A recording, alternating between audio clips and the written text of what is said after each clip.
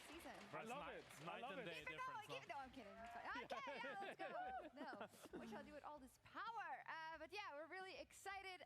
The race for playoffs is of course on. The race for worlds is on. Everything just has a little bit more, holds a little bit more weight, right, Jack? As every week progresses, and you're starting to feel it. Yeah, for sure. I think it's been a really clear top two, right? G2 and KC. KC already having secured playoffs. G2, they haven't secured it, but you know, it's like pretty much there. And then Vitality, they got the third place, but it still feels like it's a very soft grip that they have there, you know? Come on, I think after what I saw yesterday, we don't talk about game 2. It was maybe an... They definitely looked better than Gianix. Yes. I will give them that. But I think that there are other teams that are prowling about that could give them more troubles, and I've yet to been fully convinced by Vitality thus far. I mean, you definitely feel it. Every single game that is played, we're taking one step towards crunch time. And there's a lot of teams that really want to secure that last playoff spot.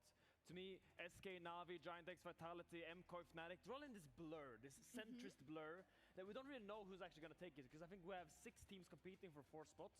And today we're going to see, obviously, 2 of them play. And there's a lot on the line. Now, what a lot of people want to know is MKOI, right? And 34.2% of calculated scenarios, so this is not completely 100% the gospel, obviously, because there are so many scenarios, but they would make top 6. But top 4, only 6.1% of calculated scenarios, and that's crazy. I think that's extremely scary and is one of the big stories we're following, although they're not playing today, of course. Yeah, I mean, I said yesterday, I think MKOI are going to make top 4, and then I saw 6% of the scenarios. Definitely, yeah. It's a tough road for them, but I can see them getting the 5 wins, and then some other teams kind of choking it, and then miracle works their way. Always do your research before you make hard statements like that. Now, I do think they still have the chance to make it. If you look at the strength of schedule, they have a lot of winnable games coming up. They might. And maybe Fnatic also has those chances. They're playing in our first match of the day. But what we wanted to talk about a little bit is the coaches and the coaching revolution. Because I feel like with Perkz entering into the league and into the coaching staff of G2, it had sparked a bit of a conversation for me about if there should be some new methods going into coaching. What do you think? I mean, I love the Perkz debate because he's coming in and he's completely broken the mold of what we expect a coach to be. The fact that he's out here trying new stuff, sunglasses excluded, the fact that he comes on stage and really, as a new coach, is very untried. It doesn't really fit all these standard procedures like, oh yeah, we play our game, we finish our scrim, we go, we talk about what happened. And it's always very monotone when you do a review, and the fact that he comes in and tries all this new stuff, I love to see the evolution. Let's start there. Do you feel like maybe some of the coaches just were doing everything a certain way because just that's the way it's always been, and perhaps there was maybe a lack of them trying to push the envelope? Look, there's a lot of criticism that pro players are sheep and they just follow. Coaches are 10 times more sheep. I'm gonna be real. Like, they just do the same thing day in, day out, and there's very, very little innovation across the board. But when we hear what Perkz has been doing and some of the things that he's been bringing to this team, some of the things are kind of like self-explanatory. Have fun playing the game. Positive reinforcement. Yet many coaches forget it, right? Like the lifeblood of this game, of the pro players that are playing it, is the fact that they love it, right? This is their passion. But it's easy to lose that when you want to be a perfectionist. You want to be the best in the world because you need to be critical at the same time. And you need to find that balance, and I hope that's what Perkz is bringing G2. And I also think it's some time left before we see Perkz really being tested as a coach. We're still in regular season, best of threes. Crunch time hasn't really come yet. It's easy when you're on GT, you're winning to be happy. I think especially when you go into those internationals, you play against these fantastic Korean and Chinese teams. If you can keep smiling through that, then we're talking. It's true. Now, Broken Blade and Lebrov also had a couple of things to say on the podcast. Let's see what they said about Perkz and about coaching. It sounds to me like Perkz is very hands-on. I read in an interview, I'm not sure if this is true, this could also be fake, but is he like talking to you guys mid-scrims sometimes? Yeah, I mean... Because I've never had something like this. Yeah, I mean, for us, I used to have it, but... He's like, bad click, bad click. No, like things for... like, let's say we're working on... There was a thing where I was dying on side lane, and then if... I was pushing like a greedy wave, he will say like, hey, greedy wave, you know, like it's an example, yeah. Right? Like, so it makes you conscious about like, oh, you're clicking and then you hear something like, oh, greedy wave. Or like, if he wanted us to do something in the game, he would just say, hey guys, try this, you know? Yeah. And it's obviously very different because that's interesting, you can give the argument, you will never have this on stage, at least for now. so why would we do it? But I think it also creates like I mean, direction. he's like spawning the thought in your head, I would Yeah. say. Like, I Yeah. could see how that makes a habit. Yeah. It's like BB goes for that plate and he's like, are you sure about that? Kind of like that. I mean, sounds like a pretty straightforward thing to do that just hadn't been done. One of those examples, perhaps, Jack, of something that everybody should implement. I think it's really good, yeah. It's like a good idea that should have been already been done, because it's what is the easiest way to build a habit? It is to just do it repeatedly. And if you tell someone after the fact, oh, you should have done this, pretty easy to say, but if you say it before they've done it, this is what you need to do now, then you can recognize the pattern before it erupts. I'm not fully convinced. I think it's a very slippery slope because it's a spectrum, right? How much can you say? Because if you say everything in game, they're not thinking for themselves. And if you say nothing, yeah, we are where we are right now. So I think it's just a tidbit of information here and there to build those habits is the best way to implement this. Yeah, and trying new things. Also, we heard from KC that they were doing their, was it their first scrim of the day entirely just on pings without comms? I love that. I You love love it. it? I had a few scrim days where we did no comms. For me, I loved it. I think it's so good and so healthy for pro players to practice just thinking for themselves. I think comms can be kind of a crutch where everybody's saying everything at the same time. You shouldn't need that your jungler is telling you where the enemy jungler is. Because if you have good awareness of the game, you know that instinctively, especially with the pings and everything that can help you in the game. Yeah, I think the pings are the big thing.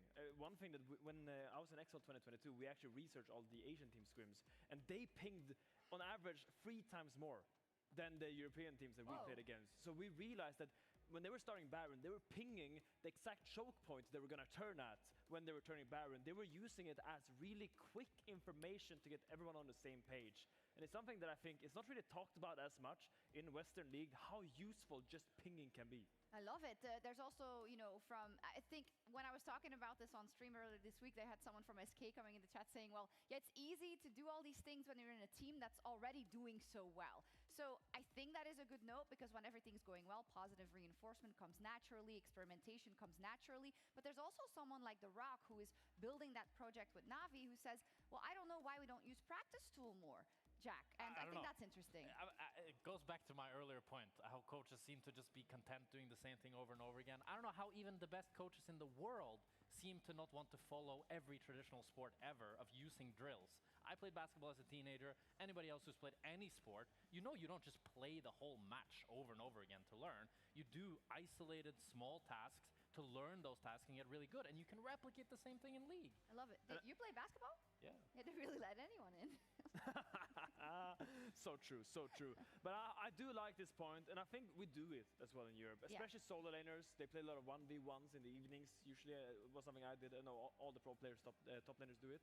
But it's a lot harder because League is a very complex game. And the further into the game you go, the more it devolves. It's kind of like a game of chess. It starts very pre-planned, but after 10 moves only, you're already in a completely new simulation. So the fact that you need to build these habits, these mindsets to kind of navigate the scenarios, it's really hard to replicate in the practice tools. I love it. This is a great discussion. Maybe we can follow up throughout the day and maybe in PGL. Thank you for your viewpoint. And I believe that you also talked to a coach to get his take.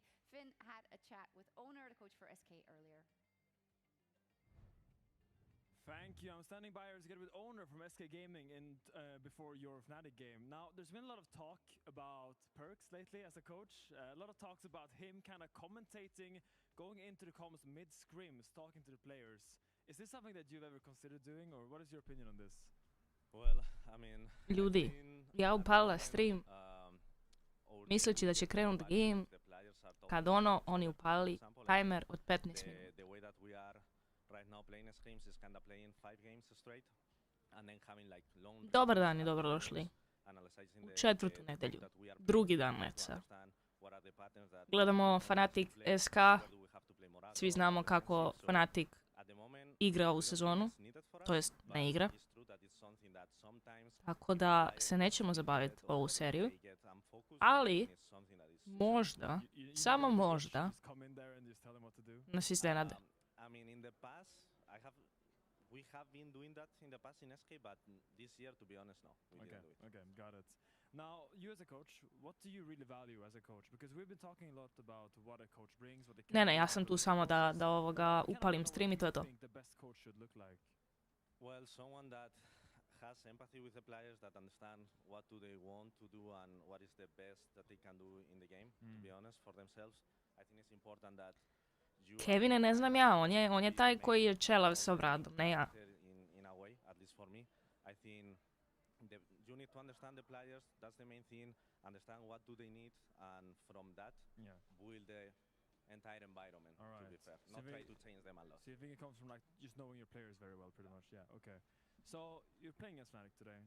A very important game for your playoff chances, and what do you think about... A moram, Kevine, moram. Well, at the moment they are looking... Rekla sam danas napraviti picu. But, I think... A ja mislim da on ne može to napraviti. Iskreno. Thor, upset, I think they are like really good players in general. The roster that they have, they are really good. It's more about how do they bring back the confidence. But I think the movements on the map a lot of the times makes a lot of sense. It's just that in that final play, they are not clicking well. All right. Yeah. Well, we'll see what happens. We're now gonna send it straight to Fnatic versus SK. Thank you so much for the interview, owner. Trolling, coming back to us. We're going back to us. That's right. I loved it. Speaking of the confidence as well, and Fnatic is going to need a lot of confidence. I love that he said they have the players to make it happen. Pa kako se brzo pravi, Kevine, treba da zamjesim gesto, da stavim sve šta treba, dok se ispeče. Ima proces. Proteinska, naravno, kako misliš, postoji neka druga pizza, molim?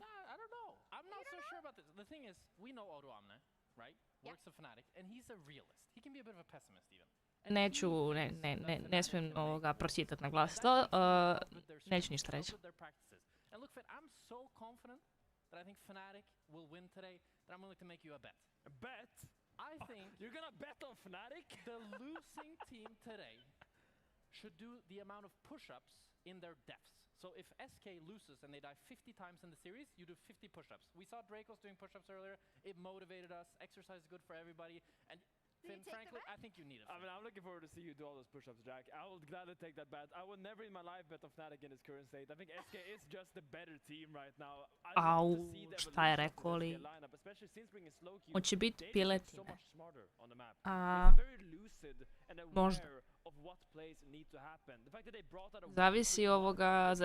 Zavisi šta kupi Miloš. Njega sam poslala u prodavnicu, zato sam ja ovdje. Fnatic, they need confidence. But SK, they're the stepping stone, Finn. They're the first step that Fnatic will take to bring themselves back and make Worlds another time. Because they've had this Cinderella story. They've done it so many times and plenty before. When there's delusion, there's hope, Jack. I respect it. As long as there's delusion, there is hope. And they're going to need it in the Fnatic camp if they want to get to those playoffs. SK Gaming versus Fnatic, El Clasico in 2026 starting right now. Evo ga, krećemo. I love that. El Clasico. Time to see who comes out on top and who will be doing hopefully an immense amount of push-ups. I'm Dracos, that's Dag. Dag, actually, you're the one who inspired me to do Lijepa boja majice. So I did push-ups because upitna boja noktiju, ali dobro. People who think they have control of their lives. Fnatic and SK both struggling a lot right now, you know, but I like the stakes the desk put on it, and I'm hoping for a lot of deaths and a lot of... Nema spisak, nema. Ja se nadam da neće zaboraviti. Mislim, ima 3 stvari na listi, nema ništa drugo. Paradise sauce, šunka sir. Especially when you still have KC as your last match at the end of the year, or at the end of the split. But on the other side for Fnatic, 0-3, not the best of starts for them. You already kind of heard from Owner. I think they've started doing some good stuff, but there is that messiness that seems to creep up come the mid-game. Very, very true. A messiness that's shared by many teams in the league. Što ovaj bije zid? Šta mu je? One of those all-important wins in a best of. Today, though, they could buck the trend. They could help El Clasico continue to feel that level of classic. And it's a new patch. Obviously, we got to see it a little bit yesterday, but curious to see if there's anything else that comes up that changes here. Mr. Price, be ready for picks and bans. It's good to have the audience back. And the Thundersticks. Yeah, I'm still keeping my eyes on things like Iskreno, SK L-dressovi. And I'm curious if teams still see that value as banned basically permanently yesterday, so I wonder if that's still the one pick that managed to sneak. Jel nisu oni imali one cool dresove? Šta se desilo? I say we're back towards like the Varuses, the Corkis, these kind of picks that just seem to be doing very well on this patch. And I'm very prepared for Corky. Yeah. Very Kevine, Talijani se preokreću trenutno. And you might say, Drake Svi hasn't kolektivno. changed in 30 gajillion years, and I'd say you're right, but I've done the extra prep. I thought you were going to bring out like Fanatic, a fake mustache, teško. like a helmet Oh, for and the an violence, accent? yeah. I can do the accent. Pogotovo protiv SK. I wasn't born where people have, you know, southern drawl in the middle of America for nothing. Ali, nikad ne znaš.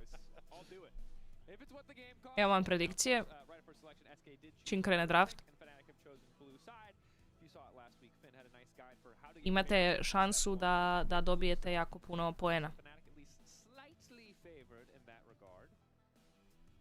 It is a nice all stat to have. The blue side kind of working well around that barn area, but we'll have to see. Nisam, ali sam bila. Draft is going to pan out again. Like I think there is kind of we're starting to see a drift towards the high priorities of like the Syndras, the Cassiopeias. We started to see Poppy slip through draft a little bit more, but I still think she's incredibly strong, especially into a lot of the junglers that are there.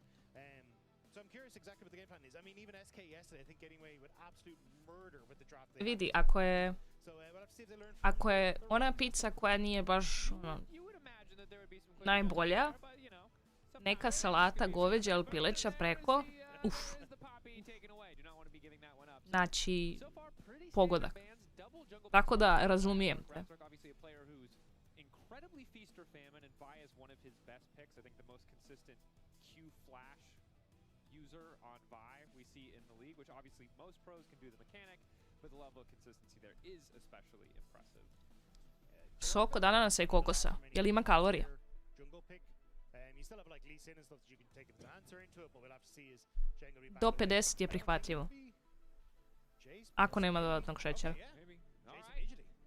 Throwing Ok, down the Jace combo first pick, for zašto? Ne znamo. the immediate hop Ali SK možda ovoga, does leave me feeling a little možda su u fazonu kao hoćemo se zezati ovaj game jer Fnatic svakako ne može da nas This dobije. is an incredibly fast draft. So, yeah, very strong team fighting Dobro, competition. oni They're taking samo this kind of pikuju lock stvari. into the chance of an Orianna. Leti draft. There was an answer here where you could have gone for Orianna, banned away like Galio and Akali and these kind of things, but Syndra doing relatively well. Means we'll probably just see an AD carry here for Fnatic taken, more than likely the Corki, because that Syndra still has that flexibility you could go for.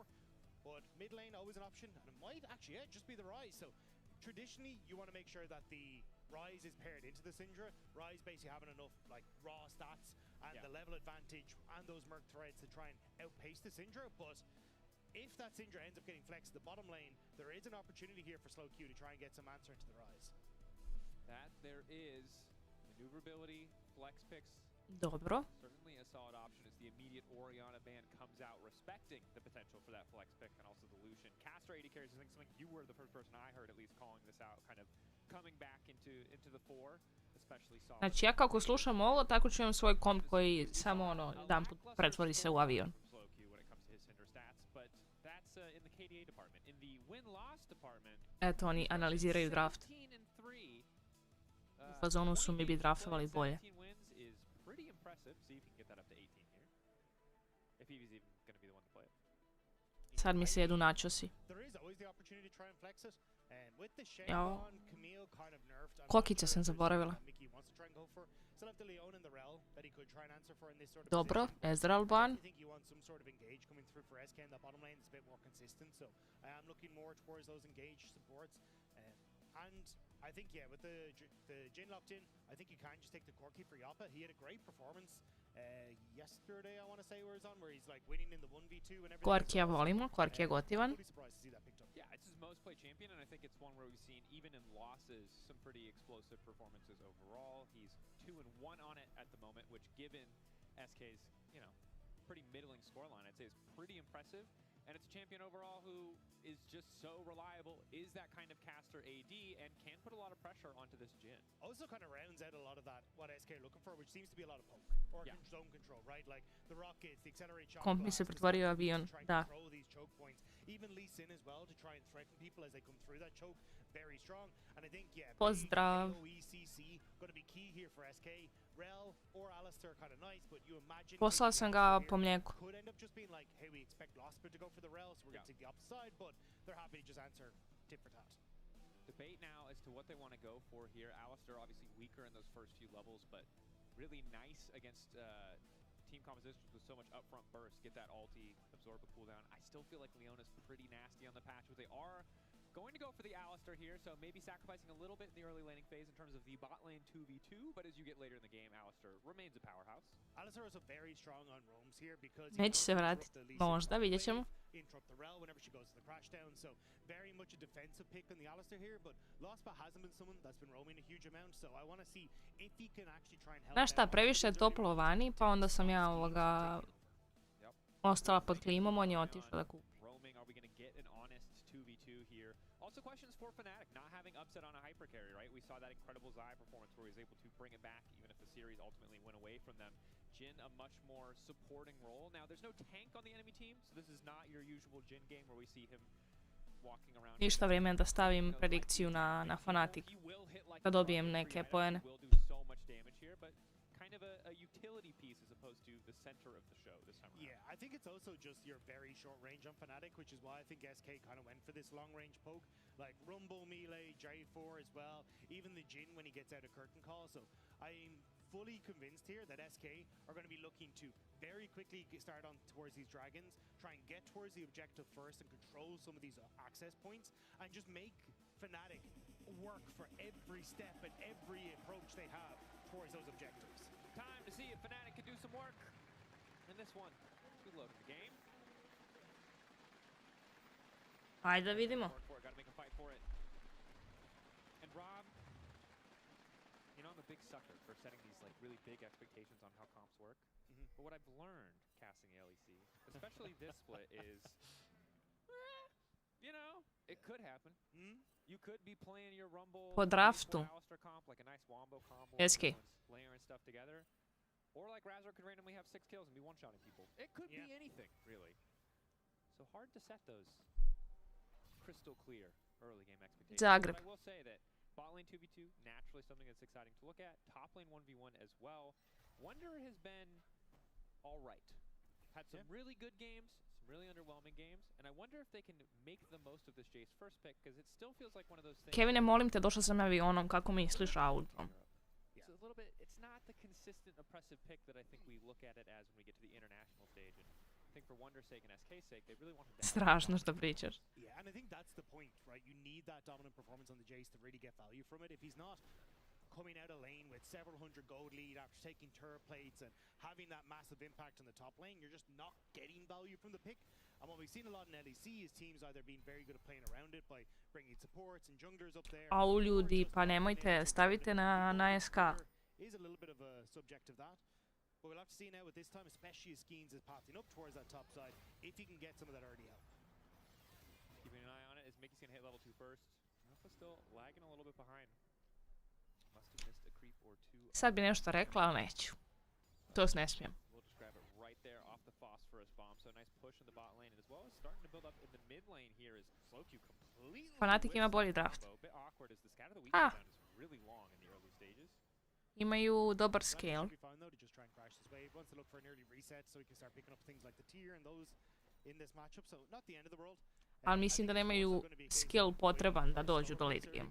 Especially as Fnatic, I think they were trying to look for some early aggression on the bottom lane. Like, if you could get Yop or Mickey low, maybe you could look for some sort of dive. But with that trade not really going too heavily in their favor, I think they're just going to be waiting for Scuttle Crab into reset and then look to get a bit more active.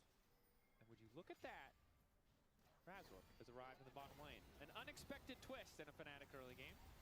But it looks like just going to use the pressure that his bot lane has put together. Svi smo mi Slovenci. For that Scuttle spawn. Yoppa does have to be a little careful though. The fact he's at half HP and Razor is on this bottom side does mean there is a potential for a dive, but with Skeens re-entering the map after the reset, it would definitely be a difficult one to pull off, but looks like Fnatic might try and go for it anyway. Mickey going for the pullback on the upset, just wants to get some damage down before this dive comes out. Flash out from Yoppa, but good patience. Dobar flash. Hold the combo. Yoppa Oni se traduju. Šta rade? But nobody hit him. So it's an execute. Oh, it's messy. That is the story. Zašto Fnatic gubi? What did I just watch, Rob? That dive did not go for Fnatic at all. The fact that you end up losing all 3 members, sure, Razork ends up dying to the tower, but that was such a risky play. We caught it on the setup. Yes, Yoppa was down to about half HP.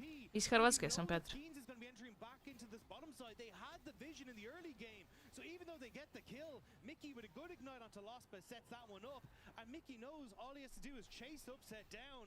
Can ends up following along with Skeens in the wings. I think Upset thinking maybe Sajna brat u prodavnici. or maybe thinking he was dead anyway, as the jungler was more than likely here. I got body blocked by my own flag. Yep. Got body blocked by his own flag. Tragic. Laid the standard down. It did look a little bit awkward. Pad je blokovan od zastave svoje. I think they were dead anyway. Like the fact that Skeens was already 50-50, imate još 30 sekundi za predikcije. It feels like a moment where if you'd waited half a second longer, but SK did a really good job of just immediately attacking Upset, recognizing the potential for a dive, because Razork had to flash EQ, and if he had just had the flash, he's fine, right? He just walks away. But being forced to commit that summoner meant there was no way out. It's a 300 gold lead for SK, but Upset getting the kill is pretty big, because he backed and bought a real Inače, jeste bili bolesni ovo ljeto? less than ideal. Less than ideal. But Mickey now has money, which means he has boots, and means he gets to roam free, Rob, which is dangerous. See, I didn't even ask for this graphic, but our production is very funny and a little bit toxic. Isolated death leaderboards for supporters. Who is leading the front? But our boy Mickey X. And who is at the bottom? Lospa. Never dies alone. But this man on your screen right there, Mickey, got to keep an eye on him. Almost 2/3 of a death per game. So at least one game in this best of 3. Zdravko Dren. Pa ja sam bila do juče. Wunder. Oh.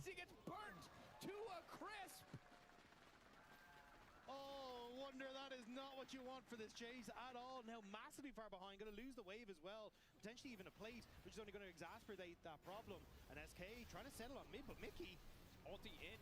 Mickey caught out, flag and drag back through. Razork debating if he wants a little bit more. A šta se dešava sa SK-em? He didn't die on his lonesome, but still catastrophe for SK. They got away with murder on that bot lane dive, and then top lane collapses and mid lane falls apart. He also had flash.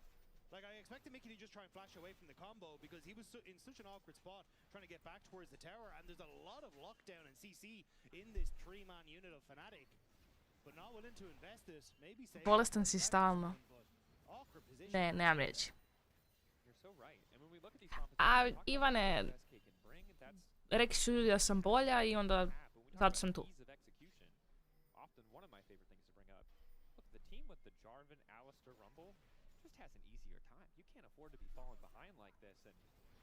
Si živ, kako si? It's also if you to try and play into these objectives with no vision, there's potential Jarvan flank, Rise flank, Rumble flank, Alistair flank, like you in a Iskreno, Fnatic se raspada, ali očigledno SK se raspada malo više sad ovaj game. You want your composition to already have space, but if you're losing top lane, you're not getting control over bot, and now mid is losing as well. Having control over these objectives becomes next to impossible. Very true. Neither side has gone for a Drake quite yet, but we're 30 seconds away from Grubs spawning. Both Razork and Skeens are going to be positioned on the top side of the map, although Razork may be clearing towards... he'll be fully through his top side clear, so in a much better position to trade for a Drake. Yeah, I think that's what Fnatic are sitting for. You can already see they're starting to establish vision in this bottom side range. Kind of saying, hey, look, Jarvan is clearing... Evo, Luis se javlja. We can start to play towards it. But they are starting to shift up towards this top side with Lospa. Maybe just to help push in so they can go for the dragon and look for that trade though. So we're doing a good job of recognizing that he is on weak side. There's a lot of blue pings on the top side, reminding him that he is on the weak side. Is he far enough back? Wonder trying to bait him. Zna. Rumble zna šta se dešava. ASK ne zna šta se dešava ovdje. Dobro.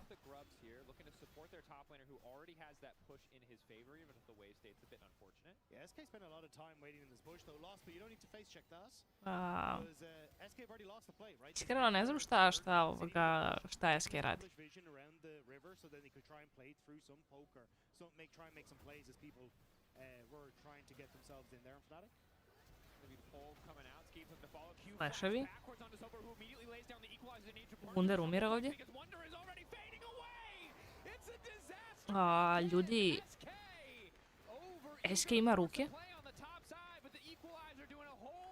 Double kill na top. Fanatic sa pozitivnim KDA-om. Šta?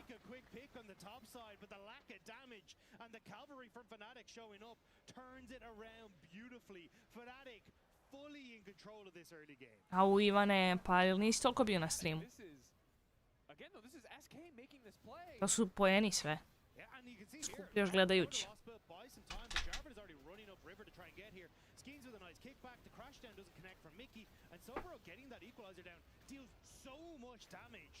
And with Razork here in tow, Vladdy even coming in with the Realm Warp, they're able to pick off Mickey as well at the end. Really nice collapse from Fnatic. Evo, kasteri nemaju riječi. Isto ko ni ja. I think they just didn't recognize how far behind their Jace was. Because when the Lee Sin kick into Jace QE and hammer form is like 40% of the enemy's HP, that is not the sign that you want to go for more. I think they kind of realized they'd already wasted too much time on that top side. They sat in that tri-bush for like 10 seconds, 15 Propustio si mnogo onda. So they couldn't contest for those void grubs because Fnatic had already taken the position on the map. And they knew that they weren't in a position to reset and go for Dragon because, again, they didn't have control on the map. So they were basically like, well, we're going to lose both objectives. We have to make something happen here. And even then, Fnatic turned around. So great call from Fnatic to basically say, no, we won't accept the handshake you're trying to make on the cross map. We'll just take the fight instead. Yeah, and then win out on everything. They get more kills. They get all the kills. They get both of the early objectives. They're moving towards Drake stacking. Pa jel to Ivan legenda? Evo mene ljudi. Pa jest, šta ima? Ste dobri. Klara je postala streamer. Samo da malo... A čekaj, a što mi gledamo ovako pozadi? Ovo.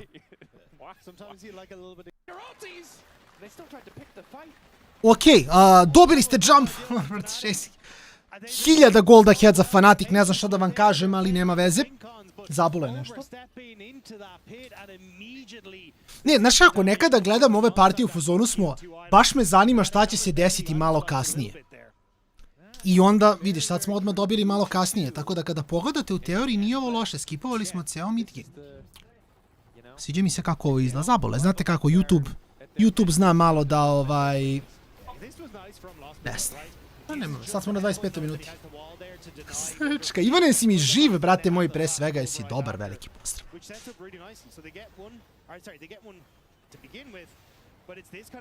Ne. Mislim, u teoriji da, ali ne. Jer ne znam unapred kad će biti. Nemam ja taj inside info, znaš kako to funkcioniše. Jao, ljudi moji. That's some Band of Brothers type stuff. Lost and Razor just sprinting face first the enemy team. But they do need to remember that the damage is behind them. Yeah. And the damage doesn't have ultis or flashes, so it couldn't follow there. But if they could have, it probably would have worked. Fanatic protiv SK. Iskreno, inače, čisto znate mene, objektivno kastera navijam. Delom za SK zbog Jope, delom za Fanatic zbog Sobora. Tako da nekako ovaj meč mi je... S jedne strane, kogod da pobedi, bit će mi drago. Jadan Sobora, brat moj, došao u Fnatic. Brat nije očekivao ovako loše saigrače. Pa ja mislim da jesam, nego imao sam problema, bila velika gužva i onda dok sam ja to sve izrešavao, to je malo potrebno, ali bože moj, mislim, znaš kako. Bitno je da smo tu, da se sve rešilo što je trebalo, tako da smo poprično lagani. SK gonna try to fight through bottom lane. It's the only place to have wards. It's so awkward.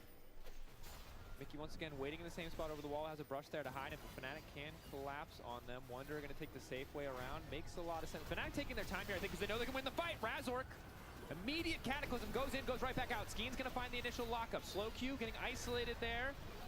By the curtain call, Equalizer goes down to split the fight, but Lost is already burning. It's a bit messy. Skeen's locked in the pit with Razor. He's going to try to burn it down. Skeen's grabbing it, denying the soul at the very least, and now SK need to get the hell out. Good sidestep onto Vladdy. Korki nekako ne radi damage-a koliko mislim da bi Korki trebao da radi damage ovdje. Nije i Opa kriv, samo Korki je dobio baš veliki prio u draftu, a opet nekako mi, ne znam, ima 3 itema i to ima 3 touchna itema, a opet kao da mi nekako ne radi dovoljno damage. Jesi, Mixi.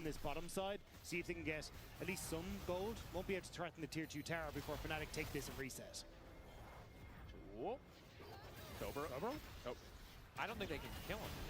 Can they kill him? Wonder, do you do damage now? Yes! Kind of. A little bit more.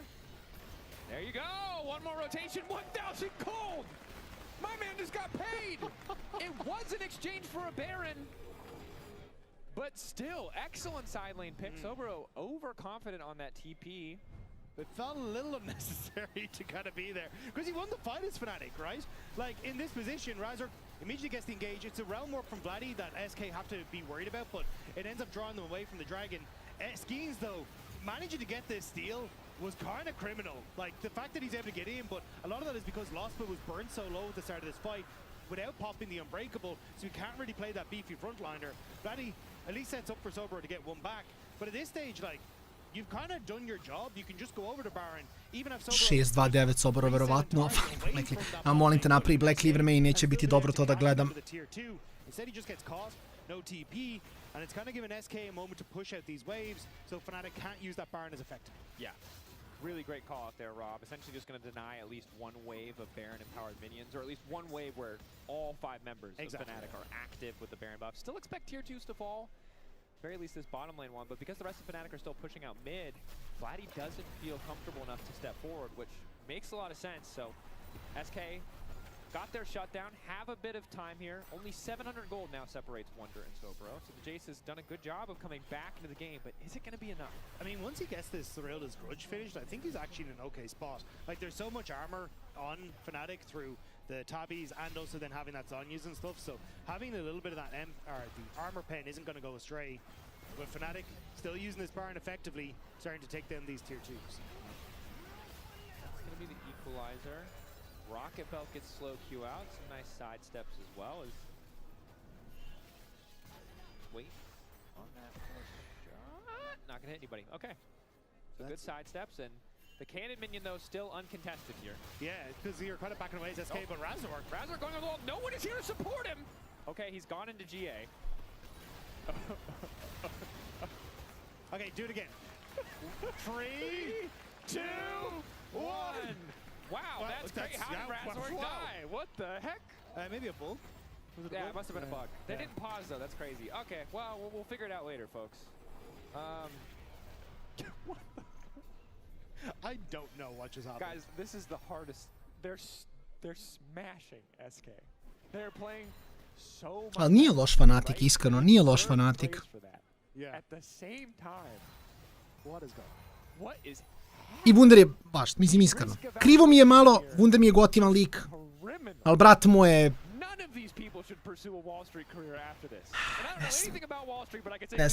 Malo je prošao Prime.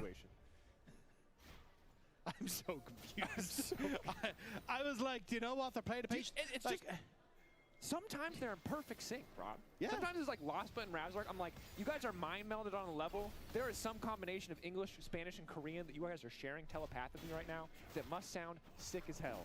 And then sometimes it's like, oh no, yeah, these guys speak completely different languages. And that was one of those moments because Razork was on an island. Just, you know, he had his Nightcore remix plan.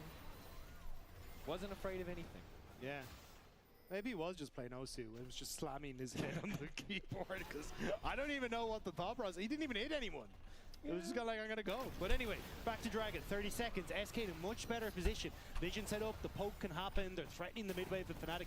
This is actually where Fnatic need to be a little bit more cautious, especially as the poke can land from here. And there's some of that poke now. Brief window of opportunity where Scout of the Week is down. can see some good damage onto slow Q though. SK has to be careful about those choke points. Vladdy's flash still isn't up, but SK I don't think really want to pull the trigger here. There's good vision in behind Fnatic though and SK, so they can see that Razork was trying to wrap around. Skeen's going to cover, and again SK covering flanks. Skeens off to the side. Lockup is good to kick things off. Equalizer combined with Lost Plus combo is a devastating way to start the fight, but now Sober has been isolated off on the side. Upset isolated by Skeens. Kicked back into the rest of the team. Fall from Skeens is good, but he goes to the GA. He can't finish the kill. Okej, dao su lepo dvojica, prošla dvojica nisu. Jako clean. It's only Wonder now. Looking to pick O, up prvi win za Fnatic, a? Shutdown is there, but there's a Mislim prvi win. Nije još serija, ali boga mi 8200 ubedljiva pobeda, Soboro smurf, ali on svaki game igra dobro. Jako lepo vidjeti malo da Fnatic živne. Kažem opet, navijam delom iza SK, ali jadan Soboro, brat moj, ponadao se će biti bolje, ovdje došao u Evropu, dobio 4 lika koje kič mu polomi da nosi. Dobro, ekipa Fnatica uzima game broj 1. Wunder malo difovan. Mi ćemo napraviti 10 minuta pauzu, pa se vraćamo s game broj 2 da vidimo da li Fnatic možda privede ovo kraju. Either way, strong early game, played well around the objectives and the win conditions for SK, so good stuff. Good stuff to be certain. Let's see what the AD has to say about that Fnatic victory. Well, it was clean until it wasn't, but then at least it was a victory, although my analysts are a little bit frustrated. Also, Finn, I believe you will be doing push-ups. Why? You tell me. Why, SK? What is going on? This is Fnatic. This is supposed to be an easy win for you guys. I mean, this is Fnatic, baby. We go to Worlds every year. What did you think would happen? Who's we? I'm part of the team now. Come on. Let's go. I believed in them. Let's talk a little bit about how Fnatic did start this game off very, very well, very sovereign. They kind of picked on Wonder, and there was some chatter. Finn, what did you think?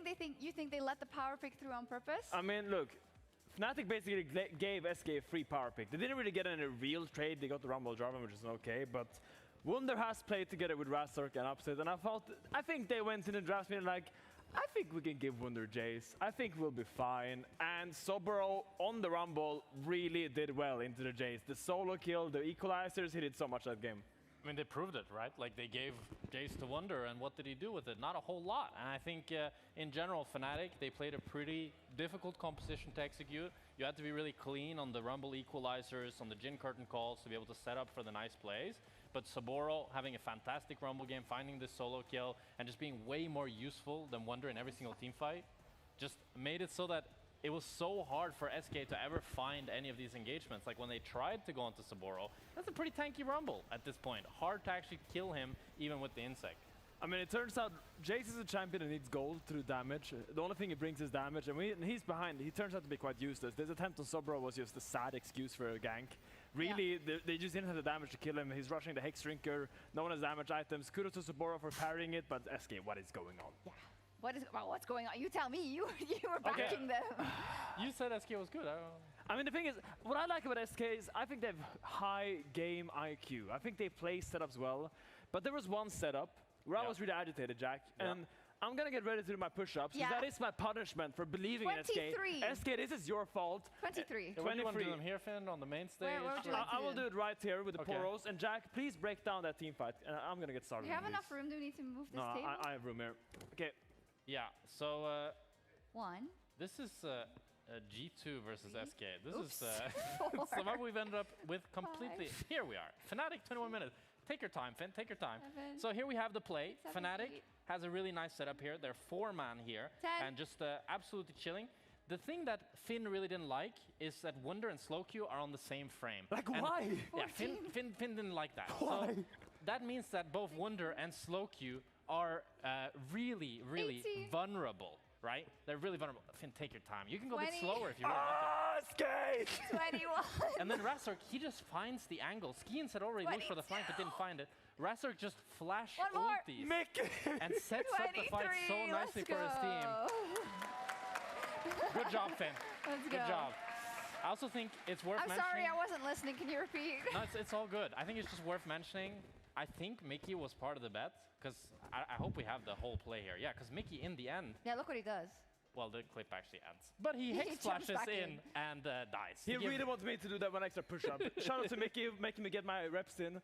But SK. Yeah, but let's talk about this replay, right? Because you were doing your push-ups during it. But is there anything they could have done with their comp and their setup and that goal difference and that point in time? Because they couldn't really find the flank, they couldn't really find the setup. So I'm gonna make it very simple. Yeah. When you're playing a multiple poke comp, you have multiple champions that can poke. Think of them like snipers. You don't want all your snipers in the same area because then the enemies know where the snipers are. You need to spread out your poke champions from different angles. When Syndra and Jace is playing on the same spot, makes it super easy for Jarvan to just, oh wait, both of their snipers are over there. I'm gonna engage on them right now and just sniff them out. And they did eventually adapt, and then Syndra was playing from a different angle, but the fact that they made it so easy for Fnatic to just go on the poke champions didn't really let them play their comp at all. I like that. I really got that. Yeah. Yeah, I think that was good. I think also like the fact that Skeens, he was on the flank, but then he decided to not go for it. But that means you have like a 20, 15-second window where you have to walk all the way back, do the walk of shame. You're really vulnerable. That's pretty much a 4 versus 5 that Fnatic then fully capitalized on and just punished. And there were some mishaps though for Fnatic. I think going into game number 2, if potentially Fnatic were to lose, I hope less deaths, because that was a lot of deaths from Fnatic as well. But I'm very confident that Fnatic will take it, because even when Fnatic had these mishaps, they looked so much better than your team, Finn. Just don't bet push-ups on Mickey deaths. It's such a bad idea. Do you want to continue the bet or not for Of course, I mean, can't give up now. I don't know. Wonder can't pick Jace again. He will play Gnar, he'll play his Camille. Oh, this, by the way, is from Mickey's hex Look at what flash. he's doing, by the way. What? He's trying to steal the dragon as a rel with her Q. Hey, Corky could have gotten a little rocket over, maybe. Mickey. Well, I wouldn't Stop put it here. past them. He was on a team with you, right? Yeah. So I mean, maybe he heard it. He probably heard it. But whatever. Yeah. All right. No, it was nice to see. I will say I love the analysis by way of push-ups, and I hope we keep doing it. We'll be right back with game 2.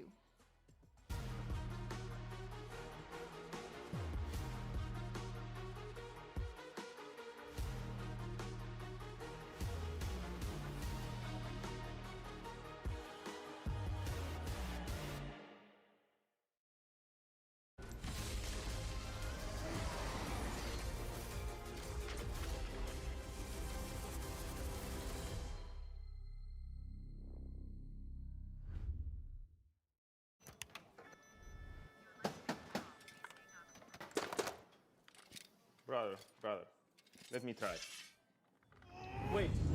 Brother, let us break this instead. Brother.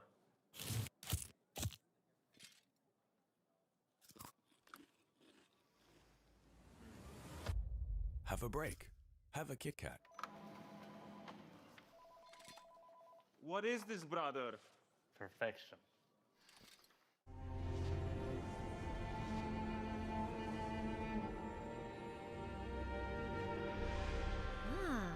A new champion. Welcome to my shop. You'll need the right build. Choose wisely, because every upgrade brings you closer to the next level. So tell me, how will you level up?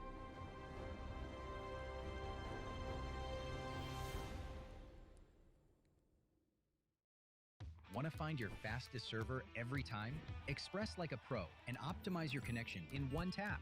Express and game without ISP throttling. Express and shield yourself from DDoS attacks. Express and choose the VPN trusted by gamers everywhere. Express VPN. Experience gaming the Express way. Fast, stable, competitive. Outplay the world. It's time to Express. Unlock free Hextech rewards, exclusive skins, and more. Scan to subscribe. In your best man speech, you said my wife is funnier than me. That's factually correct. Okay. We're in range. It's fine, man. It's fine. Relax. I've got this. I have years and years and years of experience. Yeah, but it's gonna.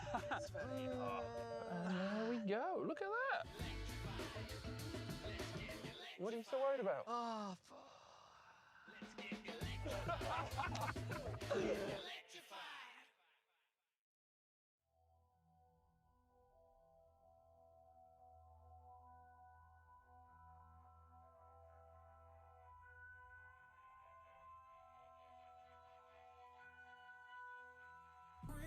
Heavy is the head that the crown sits so, feel it weighing down. Rules are meant to break by the proudest ones. Money on my head cause I'm lawless. Taking no relate, walking down this road. I don't relate, being the same, ain't no debate. Cause rules are meant to break by the proudest ones. Didn't do recon, but they wanna lead him and guide him astray, then tip him off axis. I was in a Renegade beast, meanwhile they was cutting man deep like sickle or mantis. I've been winning off practice, not clout or digital captions. World's in madness, how am I gonna manifest greatness if I don't make actions? I don't need reasons, I just need money and power and stat lift. I don't wanna do it like that, that method's too underhanded. The big man said it ain't landing, never gonna profit off badness. Never got a dollar off sadness, but I've been sunk so I don't do sanctions. Heavy is the hit, that crown shit soon. Feel it weighing down on my shoulders. Rules are meant to break by the proudest ones. Money on my head cause I'm lawless. Shaking no relate, walking down this road. I don't relate, being the same, ain't no debate. Cause rules are meant to break by the proudest ones. Came in this game with a serious killing instinct, man, I never did courses. Look at all the times in the past they rejected him, now they wanna imitate patterns and forces. Stone eye vision like organs. Terrified look in his eye when he finally realized all of the weapons that he brought to the war ain't forming. I've been giving this heart and body and soul and mind and organs, knocked to my fingers bled. Now it's through skeleton keys and door kicks, treading with means and caution. Man, I had bellies to feed from morning. So if they start selling me dreams, I'm walking. Yeah. I was uncomfortable, man, I was scared. Looking for solace and they wasn't there. Now I'm a call them and they wouldn't dare. Yeah. Doubling this game isn't fair. They loaded the dice, I came in prepared. Feeling it so out of body, I feel like I'm floating on. How do you cope when they never gave you hope? Really left you in the cold, and it's weighing heavy on your soul. To be honest, I don't know. Either way, I had to grow. Get it together, whatever the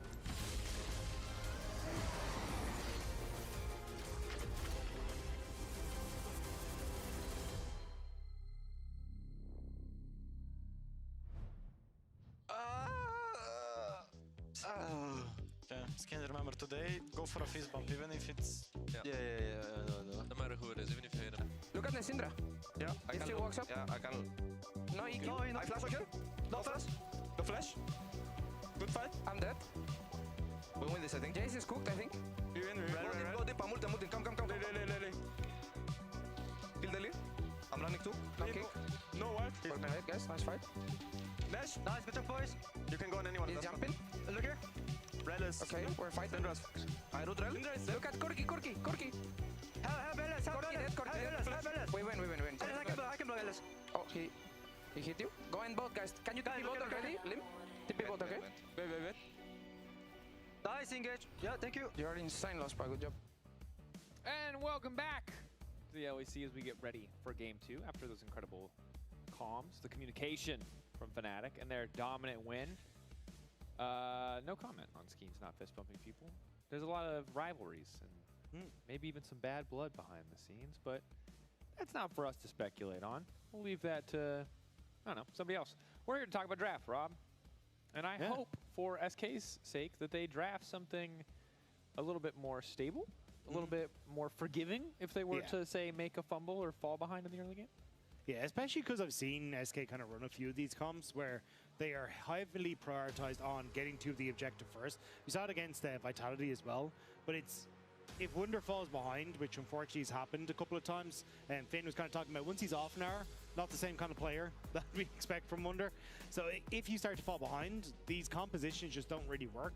So I think going for something that is fine taking space, even if you show up a little bit later, should work out significantly better. Completely agree. Lucian, Cassio, Vi going to be the bans. Fnatic this time have taken the Nocturne away themselves. Orion and then Nautilus too. So some similar stuff to what we saw in Game 1. What are they going to go for here? SK choosing second pick this time around. So Pantheon is the pickup, and I love this champion. He does exactly what you want him to do, which is point and click people and provide global pressure. Yeah, which is very nice if you can get some kind of presence on the side lanes. And I think for both Sobro and Vladdy, they've looked best when they're on champions that can kind of enact on side lanes in a 1-3-1. So we'll have to see if that is going to be the plan here once again. Victor taking immediately. Schemes hovering the Zins out here. So maybe again, kind of, this Victor is a flex. I expect it still to go towards the mid lane. But with Lucian gone, are we going to see like a Yunara Lulu or something for Mickey? Because I tend to like Zinzao more when he has like protective cover, either coming from the Orianna, which is banned, or like a Lucian Milio, but the Lucian's banned. So I'm curious what support they want to take here to pair with the Zinzao. Good question. Who will be the dive buddy or the supportive buddy to follow the Zin as he goes in? But, you know, conventional jungle answer can also get active pretty early on. Would love to see Vladimir. But instead, Ezreal appears to be the choice here. So safety, the name of the game for Upset, potentially freeing up Lospa to roam a lot more on the map. And Ezreal kind of just, they're covering their bases. Instead, never mind, he's not roaming anywhere. He does not want to leave. It is the 2v2 of 2v2s, Karma Ezreal. So do you try and take, because Caitlyn Bard is kind of an answer that we've seen into this, but you can only get one of them. So do you slam the Caitlyn and try and figure out a game plan later, like an Elise or something along those lines? Or do you just kind of accept that the Caitlyn and Bard are probably going to be banned away, and looks like it is just going to be the Gnar for Wunder instead? Okay. Stability on the top side of the map for SK, saving their counter pick for later in the draft. Victor, of course, can remain a flex pick, but Ezreal Karma really oppressive early on. So much so that I don't think Mickey's going to be able to just abandon this 2v2. Likely will have to play something a bit more lane focused. Is the Vayne taken away to help secure at least a playable matchup for the Gnar? Yeah. Okay, I thought Fnatic would actually go for the AD carry bans. So Caitlyn, Varus, those kind of things that can easily shove out waves, and then you can make it a little bit more difficult. Because, I mean, Shen, I don't see wanting to be played into Ezreal Karma. Even if you are just going to put the Victor bot and try and roam, I think the Victor going to be very uncomfortable against both the Karma and Ezreal. Yeah, you get a lot of value out of the Spirit's Refuge so far against this Fnatic lineup, but I think just giving credit to the potential insanity that comes from really early level Shen roams would be my read on the situation, because I'm inclined to agree with you. Now Fnatic do still have one more ban under their belt. What will it be? The missing ban right now is Akali. Not quite sure why that one's not showing up on the side of SK. Okay. The Akali says that probably putting that Victor in the mid lane, and then you still expect the AD card to come through. I still think you can go for Caitlyn Bard here and be fine. Like, you're not going to as hard win the lane, but you still have a lot of push power that you can try and fight back against if you really want to. And then on Fnatic side, Renekton could be the answer. Jax is also something we've seen Sobro bring out as an answer into that top lane Gnar. And try and just keep that pressure up that way. Yep. We're flicking through a lot of champions here, so we'll just have to see what gets locked in. Bard I definitely do like. Also kind of soft disrupts Fnatic if they wanted to go for any sort of immobile mage in the mid lane. Makes it a bit harder for them. Yeah, I think taking the Bard is kind of held Fnatic at bay, because you don't really know where this Victor is going to go. Could easily put the Victor bot and Bard still able to roam very effectively. So they're kind of now picking blind here in the mid lane. So there's the Jax that we were talking about. Into the Gnar, I think it's a good matchup for Sobro. Vladdy, you could try and go for the Sylas if you really want to. Or try Olaf. Oh, the Olaf. That's not going to be a fun time for Wunder. Yeah, I mean, the Olaf can definitely be really, really tough. If you find that lead, if you're able to snowball, which Sobro did last game, you're in a really excellent position there. Sylas being able to steal away the Gnar ultimate, also incredible value. Also pretty mobile to get out of the Bard Tempered Fate. If this Victor goes bot, though, I think you're in a bit of a bad spot. But there is the Caitlyn Bard. So I think Fnatic basically reading the situation correctly. Yeah, the pick I forgot about was the Olaf. Like, I think you've got a heavy winning top lane now. Gnar not going to have fun there. You got a pushing bot lane as well, mostly in the Ezreal Karma.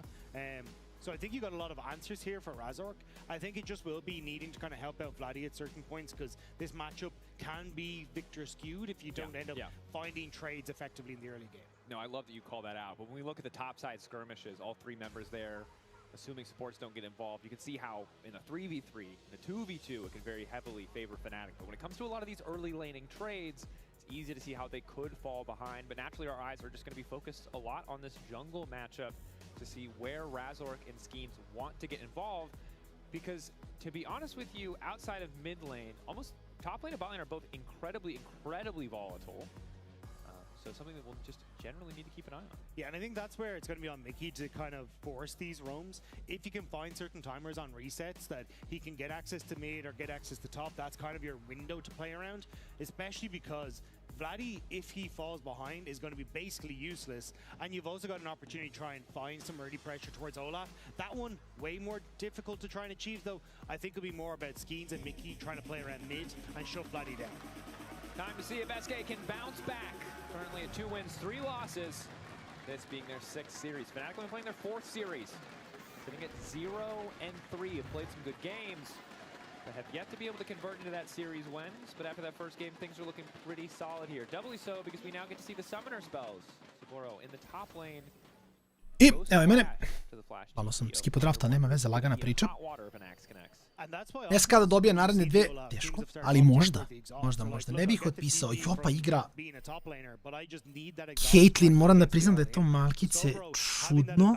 Ne sjećam se da igrao Caitlyn uopšte u lecu. Možda ih smanjim trumpicu.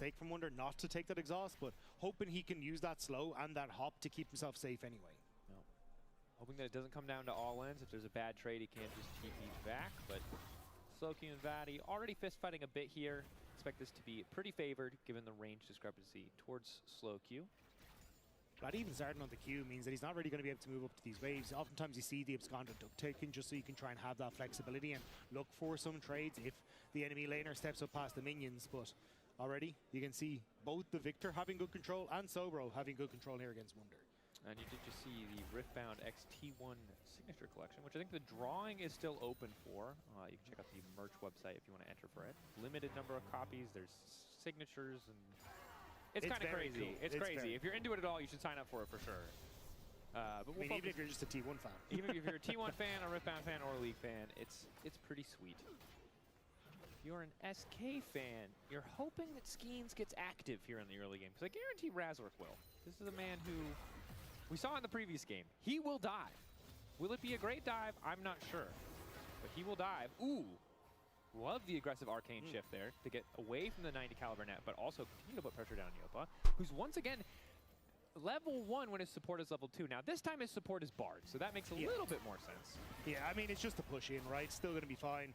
It's just unfortunate here that this is kind of what Caitlyn and Bard are going to struggle with, is the amount of push power that Karma can have with the Ezreal in the early stages. So already getting control there. Shouldn't be any hassle though. You've already got Pantheon down on this bottom side, so he should be there to cover. I expect Skeens to immediately try and run top as well. Više od ovoga ne ide, jer svako se ja neću onda čuti od kastera, tako da je držimo na nekom nivou da bude okej. Gonna try and look for, I managed to pick up these yet. The CS and then try and look for a reset. Honestly, doing a relatively good job of keeping the CS even for how bad some of these trades are. Vladi je fajn, mislim normalno će Silas gubiti mnogo health u matchupu protiv Viktora, jer Viktor je samo prejak. Ne može da promaši laser u melee range-u, ne može da promaši u basic očigledno. Tako da je relativno okej matchup za Viktora rano da bude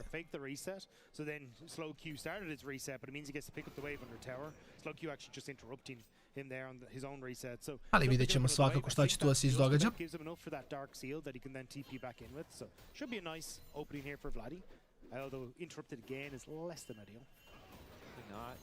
Doesn't get that interrupt. We'll see how desynced everything is when he finally does manage to reset and spend his gold, but top lane.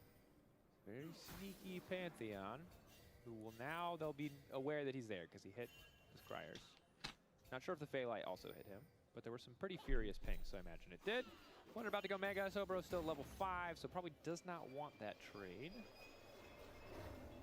Yeah, I think it's if Wonder ever misuses the W in Mega now, maybe got the opportunity to chase him down, but this actually, I saw a tweet from Dragda earlier, big Ezreal player, saying that there's a small nerf to Ezreal because his WE is both magic damage, so whenever I'm getting magic resist buffs in the bottom lane, it's actually a minor nerf to Ezreal, which a bunch of people forgot about. 2 MR, it matters. Yeah. It matters.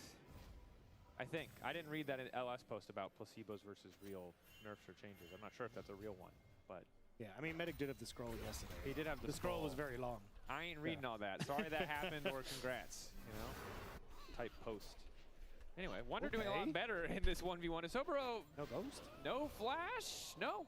Stone Cold holds on to the flash. Doesn't opt to use it, but that means Wonder's going to get this wave in. And without a TP, it means at least a plate is going to drop. Skeens, maybe a W flash here. Winds become lightning, plus flash. Combined together to kill an Olaf. No. Skeens are messing a lot here because already Pantheon on his bottom side will be spotted by Mickey on the Bard. So don't know if they're not low enough to go for a dive. And actually, I thought Razak was going to try and steal away a camp there. Just happy to get the vision down and retreat back to his own side. So I take it back. Skeens not really losing much for ensuring Wonder gets that good reset. Yep, and not showing may be crucial to stop Fnatic from going a dive play of their own here. Mickey needs to leave lane to grab a couple chimes to get some mana. There's a couple on the ground right now, so he should be able to fill up quite quickly with a nice burst. But now it's going to be Victor ulti just to clear the wave as Vladdy.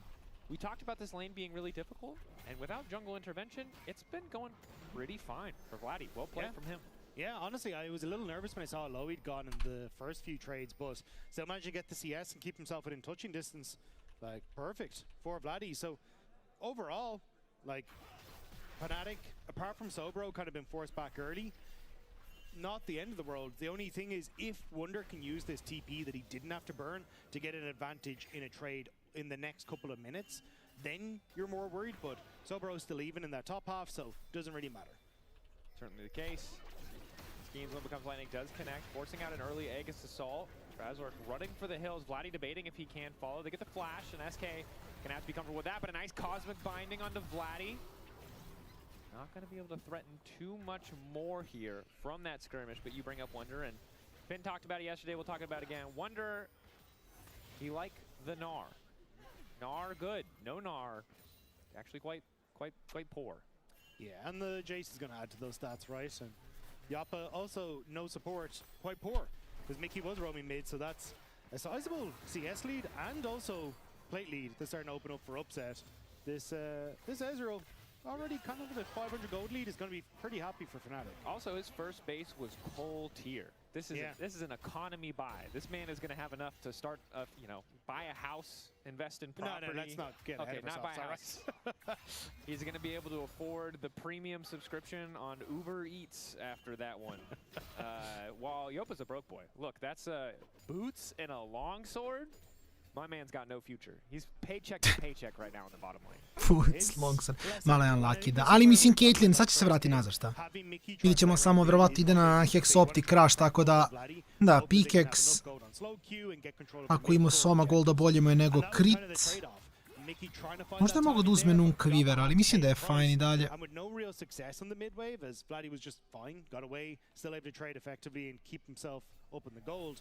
SK are going to have to repeat perform on that mid wave and hope that it goes better this time. Yeah, and Razork did burn flash, but Mickey wasn't really involved with that portion. It didn't really come into account. His loss, but has been caught out. Excellent cosmic binding. That's going to be one very dead Karma. And first blood to the side of SK. The power of the magical journey, helping them catch out Lospa as he overextends. The isolated death stats beginning to shift more and more towards an EU support kind of number. He just had to bring it up that he hadn't died isolated. That's my bad. That's a big curse. And he was like, you know what? 2 in a row, baby. Let's go. And yeah, because this is now Yappa straight back in the game. 500 gold lead to now 130, basically evening up as much as possible in that regard. Plus you're getting Dragon. Sure, it'll be traded for Void Grubs, but SK really do want to try and keep control over the push into Dragon setup. So early Dragons, big win for them. Certainly is. And look, you can't really fight into the Caitlyn Victor if they get a lead. If you're running into the Caitlyn Victor Gnar, if Gnar is stacking Rage for free, it is pretty difficult to navigate those fights. Sobro, of course, can throw a spanner in the works there, though. Vladdy going all in, does manage to connect on the change. Slowq now turning it back with his ulti. Vladdy does have the hijack. Won't take anything away from Slowq. Not sure if the cooldown's up yet. So really good trade for Vladdy, to be honest. Gets the ulti effectively for free there. Yeah, I think Slowq just going to look for the reset, though. Has the teleport in just a few moments, so... Baš me zanima kako će opet igrati Kate. Ali eto, recimo, Fleet mi se mnogo sviđa. Igra u Karmu, Eza, mislim, Little Tempo ovdje ne radi ništa. Fleetwood mu da bar daje malo sustina, malo načina da živi. I mean, jungler's coming back out on towards that top side. I think maybe there is a moment as if Yappa and Mickey can try and play heavy on this wave to crash it, where you could have Mickey roam towards mid, but it's still a tough one. Yeah. Faking that they don't have a ward in that brush there in the bottom lane, but Mickey has been eating a lot of poke, as is Yappa. This is such an annoying lane. They don't really have all-in threat. They don't have the damage to full commit, but Mickey maybe feels differently. Magical Journey takes him right back out. Ace in the hole, just pokes at Lospa's shield, and now SK are once again caught under this tower, but Pantheon on the way in. Grand Starfall Ima je. Nije bacio, fajn, nebitno je. Samo čekaju, čekaju i onda mogu krenuti dive. Mada mislim da sad već možda i kasno, dobit će jedan, ne? Neće ni jedan. Ovo je nerealno što su preživjeli. And stuns, and everything was magical about that play. He would have been immune to CC like 5 CCs ago at ARAM Mayhem. My God. Well, really well played by SK. I thought when no one else was taking tower aggro, when Fnatic had the discipline to back off and not just immediately continue the dive, things would go even more quickly south, and they might still, as Skeens going all in on Razork. We'll just trade the ulti for the flash and be content, though. Pretty close game, but that play definitely favoring SK as they managed to hold on. Especially as they, as you say, survive the dive.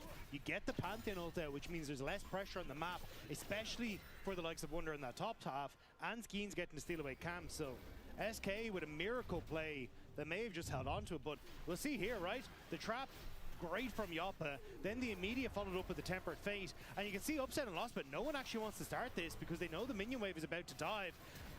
A second trap into a Cosmic Binding, a third trap blade down. Kill the bard, kill the bard. Oh my god, bro, I can't move. Holy shit.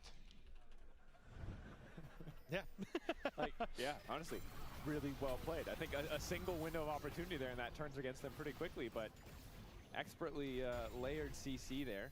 Mickey on Bard, of course, 14 and 6 all time. Production, I know why you put this in here. Yappa on Kate is 6-7. Ha ha ha. Technically true, but damn you, production. Damn you. Anyway, Upset, still fine. A bit down on gold, but that coal's about to pay him off.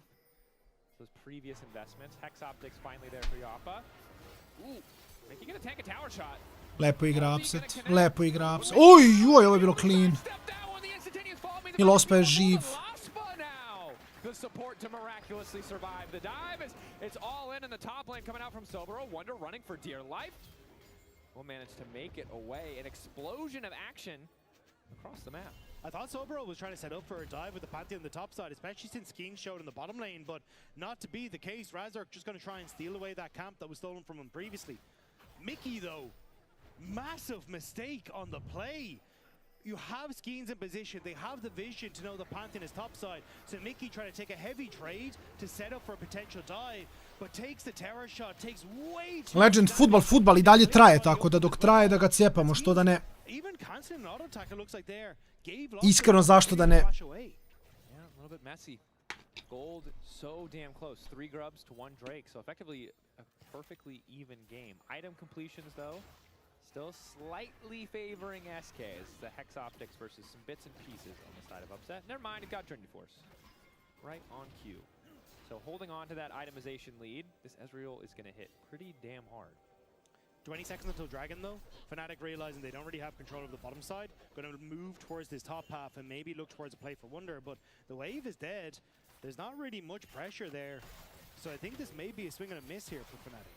Might just be Wunder on the edge of going mega here. Wallop lands onto Razork, leaps back under the tower right as the wave is crashing. Really nice timing for SK to have that mega to just instantly one-shot this wave, but Fnatic might have been able to go for the dive, but Mini just so damn vulnerable.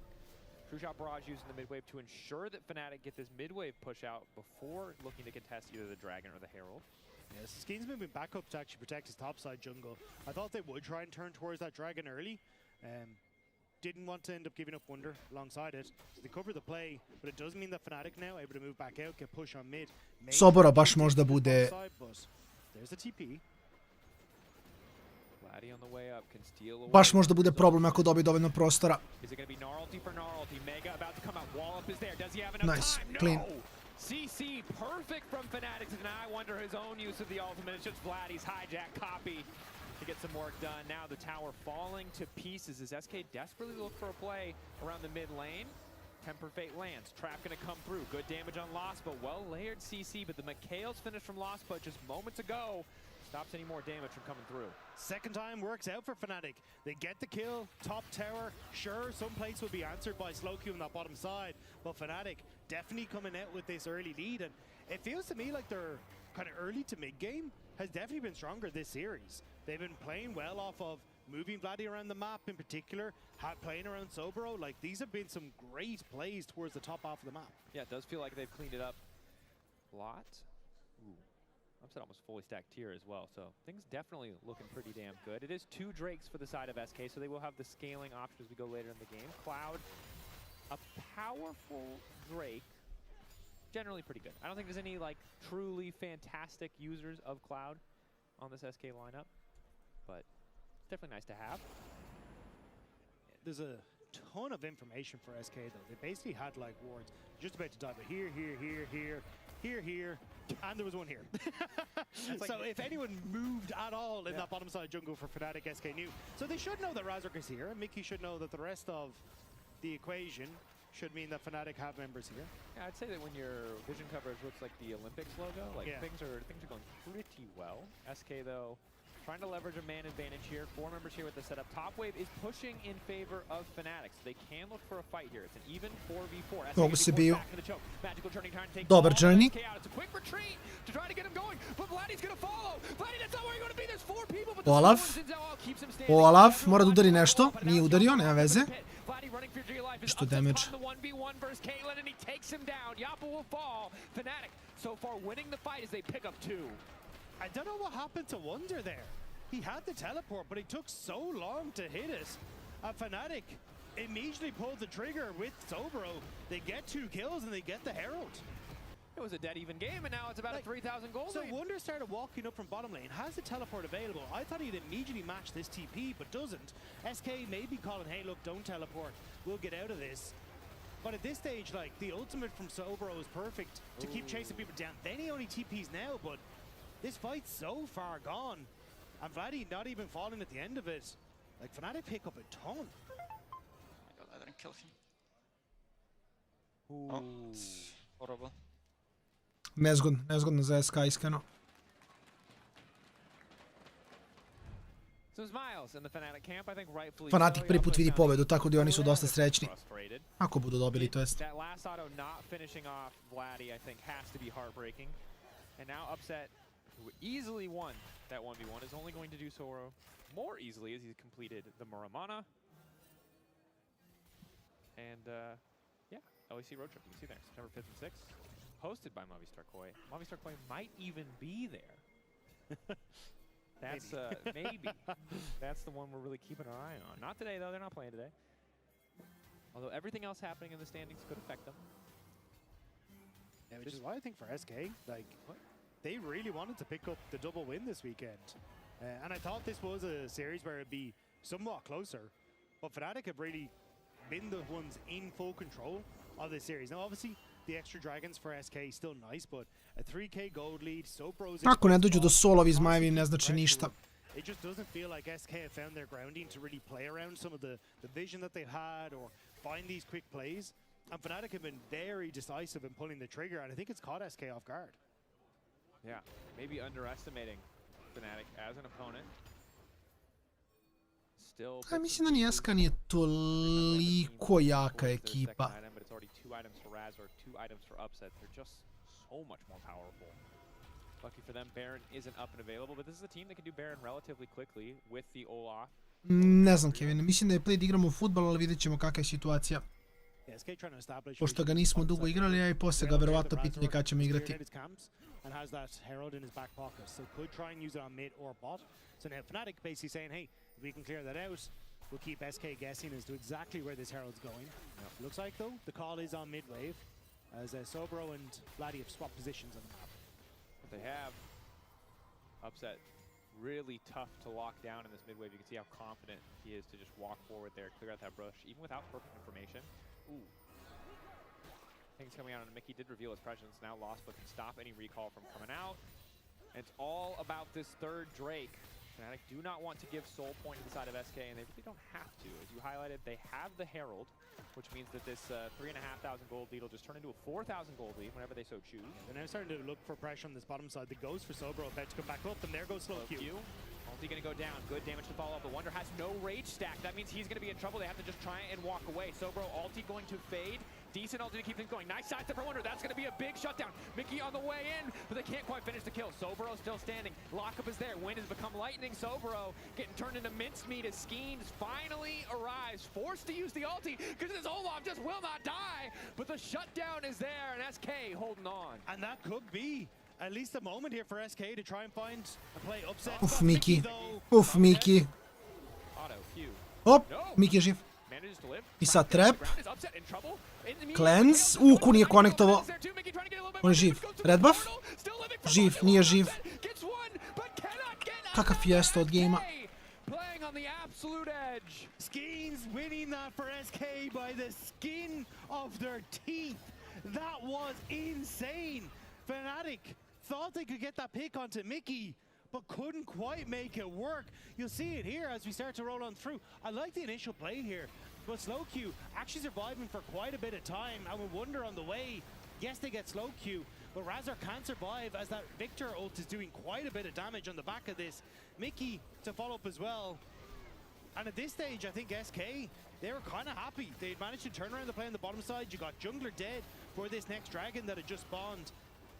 But they end up trying to find a vision play around this mid wave with Mickey moving mid, and it backfires on them. It does. Mickey losing his life, but it feels like for the greater cause, it's still Vladdy and Upset, both with more than 1,000 gold lead over their competitor Sobro as well, ticking up to 1K, and third Drake, in the end, effectively going to be picked up for free by Fnatic. You can see Furious pings going down. Actually, I can't tell if he has started it. Yes, he has. So it's going to be Cloud Drake, keeping things closer. So even though they won that exchange, Razork dying first means that he's going to be first back onto the map. And SK were considering trying to move into that top lane, like go for the cross map, but against an Olaf that's this fed, you cannot survive in that top half of the map against him, especially trying to lock him down is going to be impossible, so they have to back away. So you don't really get a cross map. Now Rift Herald is on the map as well, is marching his way towards bot lane, but should get it the outer turret if it gets there. Yep, so we're rushing after it, I imagine, to mount up, to ride. Da li Jopa možda nosi ovaj game, to je pitanje. Naću nešto. That's fine. That's a testament to how far ahead Fnatic are. The lackluster use of Herald probably doesn't matter. It's still a pressure point that SK have to answer, and it means that they're going to be committing slow Q to the bottom lane. Checking in, of course, Flash not available for Wonder or Mickey or Sobro, but everyone else in the game right now having that crucial summoner ahead of the next big fight. SK seemed like they're trying to funnel some resource into Yoppa, end up taking the last Raptors, but was also kind of sitting around mid, so it makes some sense. But I think this is where you're kind of hoping as SK that this Caitlyn can turn the corner alongside Victor and be the late game. That's a nice dodge away from Yoppa there. But I think that's the only way you kind of hit, right? Like, most of the champions on Fnatic are spiking at this moment. So if you can get to that 3-4, maybe you have a chance, but you got 3-4 seconds before SK might fall here in the bottom lane. Ian's looking to cover. Gravity field going down. Slow Q immediately going to retreat. Holding onto his ultimate as the tower will fall in the end. Wonder still pushing up top side, trying to get something back, and it's Upset with full control of mid lane. So Fnatic still ahead in terms of overall plays, but there's no greater advantage for them to pick up. And that's what I was going to say. They're kind of overloading that bottom lane with all 5 members, but it feels a little unnecessary. Like, you do have a lead. Use the fact you have a lead, get pushing mid, but now the TP in behind Wonder, who's just going to try and back out immediately. Wonder je out. TP of his own. How quick can the CC be for Sobro? No, there can't be any CC. Okay. Kakav CC for Sobro? Sobro nema CC. Lik je Olaf. Managed to make it out. Šta će Olaf da CC-a? But it's a lot invested. Like, Olaf TP, way more valuable to get rid of than our TP because it's up sooner. And now with the Pantheon ult gone as well, Fnatic kind of losing their ability to play on side lanes, and you still have slow Q to take a tower somewhere, right? So I think Fnatic, you don't need to send as many people to make these plays. Use the fact that you have like Big Ezra and Big Olaf. Q lands. Tempered Fate to follow from Mickey X. A bit more poke down onto Razork, who does get the Mikhail. So SK still losing pretty big in the gold department, but we might see a fight here as Wonder tries to capitalize on the mega window. Instead, SK backing away. terms of small cooldowns, SK feel favored in these last few plays. So Versal is ult, so that's why he's feeling confident to step forward, but the backup only now arriving for Fnatic. Upset and lost, but moving in. Upset 3 items. Now has to be careful about stepping too far up. Sobro getting chunked out. The fight for red buff is real. Going to grab one for himself. Is Fnatic fully grouped here, but keep in mind that bot wave does kind of demand an answer from somebody on SK. But Vladdy TP'd into that, thinking that the fight was about to blow open, but SK don't actually commit. So now with a minute 40 until this next dragon, you don't have any of the TPs available for Fnatic. You've got the opportunity for SK to start pushing out these waves, and you can always look for some sort of map trade. Like a second Cloud Dragon, not the end of the world for SK, but like you have so many tools now as SK to play out the map in your favor. Yeah, I think still not able to find those big moments where you get a greater advantage, where you're able to find kills or an objective, but now set up beautifully for the next fight. And don't let the gold graph deceive you. The slow downturn, this has been a lot of small mistakes from Fnatic. I think wasted TPs, some other wasted cooldowns as well. I think it's also just overusing resources. There are times when it's enough to just send 3v3 and expect that, hey, our 3 is stronger, so we can play through that. But Fnatic almost seem worried about SK responding, probably because they haven't been able to keep established deep vision to understand exactly where SK are on the map. So they're over-investing with multiple members, which is now working out for SK because they only have to send half the people they need to because they kind of know what Fnatic are doing. Simiopa je pretnja. Silas bi trebao da opadne. Ekipa SK, ne znam, i dalje mi izgledaju okej. Ali opet Fnatic 4K gol, da mislim bi to treba bude dovoljno i shop se damage. Ulti across the team, nice bit of poke onto Mickey. Now SK are backing away.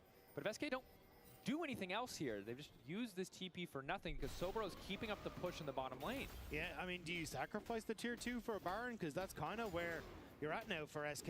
Reset from Wonder is very late. This tower is gone.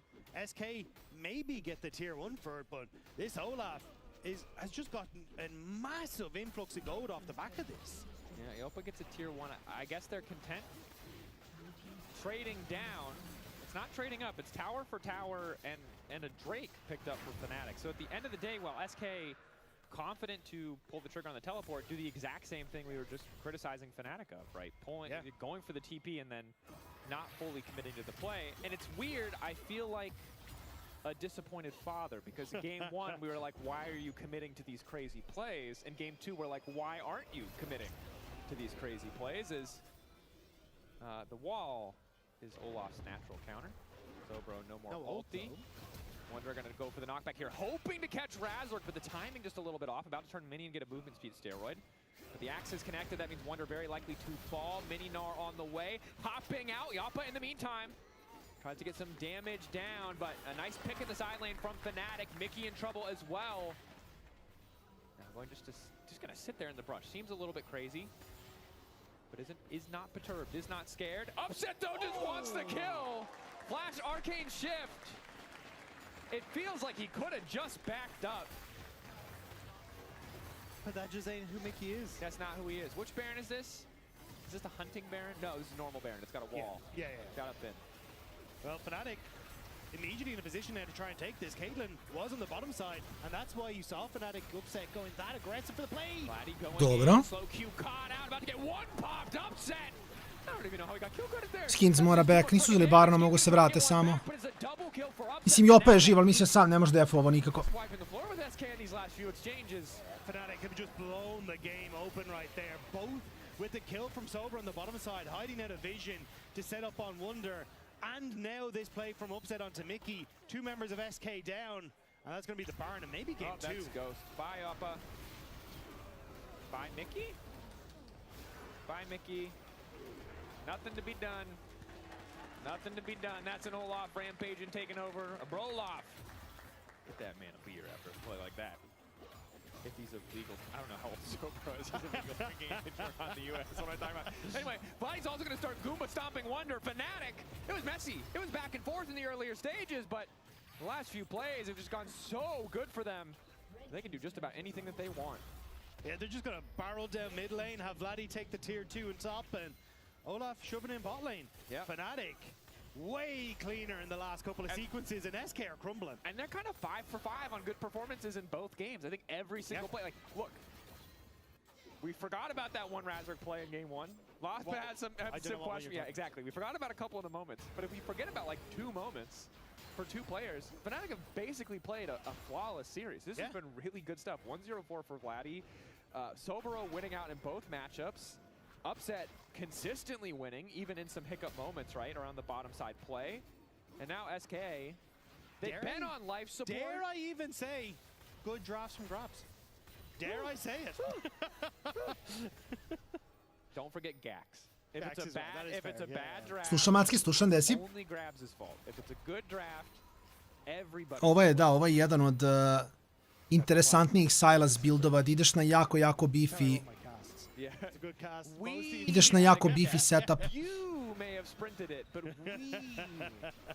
A fora sa Silasom tu ti je što on sa Riftmakerom dobija AP od količine healtha koje ima. I onda što ima više health, ima više AP-a. But I mean, again, this is what you want to see, right? Fnatic want to keep that dream alive of consistently making worlds. Well, it's performances like this that will get you there. That they will, as Wonder now in trouble. Pops out, Flash forced to commit, but it just doesn't mean too much, as once again the stolen Wonder ultimate does a whole heck of a lot of work there. Razork though could be in trouble as Yappa's starting to chase. Razork will finally fall. SK could punish. Ali zato ode bot Breaking open inhibitor by himself. 4.5. I mid i bot i sad će da uzmu i top. Olaf. Mrtav će. Pa je. E sad Xin ulti, Viktor ulti postaje problem. Lockup is there. He's been tethered. He's been locked down. Fnatic Upset doesn't have any mana, so Fnatic can't stick around. 3, 2, 1. Oh, sorry, you're saying 3 things. Yeah. No, you're good. You're good. I mean, good hold from SK. Fnatic still got double inhibs. Yeah. So still good. Upset did run out of mana, which I actually did not think was possible in League of Legends in 2026, but it does on occasion happen. Still, like, I don't mind the initial play where, like, Razork I Olaf toko jako ovo da uradi što neće. I thought they would just go for the top play, but Sobero thought this was just going to end the game, but didn't really have the damage. Still, so much work, but hang on a sec. More fighting, hold that thought. Upset is powerful, but the Xin Zhao is staying right in melee range. Crescent guard to keep things going. Down goes Upset, lost, but running, that's a shutdown. Ode 7 kao gol da je bacio game, nevjerovatno. It's just third dragon though. Not the end of the world for Fnatic, but I don't know what Upset was doing in that position, because Vladdy wasn't live. It happened. We praised Grabs. They immediately started losing. The universe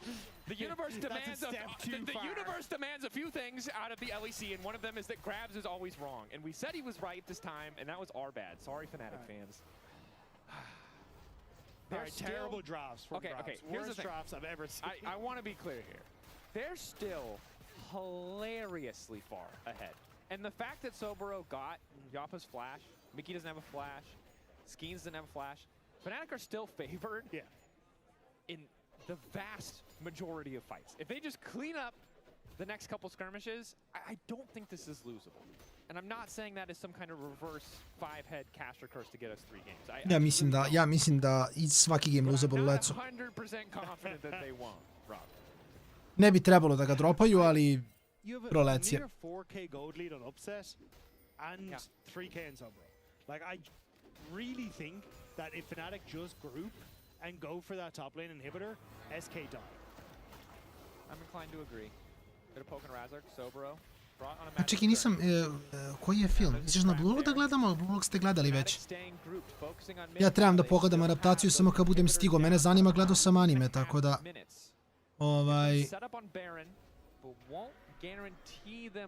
Ja hoću Blue da pogledam za sebe, iako kažem, mislim, gledao sam anime relativno skoro, sećam se svega, ali pogledao bi adaptaciju, samo da vidim šta su radili.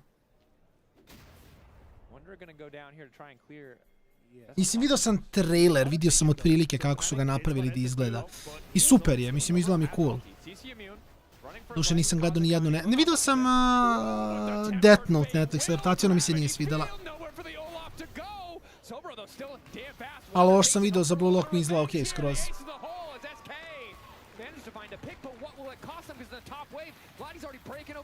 The Ezreal ult actually stopped the reset, so Vladdy should be able to get this inhibitor So sure, it's a pick, but you're not really getting much else off the back of it. Super Creeps are now going to start marching towards the base, and Baron in just a couple of seconds.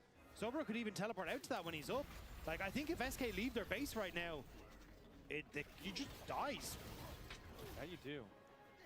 Baron's still 6 seconds away. Mickey laying down vision. They'll spot upset. Maybe SK feel like they can step up here and try to get some vision around this Baron pit. Wonder the only one left in the base. I just don't think you can take Baron sneak this? I just, yeah, you just can't. No, especially with Wonder in base. Like, everyone else fairly squishy. So I think the poke from upset was just be too much. So that's what I'm saying. I think it's just a pick. I don't think it really gains you anything else. And Sobro now in a couple of seconds, it would just be suicide for SK to walk in. No. Fnatic, if they want to start this, they want to go fast.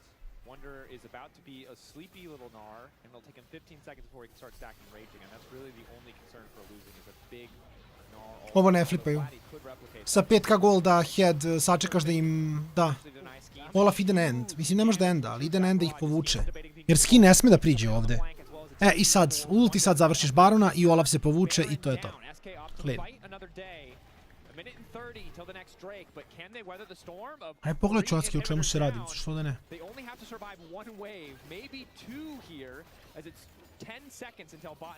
It's double super creeps though, and Baron.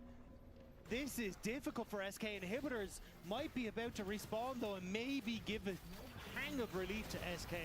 These take one wave away. It really all depends on the timings here.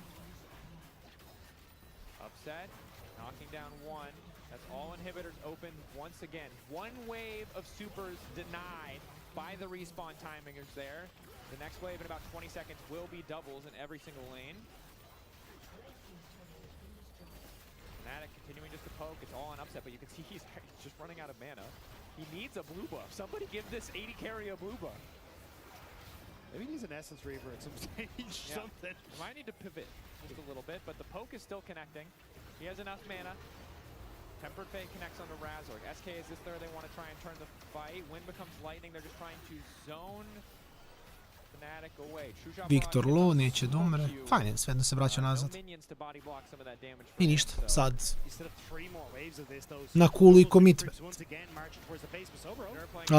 Upset nema mane. Ovo nije dobar fight za Fnatic. Da, Fnatic ne može se bije ovdje. Upset nema mane, ne znam što... Ne znam. On ima TP, on je useless ovdje. Kako je Fnatic loš, brate mili. Oni ne mogu da završe ovaj game. To je veliki problem. I sad moraju da resetaju. A oni imaju 2 Drake-a, nemaju 3. Ovaj game ide. Ovaj game ide. SK are also just getting a ton of money funneled into them by having triple inhibs down. So if they don't, Fnatic don't close here, we might be looking at a relatively even gold state in the fights to come. Yeah, the problem is everyone's kind of creeping up towards those. Yeah, they should just close. They should close before the inhibs come back. Sobro has flash, and now he's about to have ghost. Like, so many super creeps are at a negative Baron power play despite taking 2 Nexus turrets. Yeah. They are printing money for the enemy team, but not, if they just end the game, it doesn't matter. Vladdy still has a stolen Gnar ultimate, but my god, do the Caitlyn crits hurt. Razork was taking Grump, so they need a sec. Okay. Gotta make sure he's not taking Grump, he's setting up for the semi-global combo from Vladdy is damn good! Dobro, i u Jopu su našli, mislim da je to game. A Upset slučaju, tuci Nexus, brate moji. Ne, Upset gleda DPM da maksimizuje. Dobro, GG za Fnatic, iskreno, mislim, u redu.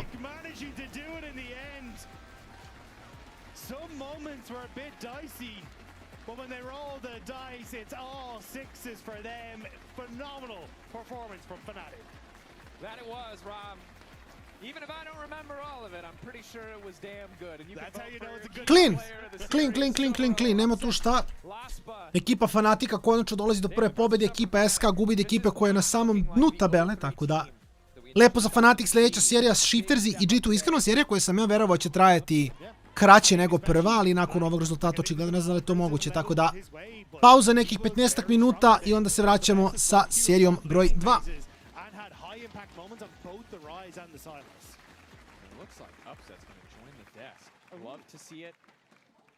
Fnatic. Nice to have that good news. It's been a frustrating couple of weeks for the team, but it's all about how it kind of comes together, right? It's a marathon, not a sprint, and Upset is indeed ready, as is our analyst desk. Let's see what they have to say. Absolutely so. Upset, congratulations. The first win of summer, and it is a 2-0. Tell me a little bit about the weight that's undoubtedly falling off your shoulders after finally getting the first dub. Yeah, I feel it for sure a big relief because obviously we started the split really shaky and the year hasn't been great. So winning today was really important for us because otherwise it would have been kind of cooked. So yeah, big relief. What do you think has been going wrong for you guys? Because speaking to Odo, he was really optimistic about your guys' chances. Seemed like practice was going really well. But on stage, up until now, it seemed like nothing was really clicking. What do you think that was? I think just a lot of nerves, I guess, and a lot of pressure, to be honest. I think people put so much pressure on themselves because they want to do a really good job. And I think that has been kind of stopping us from playing as good as in scrims, let's say. But also we're just not that good right now. I think like there's so much stuff to improve on, so it's a mix of nerves and us not being like insane or anything. Do you think it's because it's compounding upon the year, because you just said, oh, the year hasn't been so good? So is that what is causing the pressure to be higher than it should be right now? Because I feel like today you played like we expect of a Fnatic, but also the previous matches, right? This isn't the level that you should be showing because we know that you're better than this. Yeah, I think that's exactly the point, right? That's why there is pressure, because we should be playing better than how we are. So I think that's why we are underperforming a bit. Tell me a little bit about how your practice is changing. I know you gave an interview with Sheep. It was around the 2nd of August. You were telling me that, or telling them rather, that you didn't get the correct things out of practice, you felt. And we had a big conversation today about coaching and scrims and how they can be optimized. So let's start there. Do you feel your practice is yielding more? I think a little bit. I think people tried a little bit more for sure. I mean, it's not like people are not trying. It's just very difficult to have the same environment on stage than scrims, I think.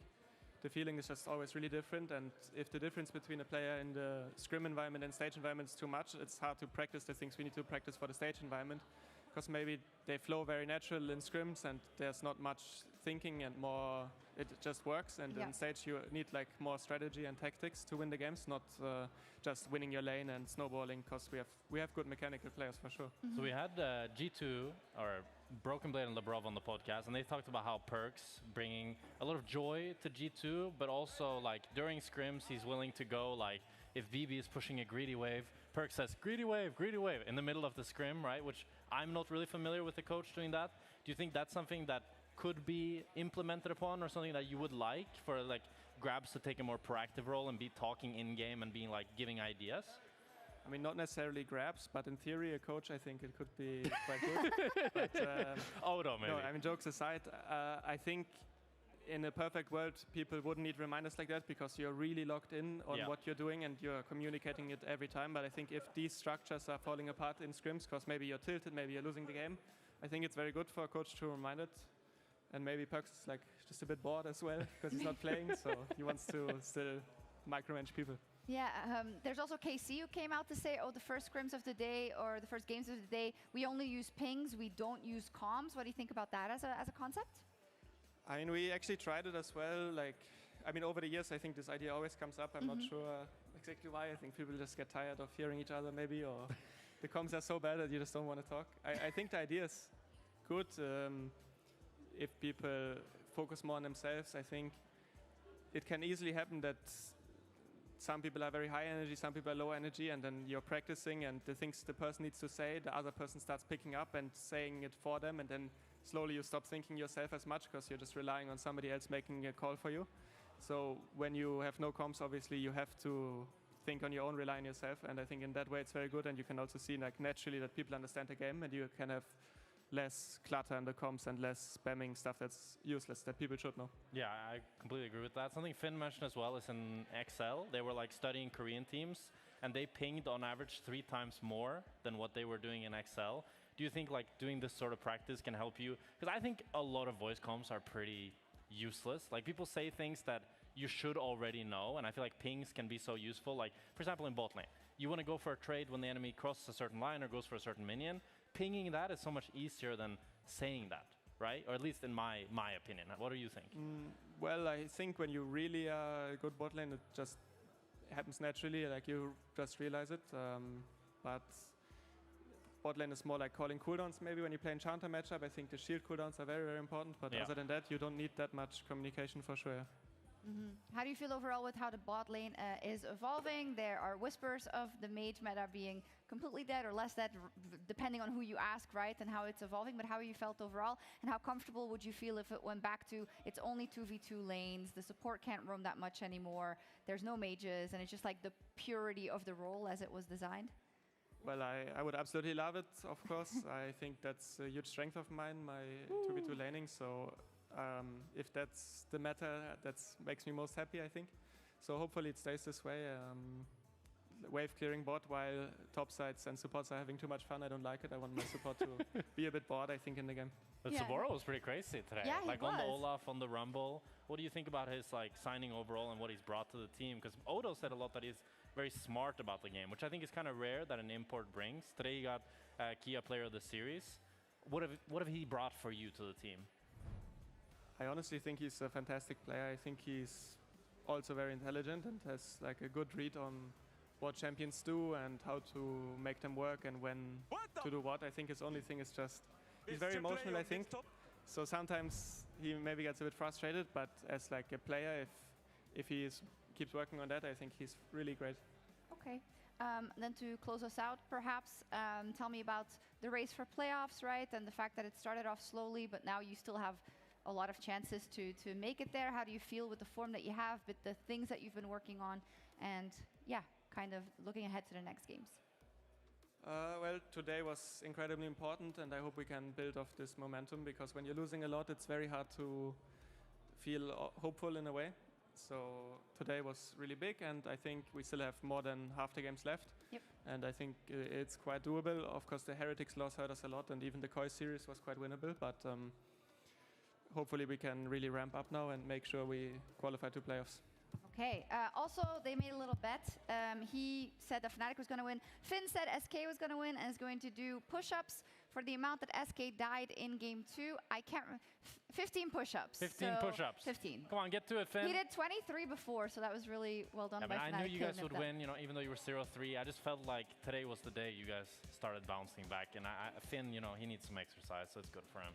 Let's go. So, 1, 2, 3, 4, 5, 6, 7, 8, 9, 10, 11, 12, 13, 14, 15. Let's go. Good job, Finn.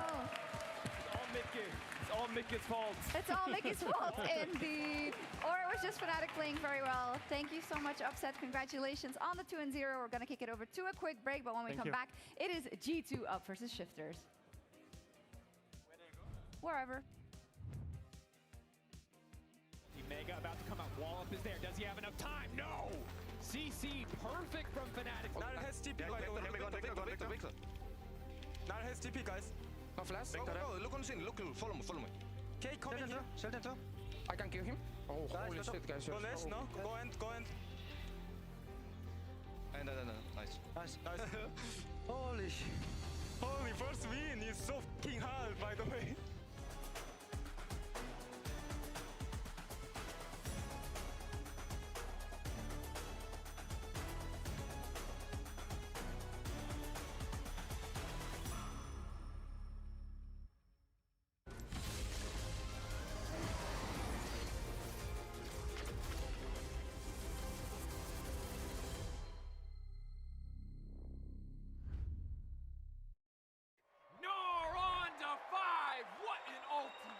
Incredible play there from that was incredible. You love to see it. Right, yeah, let's really What a move! He's just so good. I mean, the persistence, the patience to find the angle. You just don't see that from rookies. He's got it all. He's got the bad. Have a break. Have a Kit Kat. Ooh, that looks good. Do you want to maybe share a little bit? Yeah. What a move!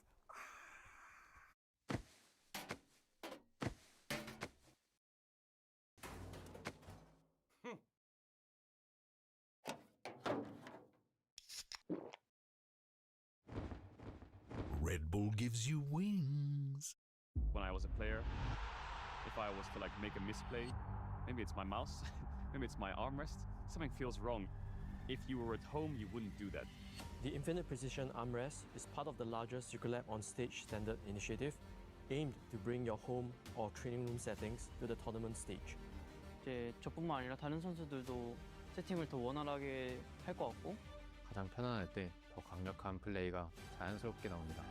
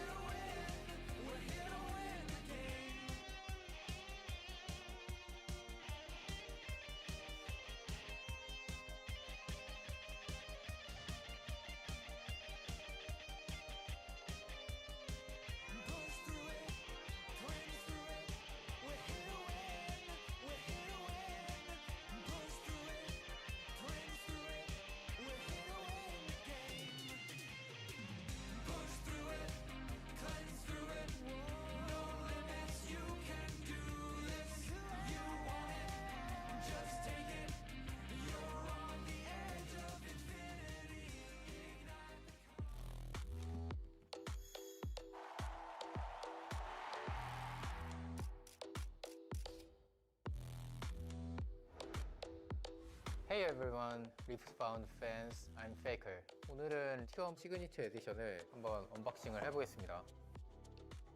상자가 생각보다 훨씬 고급스러운데요. 진짜 멋있는데요? 오, 카드 아크릴 프레임이 자동으로 올라오네요. 오, 불이 들어오는데요, 이거? 오, 이렇게 세워둘 수도 있네요. 2025장 한정카드에 제 사인까지 더해지니 더 특별한 것 같아요. 한 배사에 제 사인까지 있으니까 이 정도면 두 배사 아닌가요? 이거 시리얼 넘버, 이거 한정판인데요? 이 미스포춘답게 화려한 디자인이 너무 이쁜 것 같고요. 제 카드가 제일 예쁜 것 같은데 2025장밖에 없다고요? 갈리오의 묵직한 일러스트에 별 6개까지 눈에 확 들어오네요. 세라핀 궁극기 한 번으로 한타를 뒤집었던 순간이에요. 갈리오가 전장을 지키고 다른 유닛들이 점수를 쌓는 덱을 만들고 싶어요. 한 배사를 끝까지 키워서 힘으로 밀어붙여야죠. 리크루트가 늘수록 강해지는 세라핀 재밌을 것 같아요. 리프트 바운드와 T1이 콜라보한 2025 월드 3핏 기념 T1 시그니처 에디션 많은 사랑 부탁드립니다.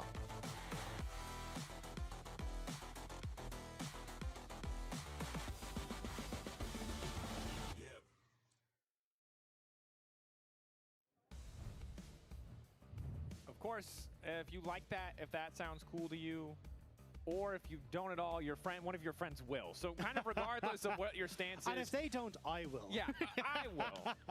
If you don't enter the raffle, for me, Daniel Dragos. Of course, you can enter the draw for the Riftbound T1 World Champion Signature Edition. It's a mouthful, but the drawing takes place on the 20th of August. There is crazy hype, and there is super limited supply. So applying to get in the drawing happens right now. Started yesterday. It's still going on. So if you have any remote interest or have friends who might even possibly have interest, just go sign up and do it. And in the meantime, we're going to get ready for our second series of the day. It is G2 versus Shifters, a David versus Goliath matchup, a sunglasses versus no sunglasses kind of matchup. And we're just going to see if Shifters can up the pace, up the vibes, and up the performance enough to take down G2. Up the synergy. I want to see Shifters kind of interacting together, working together, because it has been a funky L time for them, where it doesn't feel like everyone's on the same page. Whereas, I mean, for G2, with Perks there, the vibes are up, I'm so told. The vibes are vibing. The vibes are indeed vibing. I did really love, though, I think Lebrov had an interview where he's like, yeah, sometimes he talks, and then he tells us to do a terrible play, and we yes. Yeah, it's good that you remember. Rift.gg, if that's the credit. Sorry, I always want to make sure we're crediting journalists. I love the amount of interviews that we're getting in the esports scene, but sometimes I just see it in passing. Yeah. Now, right of first selection does go to G2. They did choose second pick, and Shifters have chosen red side. So G2 getting blue side, favorable for the Barons, as we've learned, and also counter pick for their top laner. You have to imagine could go somewhere else. Yeah, I think they'd be happy to get the counter pick for Broken Blade, and especially as he kind of has a it's just such a big collection of different champions he's played. Like between the Kled, the Cassantes, the Vaynes, the Gallios, the TFs, the Olafs, like the man has so many that he's been bringing to the table. Also, if you look at someone who is just going to be reliable in isolation on the Shifters lineup, it is Rooster. Yeah. So just really doubling down on why that matchup would be important. But now we're entering the picks and bans. Lucian, J4, the Casio remaining perma-banned, as we saw yesterday and has been the case today. Yeah, so I'm curious if we get the Jace ban from G2, especially if this next ban is Olaf. I think you kind of have to either take the Jace away or you basically want to take the Olaf, because I think you're happy to try and trade into it, but I imagine Rooster's going to want to get his hands on that Jace. I think BB should play it. I think BB should play the Jace. Did he win that game on the Jace? No. Ah. No, he did. He's 100% win rate of the Jace. What? Yeah. Oh, I'm in Wonder speech. Damn, what did he meant to be current G2 top laner. Yes. Whoops. I was like, he didn't win that game. That game was not good. No, he did win that game. Yes. So, all I'm saying, 100% win rate Jace. No other details needed. Okay, so with Locke and Akali gone, Orianna priority definitely rises up, because you have the opportunity to try and play into it. But the Galio still there as a response if you want to. Are they just going to give the combo over? They are. They've forgotten about the combo. The Nocturne Orianna combo? Yeah. Or the Nocturne Jarvan Orianna Rumble? The Jarvan's banned. Oh, my bad, yes. So, yeah, No, Nocturne you're good. Orianna. I like where you're... But I do like the Olaf pick here. I think it's incredibly strong. And Kled and Jax have kind of become decent answers into it, where at least you can survive the all-in potential from the Olaf with the Counter-Strike, or else by hopping off of the Scarl, but not going to be the case. Instead, Orianna, I still think the Olaf is an option if they want to. I also wouldn't mind just like, I don't know, like Zin's out, could also be a thing. Zin. Yeah, the Nocturne Orianna combo is really strong, but it also means your early game is really, really predictable. So I always like when you're the favored team to just play a composition that gets you more active earlier on. And G2 at the very least don't need to prioritize the Nocturne. They say to Shifters, hey, you guys can take away the combo if you want to, but Nocturne with any other mid laner, any other combination of champs is just worse. So. Yeah, I agree. And also I think the way that you want to play around Victor doesn't really synergize with Nocturne as well. Like, Victor kind of wants to hold points on the map. Yeah, Victor's like the worst follow-up. Yeah, exactly. Yeah. What are they going to do, walk at them menacingly? But there's that Jace we were talking about. So, is it Olaf jungle to deny the Olaf pick? Is that the game plan here?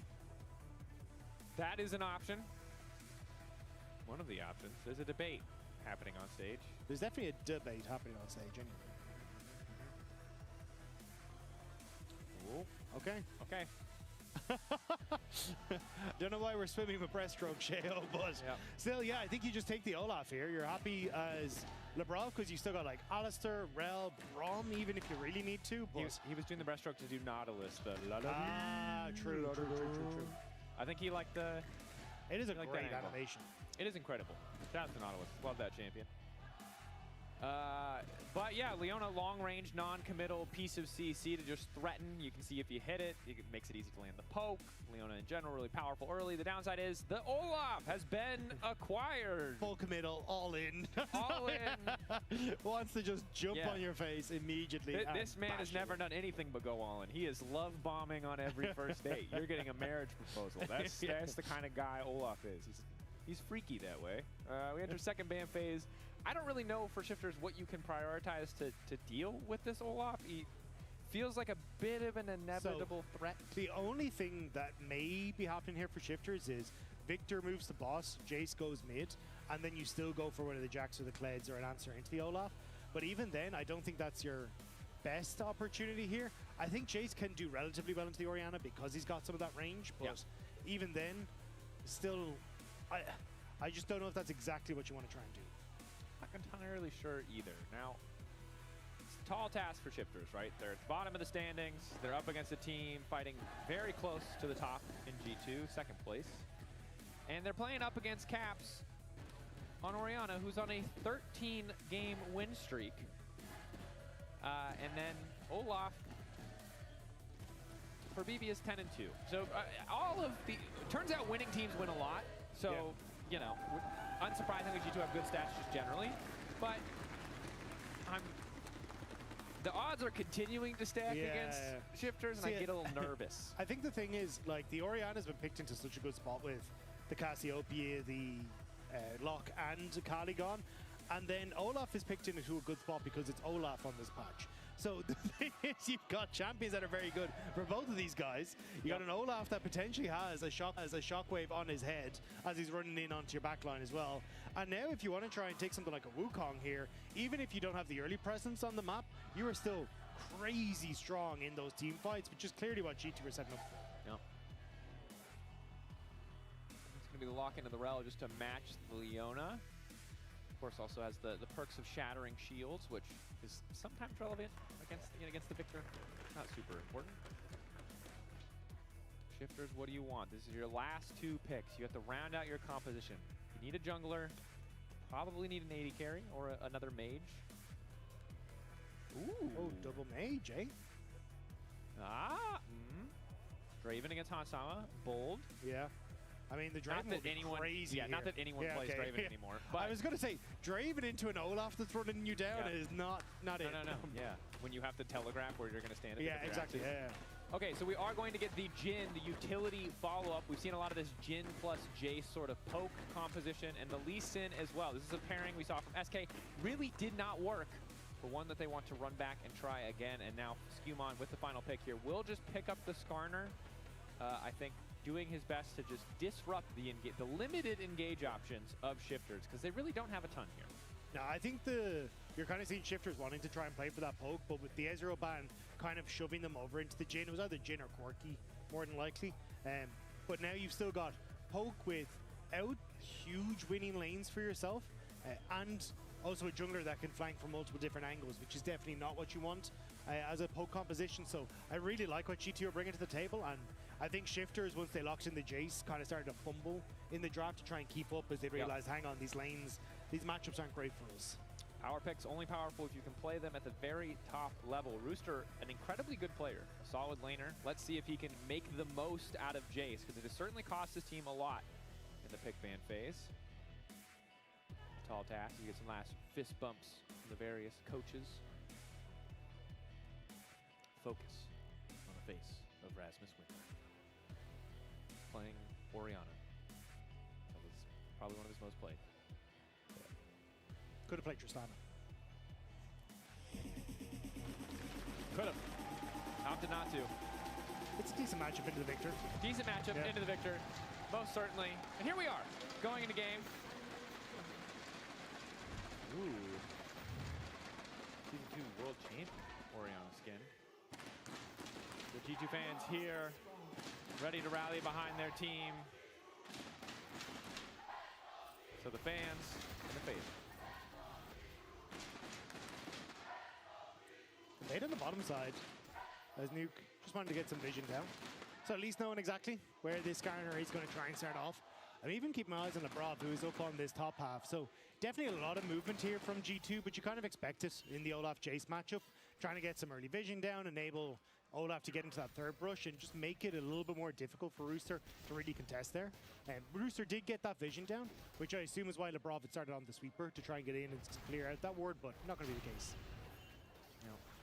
A little fight for some control in that level 1, stop the Olaf from being able to do whatever he pleases. We see both junglers just speed clearing through to the best of their ability. Hansama left on his lonesome briefly. Estend had a lot of confidence to step there. Punish from Lebrov is missing, I guess, just not 100% sure where he was.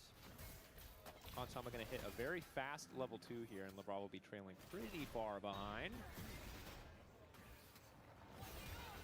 Ooh, immediate crash down though on Hansama's level 2.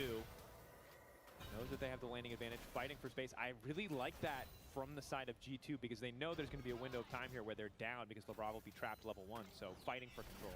Yeah, the early heal as well to try and keep up as Piduk. Not in the best of spots now. So, yeah, as you say, I like the way G2 played this early lane, and it's definitely forced shifters back. And this is kind of what you want here as G2, the ability to try and play through this bottom side, open up Lebrov on the map, because if you could try and play towards Nuke, the all-in is going to be a little tough. Humond on the way up, flash out from Rooster to kick off the laning phase. But Broken Blade doesn't have TP and did burn the Ghost there, so needs to find a good opportunity to reset as Nuke is demolishing in the 1v1 right now. Yeah, doing a great job of pushing back caps. I was just going to say, though, for the Lee Sin, Sheo cleared top side, whereas it's the bottom camps for Skumon that are up. But now Sheo trying to move into top half, knowing the Broken Blade is low, instead of the flash. But diving in Olaf may be difficult at this stage. The Ignite on Rooster, though, might be enough to help. It's a very confident maneuver. Broken Blade just running away from the tower. He's a bit trapped here.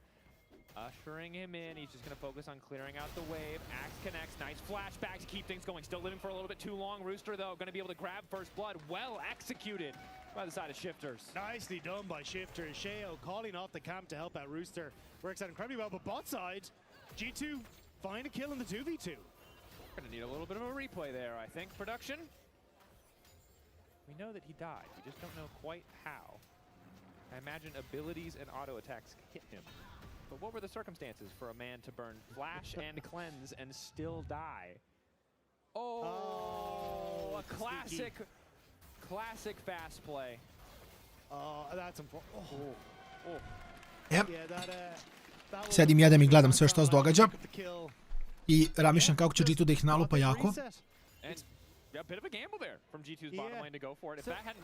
Iako je Rooster dobio lead i s ovim itemom bi trebao da bude dosta jači od Olafa, iskreno.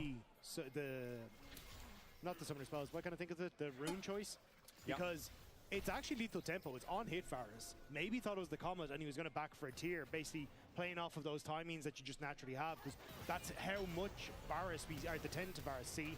But Stand here just got out. But yeah, maybe you think that they'd reset for the tier, but doesn't actually need it this time around, so they stuck around. True. Nuke though is still doing decently well, but hasn't had a chance to reset quite yet. So his TP advantage. I don't know, I feel like you should spend that TP. Bro needs mana to clear the waves. Hasn't got a good base timing, and this means Caps is pretty comfortable in this lane, because even though he's lost half his HP, Nuke doesn't have access to spells. Very awkward. You think spells are important for mid lane mage? Nah. Okay. I mean, it didn't warp the entire meta around getting mages ability points, you know? Sure. For those supports farms. I think they're OP after Lost Chapter is what I've heard. I think you need the Lost Chapters. No, Lost Chapter is OP, and they've been. Yeah. Thank you. God, you know, it's so hard to keep up with the public sentiment is Broken Blade losing out on some of these trades. We talk about how much of this kind of unstoppable pick Olaf can feel like, but one of the ways to beat it is just to get far enough ahead of it that you can completely bully it out of the game. Of course, once Olaf hits 3 items later in the game, he'll still be a big problem. Koja? You really can just make it a factor. Bibi sad dobija bati nego što sam rekao, ima Clot Armor s druge strane, cijelo se rated Dirk. Što je problem? Significantly less threatening, and now you're pulling Skumon up into this top side, but Broken Blade calling it off, saying, look, there's no hope. I'm going to have to lose out in this wave as well. So Skumon not getting the clear. Oh, God. Now moving to the bottom side. Might get the Scuttle Crab for himself, but the cross map availability is kind of already dwindling. He's broke now, Rob. And he's got an axe, which isn't even really a blade. It's not even really a blade. It's a cutout from a beer container. It's the Roloff skin. And he can't even finish the ninja tabby, the bladed steel caps. Yeah. So the TLDR, Broken Blade's going to need a lot more help or a lot more time if he wants to be relevant in this game, because as much as the platonic dream of Olaf is still alive, it's too expensive and too far away. But I think he might be about to die again, because there's 3 members of Shifters moving up this way. This is cyberbullying. Yeah. Broken Blade is being bullied. He's level 5 still. Jadan Bibi. No flash. They're good. Neće, neće. Slow him down with the fruit.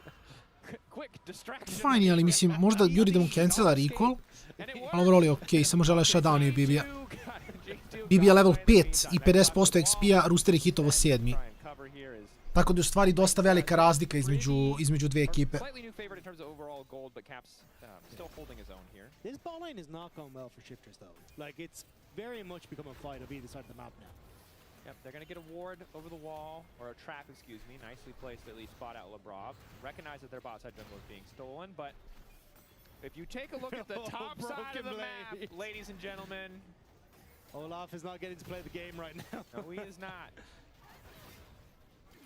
Yeah, he is no, like, there's no ward at all on that top side, so they don't know where Sheo is. Broken Blade is completely blind as to whether the blind monk is still here.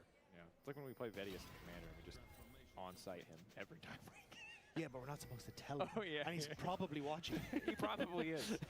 Man is not supposed to be working for 3 months, has worked for the entirety of 3 months. Shout out to him. Yeah. Hey, look.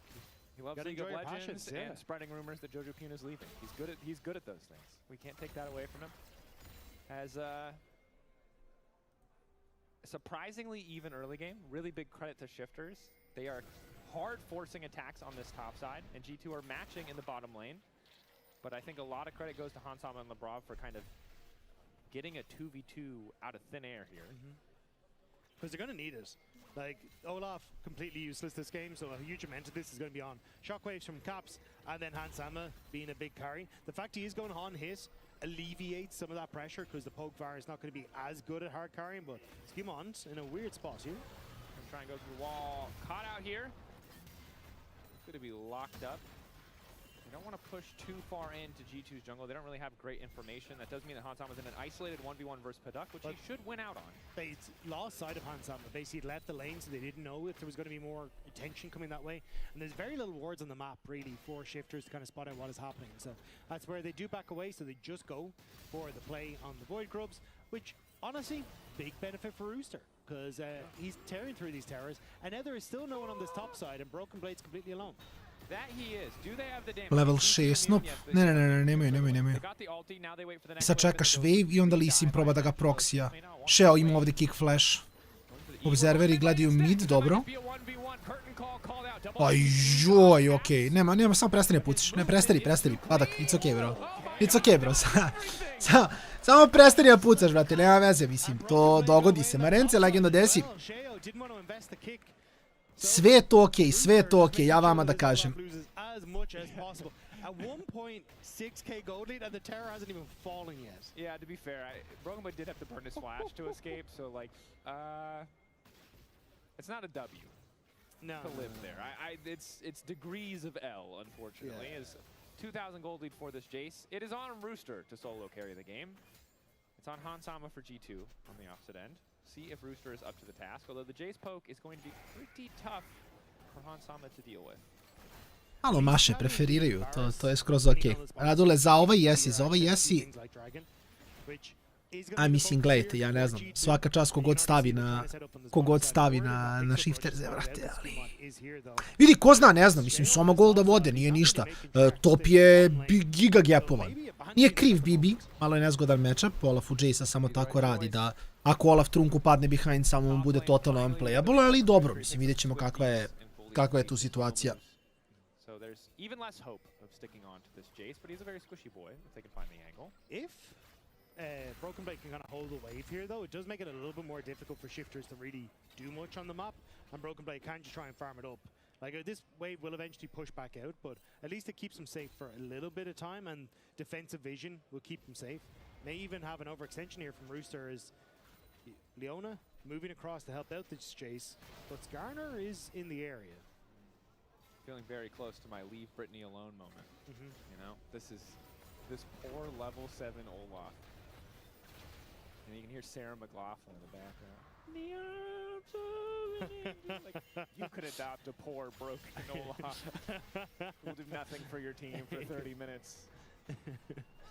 Video calm really well that the enemy has TP. For just a few waves. Here and just there. a few waves a month.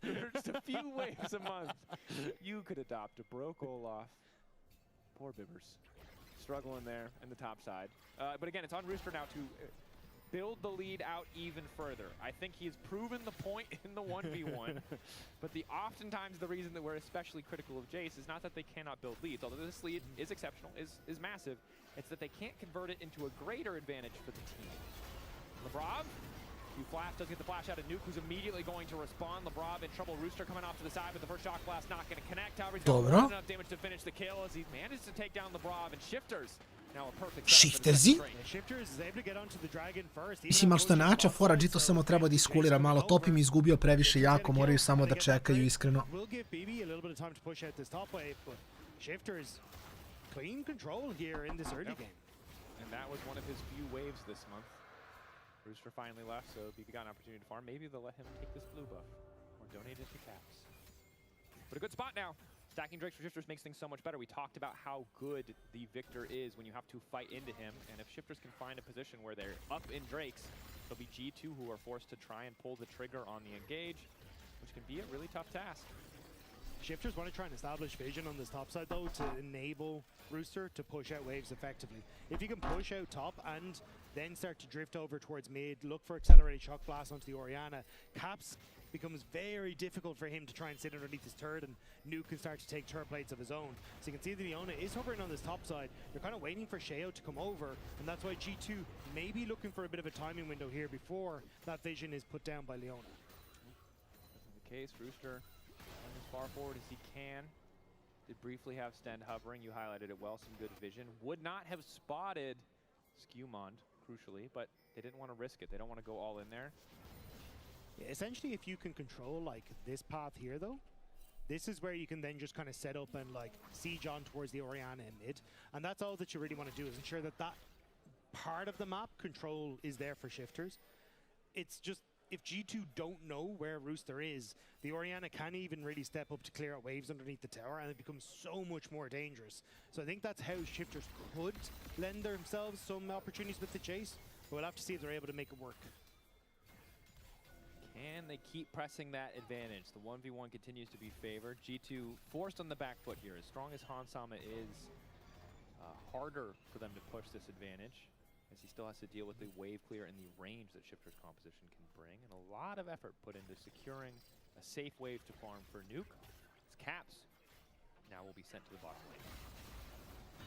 Zen takes a good chunk of damage though, as he tries to step up. They don't realize Sheo's here yet. We'll just spot him out there. Be big. Quest now completed for Lebrov.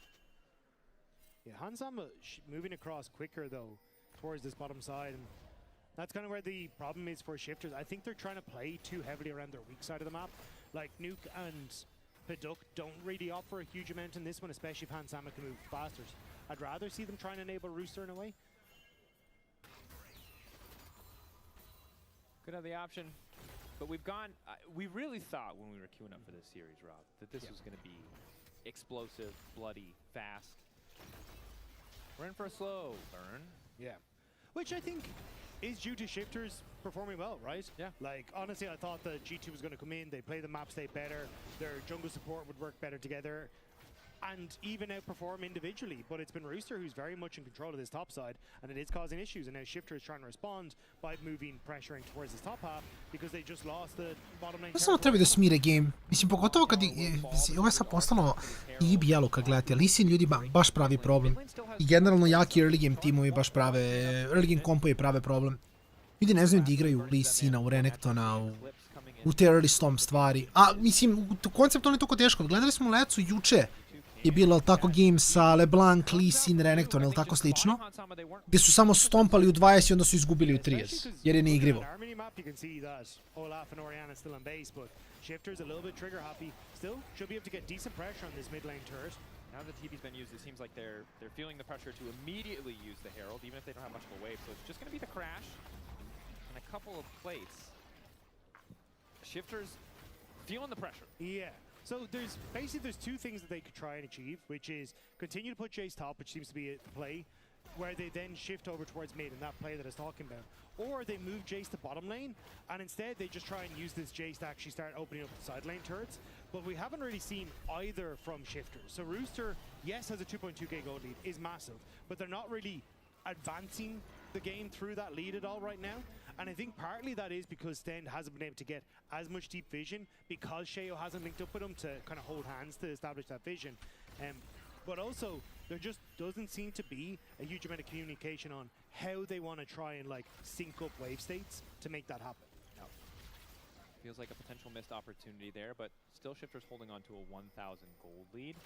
Hansama and Rooster, again, the main characters of this particular game, but Nuke and Caps doing their best to just clear the waves, stop any potential vulnerable points. Nuke was able to grab a plate there, holding on to a 300 gold lead in his 1v1 matchup, even as the Caps is was a bit of a CS spotted on a ward here. Shifters want to try look for him. That was the try. Yep. That was the try. Try being the operative. Yeah, yeah. Sonic Wave. You know. They looked for them. They saw them. Now they're leaving. Sheo taking some free damage though. Rooster, keep your eyes on the shock blast. Skewmon, not the ideal TP target. from Olaf though, so G2 understand they have good position here, and Shifters have to basically no information. That ward though. Hansama, good initial engage from LeBron. They're all out of position, and Nuke is instantaneously deleted. Shifters just didn't have the vision to step up there. Well, I was meant to say this ward was doing wonders for them at the top of the screen. Like, it was making sure that they could spot out exactly where everyone was. They saw Caps was moving into Rivers, so thought maybe they'd have a moment, but the damage was way too high for them. Ghost coming out from Broken Blade, looking to run down Sten. Zenith Blade not going to connect, and there's really nowhere for Sten to go. Olaf, CC immune. Sten now in trouble. BB happy to have a bit of goal, but Hansama gonna take it away from him. No, Olaf, no! You must stay in your place. You will stay 2,000 gold down, you will farm in a side lane, and you will like it, BB. Those kills are for your 80 carry. Honestly, he definitely should have given that to Broken Blade. That 100% man needed any help he could get. So though, nicely done by G2, finding that pick, immediate play. And good play around vision, right? Like, even if they didn't clear out that one ward, there was no information for Shifters as to where anyone was. Like, you can see it here. Pink wards galore. LeBron already snuck in. Great position. Basically, Shifters weren't expecting him to be in that blue pit, and it just really well played around their vision control. Yeah, and again, an example of Shifters feeling a ton of pressure here. We'll watch the rest of this play out. We won't watch the rest of this play out. I take it back, completely wrong. Skewmon in trouble. TP going in. Kickback is there. Flash away. Knock into the wall. Rooster now on a killing spree. Nice pick from Shifters. What can they turn it into? Could be the tower here. Orianna bot lane. You don't have Lebrov in the area either. Hans trying to help out. But, Stent? Oh no! Šta sad Stent? Prodajte ga, ništa, izintove. Ovo je sad dosta bitno da samo... Ne treba bi bio ništa, bro, bio već. Ne. Skruda, daj Han sami kill. Bukvalno daj Han sami kill. Bolje da ga Han sam uzme nego Bibi. Bibi je svoj snowball potencijal već, da kažemo, protračio. Like a nice wholesome moment, but instead they go too far, they die. Well, Sten dies, and you also get Orianna taking plates on the bottom side. So, Shifters. Okay. Operation Bully BB still ongoing, but Olaf is still Olaf. He missed on the axe. CC immune running sidestep, but the final auto will get him. Rooster on a rampage. Voltaic Cycle Sword completed. He hits hard. Hansama now trying to take down mid lane tower, and the pace of the game has gotten erratic and fast because Shifters tried to make a fast play on the top side, but because it didn't pan out, G2 kind of in tempo heaven right now. Or briefly. Yeah, they're in a very nice spot, trying to see if they could take that mid lane tower, because there's also two items on this Varus. The Quincy's Rage Blade very quickly allowing him to take through these structures. But again, already you're seeing this setup. Skewmon going to enter in towards the bottom side, trying to establish some vision there, has the pink ward in his pocket, and G2 going to play off of two lanes as Paduk. Ulti stacking up Blight, forced to cleanse away. Ne, ja mislim da ga G2 kloje nazad, iskreno. Ja mislim da ga G2 polako, ali sigurno vraća nazad. Just now respawning. No TP needs to go top and pick up that wave. 2.9k now for Rooster. This chase is massive, but again, we haven't really seen him get involved in a lot of these plays. We've got one play from Shifters towards the top side, which results in a bit of a mistake. Whereas for G2, they're very much focused on Hansama, moving him around the map, trying to play around this mid lane turret, trying to establish vision in the bot side to also keep Cap safe on this Orianna. Like, G2 understand that, look, we may have to sacrifice Broken Blade for this one, but as long as we keep our 2 carries safe, we're in a good spot. Yeah, and this is kind of the veteran experience of G2 showing here, is that they're so tempered in a game where there is such big deficits. Exactly, and they're ruthless, they're cold-hearted, calculated, willing to throw BB at the bus willing to any throw BB. moment in time. Sometimes they'll just stop pushing their buttons just to watch him die. Yes. Oh, I'm sorry, you want to pick Olaf in our game? No, you play Kled into Olaf, that's your job. But I will say, like, Shifters, it just feels like the pressure got to them, right? In that play where Nuke and Sheo both get caught, they can just push mid and wait, but they're so scared that G2 are rushing down the objective. They give them an angle they probably didn't need to. Sentinel and Bravo spot each other now. Skimon is ready to go through the wall, but will also be spotted out. Good push from G2 on the top side. Reset there from Nuke, so a brief opportunity for G2 to present a man advantage. 5v4 here on top. Just going to be that single plate, though. Yeah, I think Shifters, once they saw all 5 members there on the wards, were like, no, we're just going to send Nuke bot lane. Don't want any part of that. Rooster can clear the wave fairly easily, and the dive not going to materialize when there's 3 members of Shifters top end. So at least for Shifters, not over-investing in the top side play, and it does mean with 35 seconds until Dragon, Leona should be able to move off this mid wave to actually try and get... Jeste, ako su pravo si. Ne, spori su. Inače, ljudi, još jedna bitna stvar za danas da znate, biće fudbal opet večeras. Tako da večeras igra lagana fudbalica, da znate kakva je situacija, znači večeras 5 na 5 fudbal s Patreonima, ima malo da se prozivamo. Možemo, što se mene tiče, pecemo i neki aram pre fudbala.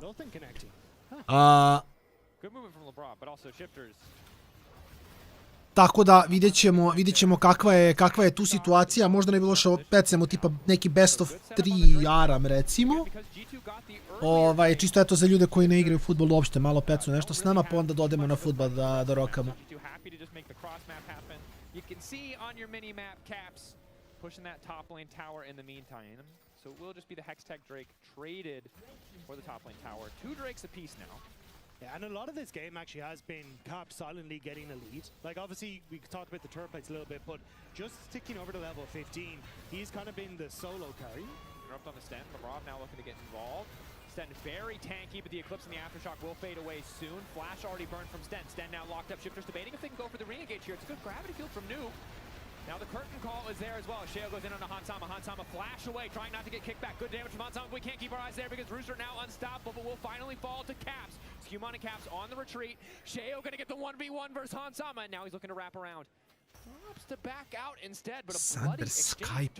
Ajde, može. Ajde, tako ćemo večeras onda. Pecemo best of 3 ili best of 5, zavisi kako krene. Vidjet ću ja večeras, ako mogu upalim trunku ranije, da pecemo best of 3 best of 5 aram. Pa onda ko neće da igra futbol, možda odigra neki aram, pa onda poslije da odemo na futbol pa da peckamo. Mislim da je to okej skroz.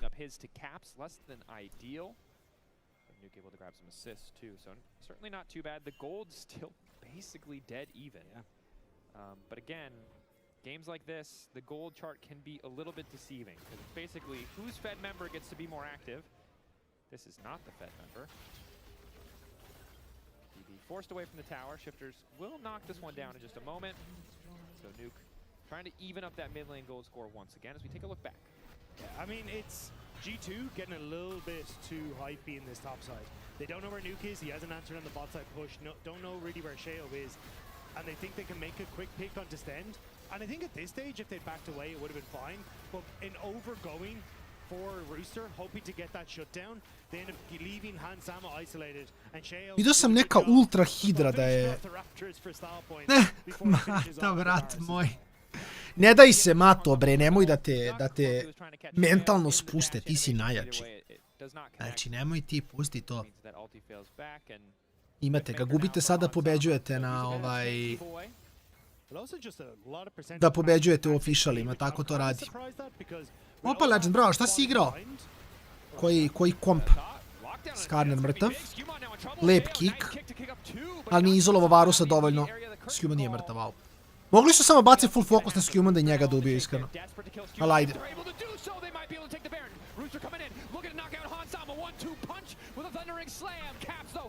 Hans sama ne igra.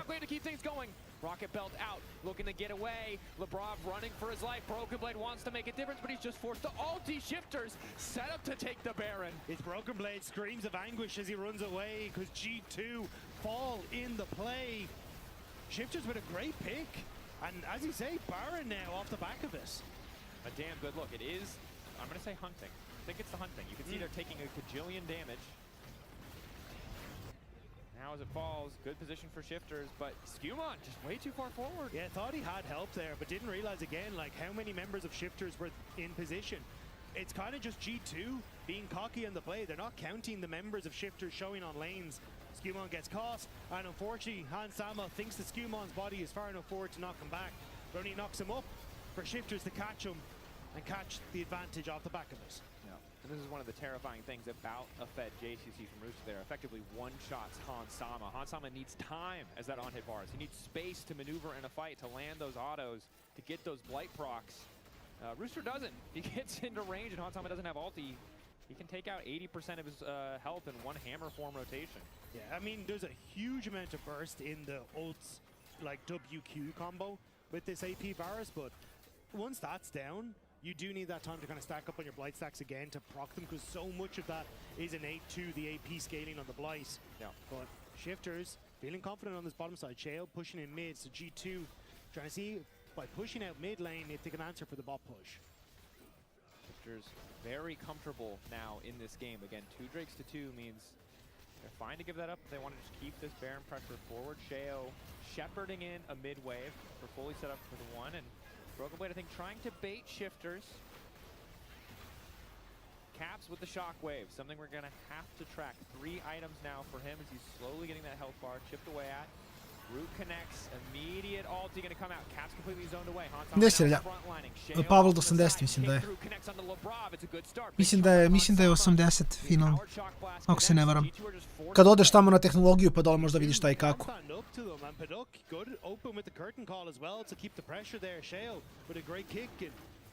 Mi smo završili min do kraja, nismo radili, imaš posle neki kao teški mod, ali tu si level 80, tu si ti više elementi i ta sklapanja, sve to. Ali 80 ima. Idemo tamo u tehnologiji pa skroz možda vidiš.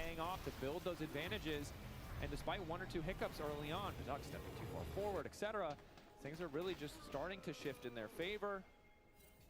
And look, Rob, it could have been so much worse for G2. It's kind of the good news. The only reason they're not even further behind, the only reason this Red Bull Baron power play isn't bigger is because Shifters didn't have any of their waves synced. Or it probably would have been every tier 2 falling. The Shifters are trying to see if they can establish that on the top side now. Spotted out by Capsa and Skumond. Lebrov does have to be careful because there isn't a huge amount of pressure. The 5 members of G2 now trying to group up towards this top half of the map. Look for Shifters as they try and establish themselves on the top side. Broken Blade is hovering, but he's still only 2 items. There's a lot of burst. Da, i boss je. Da, mislim imaš ti posle hard mod, ali ti nisi ništa veći level. Samo trebaš imati ono tačne elemente, tačno oružje i sve to.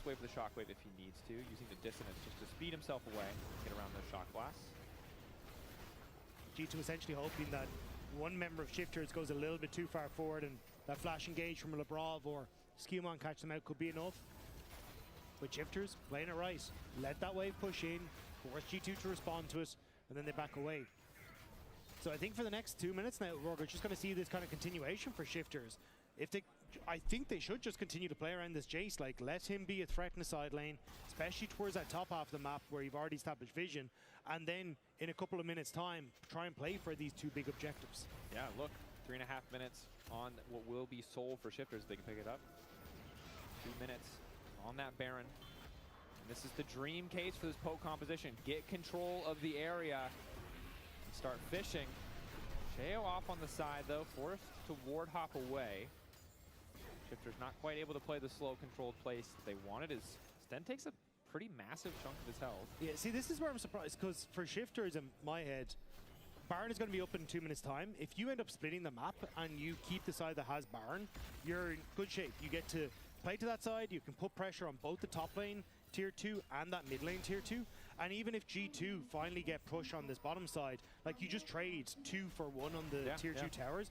But Shifter's kind of trying to respond to G2. Seems like they're scared of them finding some way to come in behind them. But you don't have TP on the Olaf. And if Caps is flanking, like you've got so much turn and burn onto this Orianna, I don't think you have to be particularly worried. So I think this is where Shifters should be playing with more confidence and dictating where G2 go on the map. G2, though, a team that you can never afford to underestimate. If you turn the nameplates off, sometimes it makes sense. With the nameplates on, LeBron making a bit of an upsie there.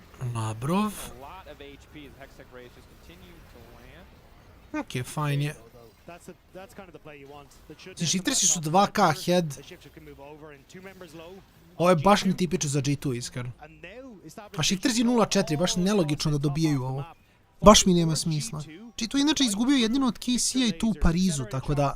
Even some Jin deadly flourishes before they can get towards Baron, and you're in a great spot as Shifters. Completely agree. Calling out, of course, the Zanyas is there for Han Sama. Did with the Seekers earlier, opted for the full finish. So this will be a tricky target to take out.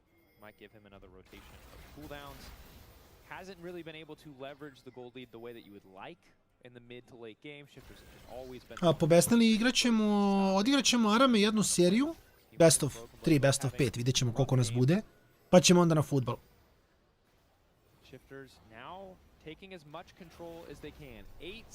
Ne, bossa moraš baš da dođaš. Moraš da summonuješ i disummonuješ palove. Baš je zadnji boss izeznut. G2, are they feeling confident enough to contest? Unlikely they'll be able to get any kind of prio here, although they actually already have top lane pushing. So. But that's the thing. I think Shifters need to send someone to deal with that and actually create another point of pressure. Because right now, G2 can just play in this little pockets as connection. Okay, that's ulti down. G2 are fine. Yeah. You're not really getting anything in the poke. Honestly, from G2, landing a little bit more. Keep in mind, Shifters losing a ton of money just from being here. Now they've lost flashes as well. LeBron can just back it up. There are about 3 waves of creeps that appear to be stacking in top side of the map, and another 2 or 3 in the bottom wave. Yeah.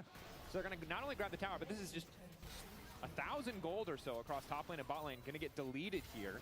Shifters could be so much further ahead, but over-focus on the objective and have not really set up the map for themselves. And now they have no vision around here. It's so easy for G2 to set up a vision trap if they want to.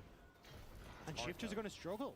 I mean, I will say, though, Rooster did just take about 600, 700 HP with a single shock blast combo onto Labrov. So even though G2 are favored in the setup, Shifters haven't been playing the map perfectly. They might be able to bully their way into this one. Eyes on Han Sama and the AP VAR assault. Curtain call coming out, looking to zone the rest of the team away. Labrov fishing again for an engage, but won't find much of anything. 2K, objective getting lower, but Broken Blade the one to take it. Looking for a bit of redemption, but now he's lost. Okay. Kill. Nice. Vratio ga nazad. Right over. Broken Blade finally able to grab a kill as G2 get the Drake and get out. Broken Blade flashing over the wall to bring Sheo to his death. It looked a little dicey for G2 as they gave up a lot of space to Shifters, waiting on Broken Blade to teleport back in. But they make it work in the end, because Labrov doesn't actually get much done here. He has to back away because he's low health, and Shifters are already in position. Ne, meni je nevjerovatno G2 gubio ovdje, iskreno. Baš mi je nevjerovatno. But this is where it gets dicey. Broken Blade managing to finish it off with Skumon as the kick comes in from Sheo, but we're back onto Baron. Hold that thought. G2 now rushing the Baron, trying to force a fight. 17 seconds on Sheo. No, they have the advantage here in this one. 5v4. Nukes ulti in the midst of the pit. The Baron will fall in favor of G2, no doubt. Can Shifters keep the fight going? Broken Blade, the only person they've been able to catch out, and he's CC immune now.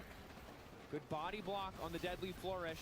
Shifters continuing to chase. If they let G2 escape with this Baron, it's a travesty. Choke points are deadly, though. G2 know it. That shockwave. Rooster looking to lock up Han Sama. Don't forget, Han Sama can just go golden in the blink of an eye, but he doesn't need to. Getting chipped away up in the arcane laser. Will finally do so. Now there's no follow-up. Nuke can just land the Kill, a provode. LeBron will go down, but his team managing to Pa dobro, 1 za 2, fajn je. Paduk killed by Caps in the side lane with that shockwave as well. Shifters chasing. Shifteri su malo, mislim, zato su tu gde su na kraju dana. Do they want to try and find more? He's just fishing. He's trying to stop the recalls or just get a push in mid lane in their favor. Well, let's take a look back at this. But you can see, all right, G2, they go for the escape. Everyone just get the hell out. Broken Blade pops the ultimate to make sure that he can try and escape.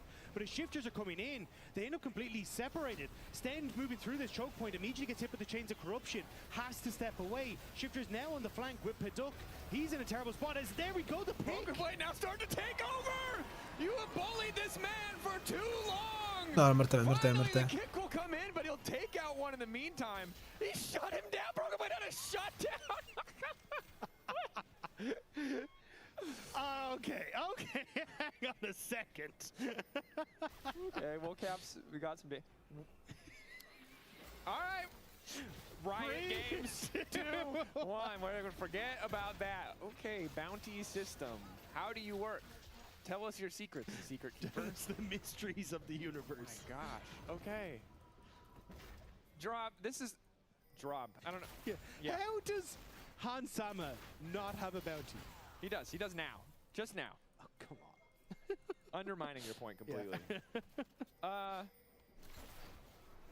will say that if G2 win this game, we'll look back at it and say, nothing to see here, folks. Continued G2 dominance. But shifters have done some good stuff. It's just clear when the game gets weird, when the path forward isn't textbook or, you know, conventional or easily replicable, they get a little dizzy, and G2 thrive in that, and now you've got double magic ults with death caps backing them up that does, like, I don't know, 1,000,000%. But this is kind of coming back to the point you were making earlier about, like, keeping things simple.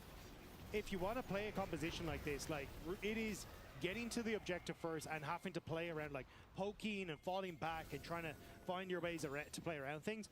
G2 just try to all in and find a quick pick with a Varus ult or Labrov engage and blow you up, right? Like, the ease of execution is much more on G2's side. I mean, kind of highlighted throughout this, the mistakes shifters have had in, like, punishing through their advantages, and now Sten caught. Goes to flashback. A nice start with the sidestep there. Solar Flare is there as well. Moves off to the side for now, untouched, but he's just hitting the tanky front line. Ništa. Decent damage, ali some good poke damage. Nedovoljno za kill. Away from Soul for either side, and it's G2 who have all this pressure on the map. Yeah, they have a lot of pressure on top side, but they did just burn a bunch of ultimates. So Shifter is basically beelining towards this bottom side in hopes of establishing themselves in River first. Look for that poke. They do need to get some vision in towards this bottom side jungle. Pink Ward is available for Shale, which I imagine he's going to throw down pretty quickly. Danya's up and Secrets is up also, importantly, but Caps has no flash. 7 seconds on the shockwave. We'll have it up for the fight, crucially. Flashes galore on Shifter's carries, though, which makes this fight a little bit more difficult for Labrov to set up. But Shifters, this is where you want to be. Look for the poke. Crash down onto Sheo. Good things to get off. Sheo now in trouble. Needs to go back to his team. Has to flash to escape. That's the disaster. Now he's instantaneously knocked into the wall. Labrov running forward. Broken Blade untouched. Han Sama coming in with big damage from the back line. Landing the ability left and right. Olaf revenge story. It's beautiful to watch. He'll die in the end. Even as Victor's ulti becomes massive. But it's a 2-for-2 rub. And junglers down on both sides. Who's feeling confident? Who wants to coin flip it? Shifters making sure that G2 don't get to make that call. They're just going to force G2 back. The Vamp boots are strong. Yeah. Riftmaker 2, some healing. Is Caps continuing to poke. Oh. And the thing is, okay, I will say this. This is one of the things about watching games from a reserve perspective that I think messes with people's heads. That's a terrifying moment for G2. Oh, yeah. We know no one is there, but this is their horror movie moment. They're convinced someone is going to be waiting. And in this case, they'd be right, because now Rooster is here. They managed to take the spell shield away. A little bit of a chunk onto Han Sama, who has that ulti back up and available. Yeah, the fact that you have both of those key ultimates up for G2 is massive, especially if Labrov can't find engage, but Curtain called. Curtain call. Labrov kind of needs to body block this for Han Sama. Han's now going to be in trouble. Rooster getting involved. Nice backstep. Labrov will be sacrificed, but that means the objective should be theirs to pick up.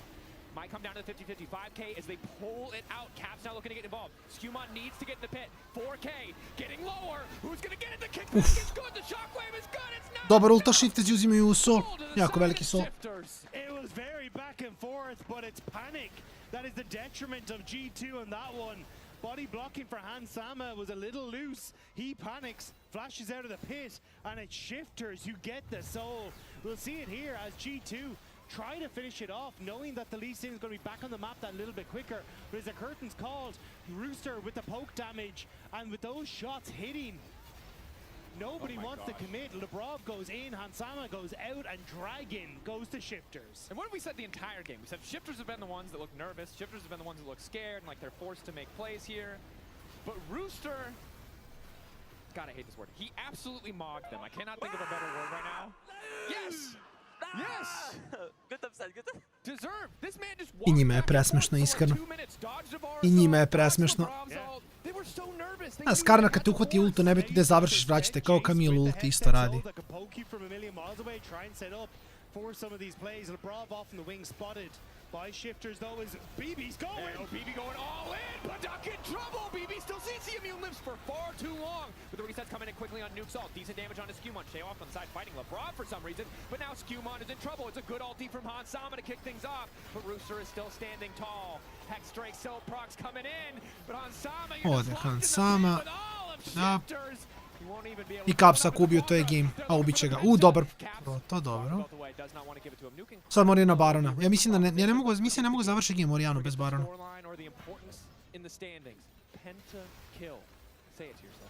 mean, I think Shifters want the end. There's a massive wave on that inhibitor that's just been taken to the bottom side. He wants the penta. He's thinking about it. But like, Sad će Stand umre, on neće završiti game. Mislim da će Stand da ga juri, da rikne. Dok ovi završavaju game. 12 seconds on Lebrov, 15 seconds on BB. He's going to TP back to his own. Yeah, Shockwave. Yeah, Shockwave. Goes golden, comes out, has to flash away. Shockwave! Claps Rooster! Shut down! One man versus the world. Shifters! I think it was the Penta. The TP in behind.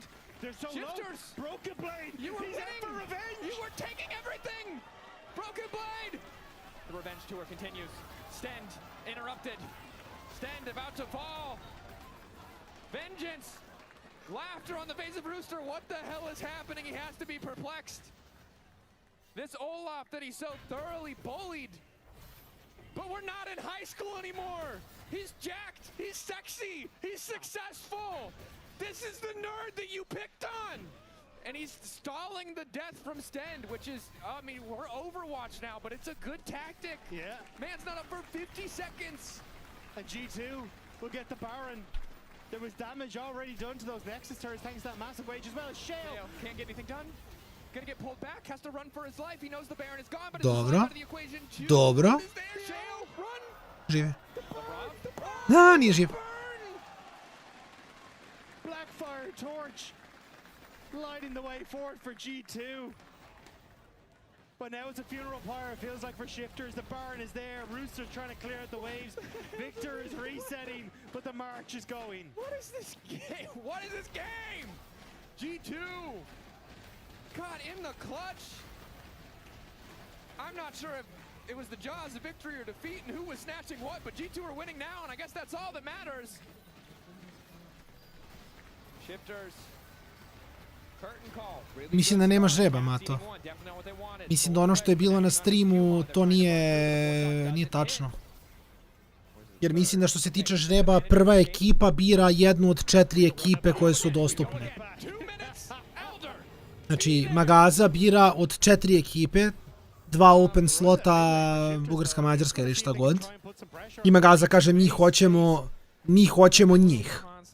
I onda ostaju 3 ekipe, drugoplasirana ekipa TSC bira sljedećeg protivnika. Tako funkcioniše. Znači biraju. Marence, da, to je plan, da, to sam napomenuo ranije. Magaza bira prvog protivnika, TSC bira drugog, treće, četvrto, šta ostane. Tako radi. Ma ne, to Likpedija, pa ne, zašto ne zna ni Likpedija.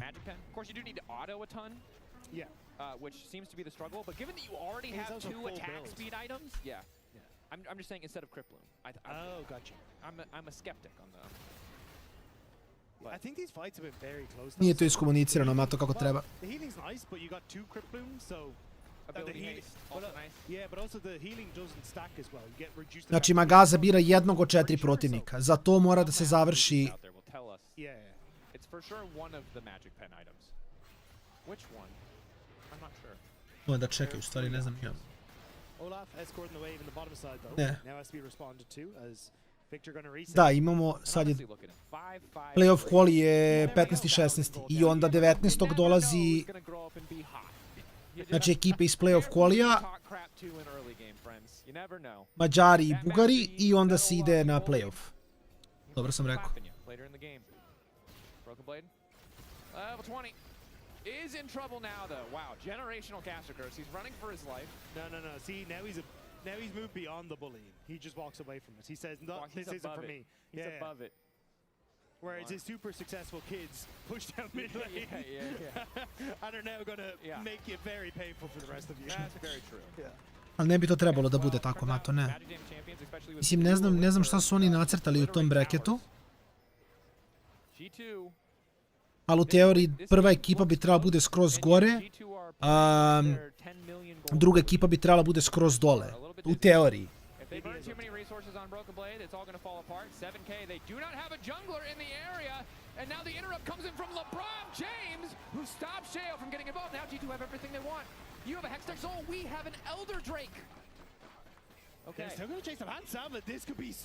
Idu samo Nen sad, mislim. Ne znam, Mato, iskreno mislim, kažem, taj deo administracije, ja se bavim s nekim drugim stvarima. Ne znam da li je vreme da likujem, bar deo toga čim se bavim ovih dana.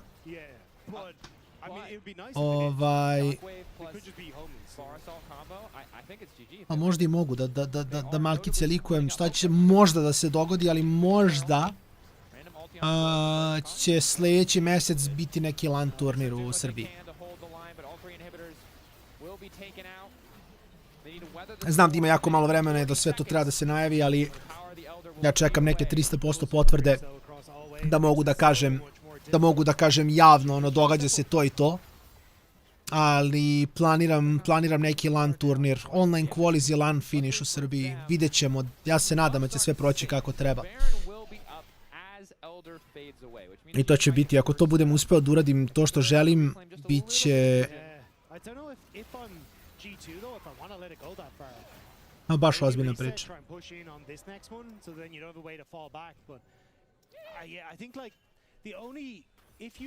Prijave će biti free for all, neće se naplaćivati, neće ništa. Znači ništa, to je ono, kogod želi može se prijavi. Top 4 odu na LAN, prize pool, ako kažem opet, sad sve je to u fazi planiranja, ali treba bi da bude jako nice.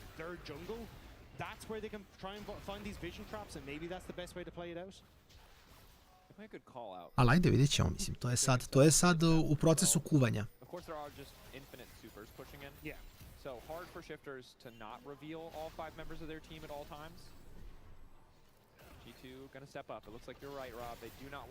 Tako da eto, Mato, prilika je da skupiš nekih 5 igrača i da dovedeš na LAN.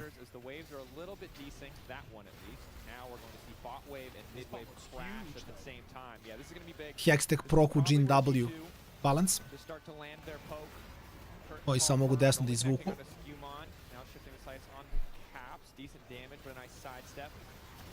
Vidi, Mato, nema...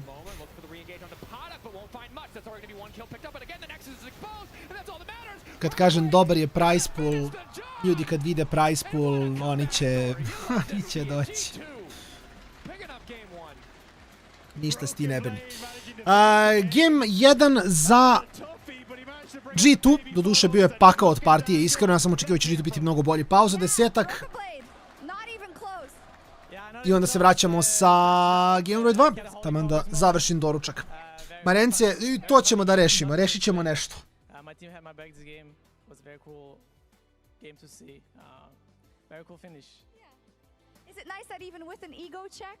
For you versus that Jace, you can still win the game. Because listen, my analysts were saying, don't worry, Broken Blade is very good from playing from behind in the game. Yeah, I mean, it's true. I did come back in farm, so I was happy about this. Something to celebrate. Thank you very much. No problem, but it's not over yet. I'll let you go to your team. A lot to celebrate, but that Jace spin was pretty good. What did we just witness? Okay. I don't know what I saw. I want to break down the madness a little bit because that Jace from Rooster is a power pick and G2 gave him that Jace willingly. Now a lot of people would say that, oh, G2 gave him Jace, but it didn't help Broken Blade in the laning phase. You're wrong. They did. And I'm going to show you why. Look at this. G2 is doing everything to set up Broken Blade for success in his laning phase. Now, you all know what happened. But look, Labrov is walking up here, sweeping the ward that Sten is placing down, and making sure that Broken Blade has a bush that he can hide in. Look at this little bush. This is the bush you kind of want to play in as Olaf between the axes, so you kind of can at least farm a little bit. But the problem is, Rooster started E. So some Jays started Q, some start W, Rooster started E, so Broken Blade can never really find an all-in onto Rooster. And you know how I was talking about that G2 was trying to set up Broken Blade from minute 1, first with a sweeper, and now this? Look at this. Is this gank gonna work? It kind of works if Olaf hits this axe here, but Rooster goes in, gets Storm with his Surge proc, and Scuman is slightly out of range. But hey, they got a splash. That's a win, right? No, you're wrong again. Rooster flashing out here is gonna spell the doom for Broken Blade, because what is he gonna do now? He's just gonna stack this wave. Let's zoom out a little bit. Let's look at where the junglers are. Right now, Lee Sin is clearing all his topside camps, and Skarner has just used his timer here. He has to go all the way back here and clear his entire bot side. He has nothing to do topside right now. He can't stay around there anymore. He needs to go back to his camps.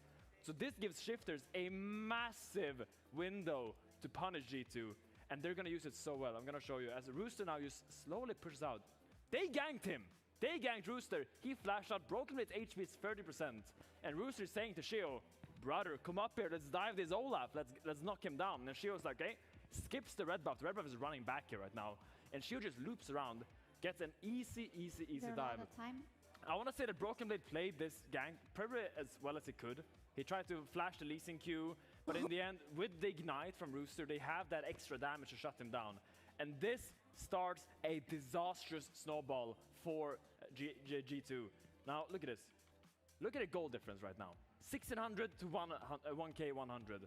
The big difference here is not the gold, it's the items. He gets a serrated Dirk to a cloth armor, so he's gonna come back here, and usually in top lane, you're playing a bit of back and forth. You're pushing here, and then you're pushing back. But the fact that he gets this Dirk allows him to really just completely deny his bounce. And this is I'm gonna show you guys what happens here. He denies his bounce, and what does he say to his jungler? Brother, let's get back up here again. Let's go for another dive. And he's, right now, Scuman he was here. He was trying to cover Broken Blade, but he just left him. And Shio's now here. And I'm just gonna speed this up so you guys see exactly how much Broken Blade is losing. Minion. GG. But what's the lesson here? It doesn't matter, bro. It doesn't matter, yeah. It doesn't matter. I mean, it should have mattered. It should have mattered. I saw you. Jace was so fed. I know, you had your breakdown over there, and I saw you watching the game, and you just could not believe that with this lead on a Jace, it didn't happen. Jack, paint the picture for me. Where did Shifters leave it on the Rift? It's hard. It's hard for me, because I have two competing emotions. Yeah. One is Shifters, it feels like a rage bait team. Like, they just make me more angry than any other team, because you have a 4,000 gold up Jace. What does he do? They just ARAM for 15 minutes straight. They didn't once. Hey, Jace is very good in ARAM Mayhem. Let's be real. Yeah, but he could also go push out a side lane, generate a numbers advantage, and win the game like a normal person. But Shifters don't do that. But then the second part of me is like, you know, that was pretty fun. Yeah. That was kind of a banger. It was awesome. Like, it turned out to be a pretty fun game. So it's like the negative versus the positive. I come out thinking that I'm not sure Shifters can ever win. Okay, well, I'm going to show something to support your argument, and that is when G2 goes for a Hail Mary play, honestly, in the mid lane, by the end of that game, Shifters get an almost pentakill for the victor, but G2 still are able to defend the base. And I want to see movie magic type of vibe. It is, and I want you to tell me how Shifters could have ended this game, basically. I mean, they went for the Hail Mary, and right now, Caps is literally Ryan Gosling. He walks up here, Sonny is the initial engage, and look at the shockwave he finds. Kills the main character of Shifters. The fact that he can find this play, get the two-man shockwave, the instant Sonya's on the TP, he ran down to bot lane, so Shio was chasing him, and then he TP'd to his own base. Yeah. So that was a 1v3 and not a 1v4. He managed to navigate that sequence so well. Caps, what a play. Yeah, what a play indeed. And it's like, these are the things that you do have to deal with when you're playing versus G2. And we were making the joke that we were watching, and I'm like, oh, if you turn off the nameplates, like, would you think this is G2 Gen G? And then, no, actually, if they were on and it was Gen G, I think G2 never wins this game. Yeah. Even at minute 4, at minute 12, at minute 14, at minute 18, at minute 25. I think if it's Casey, they never win this game. You think so? Yeah, I think so. Like, with how fed Rooster was, like, realistically, he was 7-1. Like, he was that's Thanos, crazy lead. Exodia on the Rift. He could 1v9. They have Hextech Soul. It's the best soul in the game. How did they even do this, man? Look at the damage graph. Nuke did more damage than the whole G2 lineup. How did they lose? I don't get it. I don't get it. No, I don't get it either. But to be fair, I think G2 gave them the Jace power pick, didn't really get much in return, and that was a bold choice. I think they will second guess themselves now, because Rooster almost ran away with that game. To be fair though, they got Cap Soriana 14 wins in a row in LEC, and he did clutch the game and kind of give them the win. Mr. Reliable. So old-fashioned, yeah. Yeah, and Rooster can't play Jace again. Very true, very true. There we go. So we'll see what happens. We'll see if the mental hit that shifters take will, what am I saying? Will knock them off kilter, or if they can come back in this game too. We'll be right back. I want you guys to not disrespect the team that's 0-4. Beware of men with nothing to lose.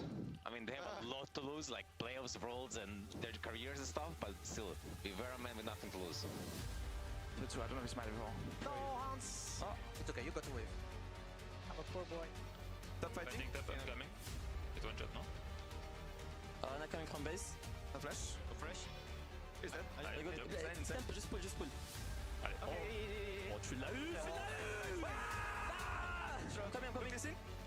Listen! Artist no flash, artist no flash, artist no flash. Yeah, I think we should go by there. Just go in there. We're going to Gino flash. Okay, I'll go fight now. Fight. Nice.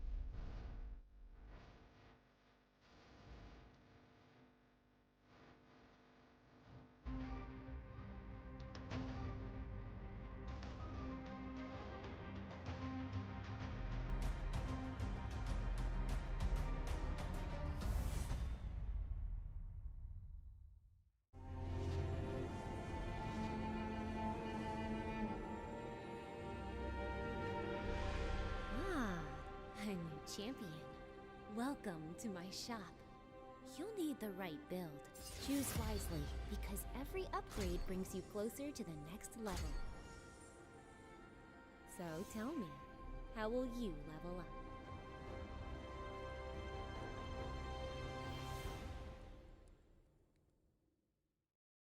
Want to find your fastest server every time? Express like a pro and optimize your connection in one tap. Express and game without ISP throttling. Express and shield yourself from DDoS attacks. Express and choose the VPN trusted by gamers everywhere. Express VPN. Experience gaming the Express way. Fast, stable, competitive. Outplay the world. It's time to Express. Unlock free Hextech rewards, exclusive skins, and more. Scan to subscribe. The whole room was howling. Howling? Oh, that's not howling, Daddy. That's... Did you steal the LEC trophy?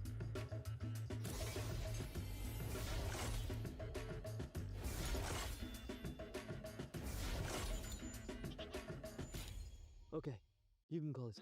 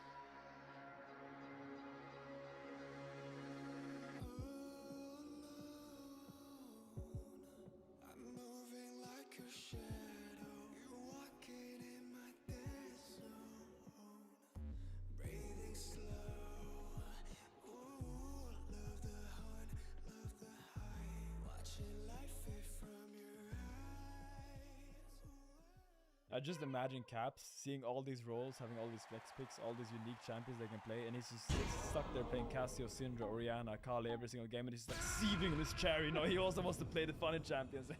He's going into solo queue with all his pent-up frustration and locks in Shaco. He's so good at it, like just going in enemy jungle, like hiding all the time, and, like being annoying, going between towers, killing enemies. It's actually crazy.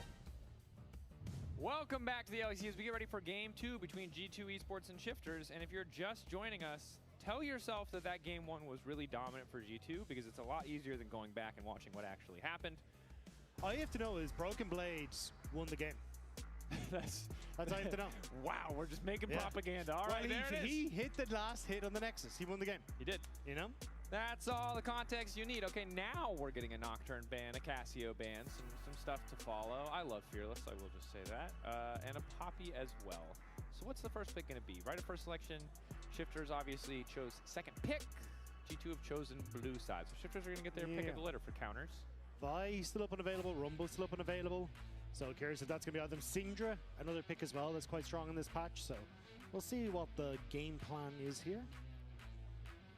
There's an Nautilus. Yeah. Okay, taking away some more of the reliable engage options. Do we get some roaming supports this game, or are we going to get kind of similar to the Fnatic SK game 2, more lane locked? That was a nice change of pace. Yeah. I kind of like the roaming better, though. Makes it I like interesting. You know, there's a lot happening. Yeah, as much as people complain, I think it's way more interesting. Okay, so Vi, Shen, Syndra, Rumble, all up and available. See what the plan is. So it's going to be the Vi. All right, makes sense. Straightforward, simple, reliable. Shut down those immobile or mobile carries. That's the power of the cease and desist. Yeah, I do think, though, if I'm Shifters, though, I want to try and take away the Rumble. Vi Rumble, very strong pairing with the lock you down on top of that equalizer. But Lucian Millie on the upside. Okay. All right, well, you wanted roaming. You're not going to get it, at least not from the Shifter side. And this kind of does force G2's hand. I feel like once you see Lucian Millie on the opposite lane side, you can't really... Maybe you could. I mean, Ziggs. Actually, don't. Ezreal probably your best bet. Ezreal Karma? Yeah. In that bottom lane. Basically just been able to escape away from that dashing in. But, yeah, I think you could go for the Rumble. Yunara Lulu. Actually, could have been the Cog Lulu was also the opposite side. You're jumping the gun. You can't just predict things like that, Rob, you genius. Yunara automatically meaning Lulu. Well, I was actually going to say, we've seen the Cog Lulu a lot in the LPL and LCK, so I thought maybe that's what G2 would go for, but Yunara Lulu, yeah, makes a lot of sense alongside that. Yeah, the safety of the dash for the Yunara does make things a lot easier. Kog'Maw oftentimes wanting a little bit more context. Yunara has replaced, I feel like, Jinx as the kind of generic scaling AD carry, although to be fair, it's a close race with Zeri, who still peeks her head up every once in a while, as we're going to get the Xin, so Zin's missing that follow-up. I really like Xin with Engage. I do like Xin with Enchantress, though. So having the Milio there to, like, give you a little bit of a speed up, a little bit of a shield, like, it works quite well for him. So I do like it in this context, and I expect you can still, with Rooster and Nuke, start to add a little bit more of those pieces in that can start to set up for Engage. But we'll have to see what that is going to be, because, like, things like Galio, an option for Nuke in the mid lane, Rise, maybe an option as well to help close that distance and enable you to get on top of people, or just go for that like tank in the top lane to set up for Engage. Cheers for Rodrigo. E pa ajmo da vidimo. Da li ekipa G2 može zatvori seriju? gotta respect that. Okay, Ban's now coming out at the end of the second phase. Možda gledamo game broj 3. Ko zna, potencijalno brz dan danas, iskreno. None of these crazy counter picks that could really make Broken Blade's life difficult. S obe strane, relativno solidan draft. The Vayne basically opens up a huge amount on that top side. I think that Moraju da blinduju, zato banuju Vayne. Ne želiš da banaš Xantea, ne želiš da pikaš Xantea ili Klede ili nešto slično i da samo Vayne bude counter. A Rooster igrao Vayne dosta često, tako da mislim da je fajn da... Okay, the Tilly, yeah. So this says to me they're probably setting up for the Rise. Basically just want to give Nuke a good matchup in the mid lane and have that Realm Warp to try and enable the delivery system for the Zinze, or at least close the gap. Ja mislim da je Rise fajn u Taliju, što je najcrnije od svega. Jer Rise svako nema dash, tako da ga Talija ne dinaje nešto pretjerano. Yeah, same idea, yeah. Same idea. The obnoxious potential ranged counter picks. I wonder if we'll get a redemption laning performance from the Blade himself. I'm thinking. There's an option here to take the Nara. Please. I mean, it's engage. Huh. Yeah. Yeah. Yeah. I mean, still a flex, right? That could go up to Rooster in the top lane, which is probably where they're thinking. But I think if you just take the Nara, not the end of the world here, in the grand scheme of things for Broken Blade, especially since you don't have a lot of answers, Ziggs would be an interesting one. I mean, does that range the Anivia? Yunara mid. Nah, with a Lulu support? Yeah. Okay, Ahri does make a lot more sense. Of course, the Anivia is really nice if you can split up the Vi Ahri combo, but they're both so mobile, it's honestly quite tricky. Shifters have this guaranteed scaling. Nuke did have a really good game on the Victor. He's always been kind of a solid control mage player, so I like it, but it does leave them vulnerable here. Cassante coming in will be a thorn in the side of a lot of these melee, or of Xin specifically. What is the answer going to be from Rooster? Broken Blade does decide to go for it. I feel like Rooster's going to go something like Zen or something here. He's just going to go for something a little wonky, the hard wins against the Cassante and try and be a big threat. But I don't know if it fits the composition particularly well. Phoenix Esports. Koje ligi, brad? Nah, going to fit the bill here. Just going to say, hey, look, get push, try and play for team fight engages. And I think it makes a lot of sense. Like, the only problem is Lulu very strong against both the Nar and the Zinze when they go for this all in. Oh, yeah. So we'll have to see. G2 je uzao najdosadniji komp ikada, ali već vinaš prvi game, realno ti ne moraš da ga flipaš, tako da to je skroz ok.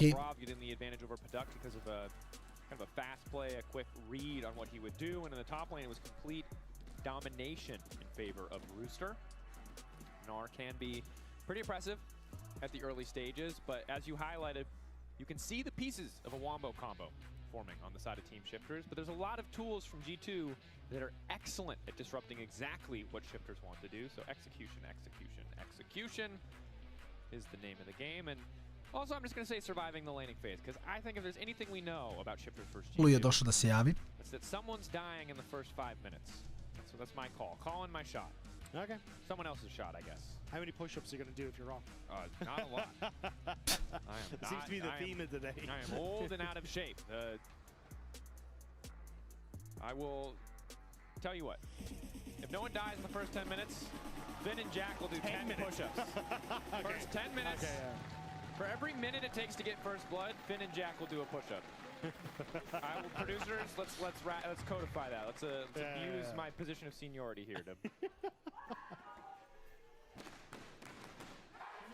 Okay. Everyone coming down here. Broken Blade got to be spotted. 5v5 level 1 fist fight. Jack and Finn would really love to avoid doing more push-ups. I mean, in 15 seconds I have to do at least one. So. Of course, you can see again here the sexy T1 box. Draw is open now. Go register. Merch, Riot Games, or the Play Riftbound site. I think the merch site will just redirect you to the Play Riftbound site, as both junglers starting in the same quadrant of the jungle. Shea with a cheeky little snipe here into, if I'm kind of low-key guessing we might get a level 2 gank. Yeah. Oh. Bird versus Fox Lady. Hard to say who's winning. Wait. Flash auto? Flash? What the? I was also keeping my eyes because Sheo and Skimon ended up in a bit of a smite fight for that red buff, but Sheo did end up winning in the end. So as the build just ended up back away. Skimon there, not going to be any activity in the bottom side. Flashless mid laners on both sides. And I think this Sada vidimo kako se Caps muči na niviju koja je giga broken. Zen just has a lot easier time getting active in the early stages compared to Vi. Vi has a few flash, but oftentimes we just see her power farm for ticks. Too hot to lose. Fair enough. Hard to argue with that one. That's how I feel when I think about Faker, if I'm honest. Just so hasty. They don't supposed to say that. Anyway, G2. Keeping the pressure up. Ne znam, oba drafta su mi dobra, iskreno mi se čak možda da su svi igrači sposobni da igraju sve heroje, više mi se sviđa draft Shifterza, iskreno, mako ko je draft G2-a standardan, ali mislim da G2 samo ulazi kao favorit svakako.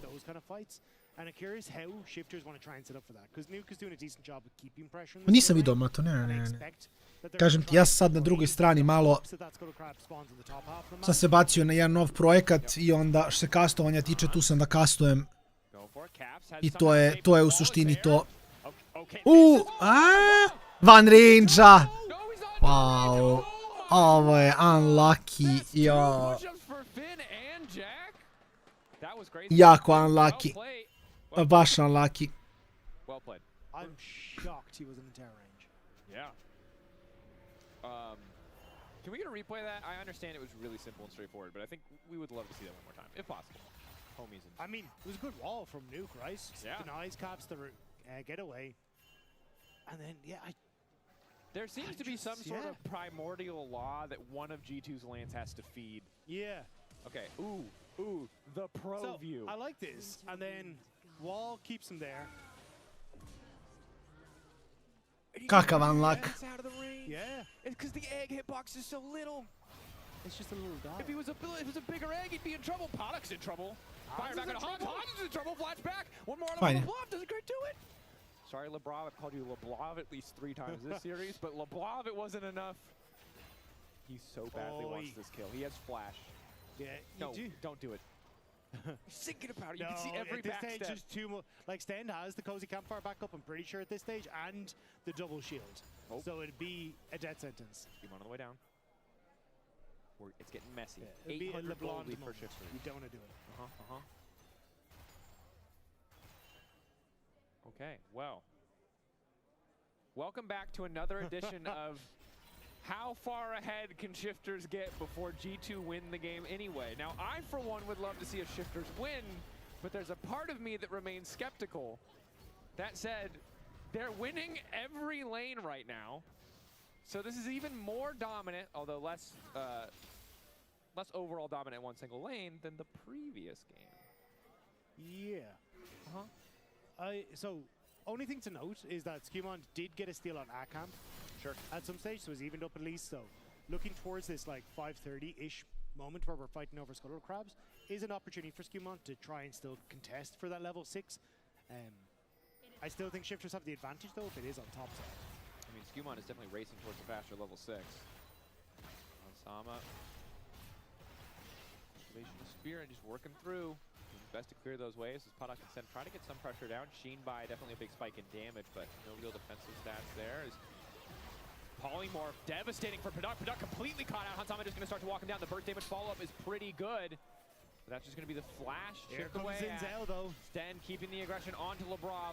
Labro ima flash, ne mora nije flash, je clean. Nemaš, evo je još 34 sekunde. Nope. Mislim, ne mogu da dobiju kill ovdje Hansama i Labrov, ali baš ga min-maxaju vraća. Ok, Stand greši, dobro.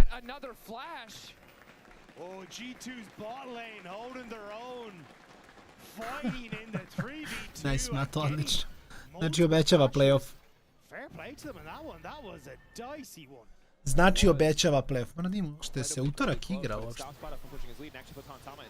Aj joj, Caps, ne mene. Mislim, šarmantan si ti, ali chill.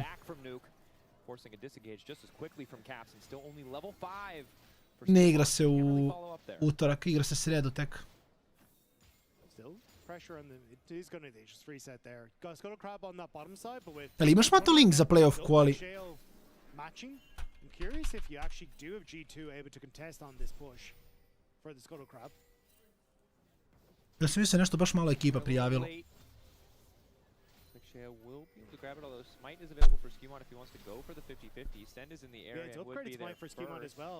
Shale doesn't have it, so Shale has to back away. Oh, good cover on the second crash. Aj mi pošalji, please, hoću da vidim ko se prijavio i to sve. But now Broken Blade is the one who's in trouble. Rooster continues to walk forward. Broken Blade now going all out, has access to all that vamp. Nice Pošalji mi da vidim baš. But still didn't have the Gnar ultimate from the previous play. So gets Broken Blade's ulti basically for free. Yeah, Rooster winning out top side, but bot lane with no vision for Paduk. He can't approach the tower. He knows Vi hit level 6, and his jungler is only now entering into this bottom side, so might be able to save the blue, but a lot lost for Paduk on this play. And it really feels like Shifter's going for that Scuttle Crab. He's leveraging Sten to try to get there, and losing it out is just pretty devastating. Ballbreaker is there to escape. Skewmon stole it. Upgraded Smite again. They lost Brew, they lost Scuttle Crab. They're behind on XP, and Podok just lost at least a wave in bottom lane, all because of that single play. Caps does connect the Charm. Still feeling relatively comfortable here. So while they do have the Anivia winning out and mid lane, top lane winning out as well, that was a pretty massive fumble from the side of Shifters, really overcommitting resources to protect Nuke / contest the Scuttle Crab. Huge sequence from G2 though, and great call, right? Knowing they had the upgraded Smite, basic count on the Chael, couldn't get it on that timer. Going for the invade off of bot push, which they managed to steal, and now look at where Skewmon's comps are. They only just respawned. Ja vidim da ih ima sad, da se prijavili. Straight up towards the top half of the map. Sure, you will lose out in the Void Grubs. We'll be back on the map then to match Shale as he re-enters with a pretty decent gold lead off of the camps that you're going to pick. Or were they diving bot? Maybe they just thought bot. Ima straka, igra. Level 6 there for Hansama. Podok does not have his. Oh, Lebrov hit level 6 as well off that wave. Pola njih nema 5 igrača. Nice ultra mega fire kick. Immediate response though is the cease and desist. Podok still living. Lebrov down, but the tower gets a kill. Hansama goes down as well.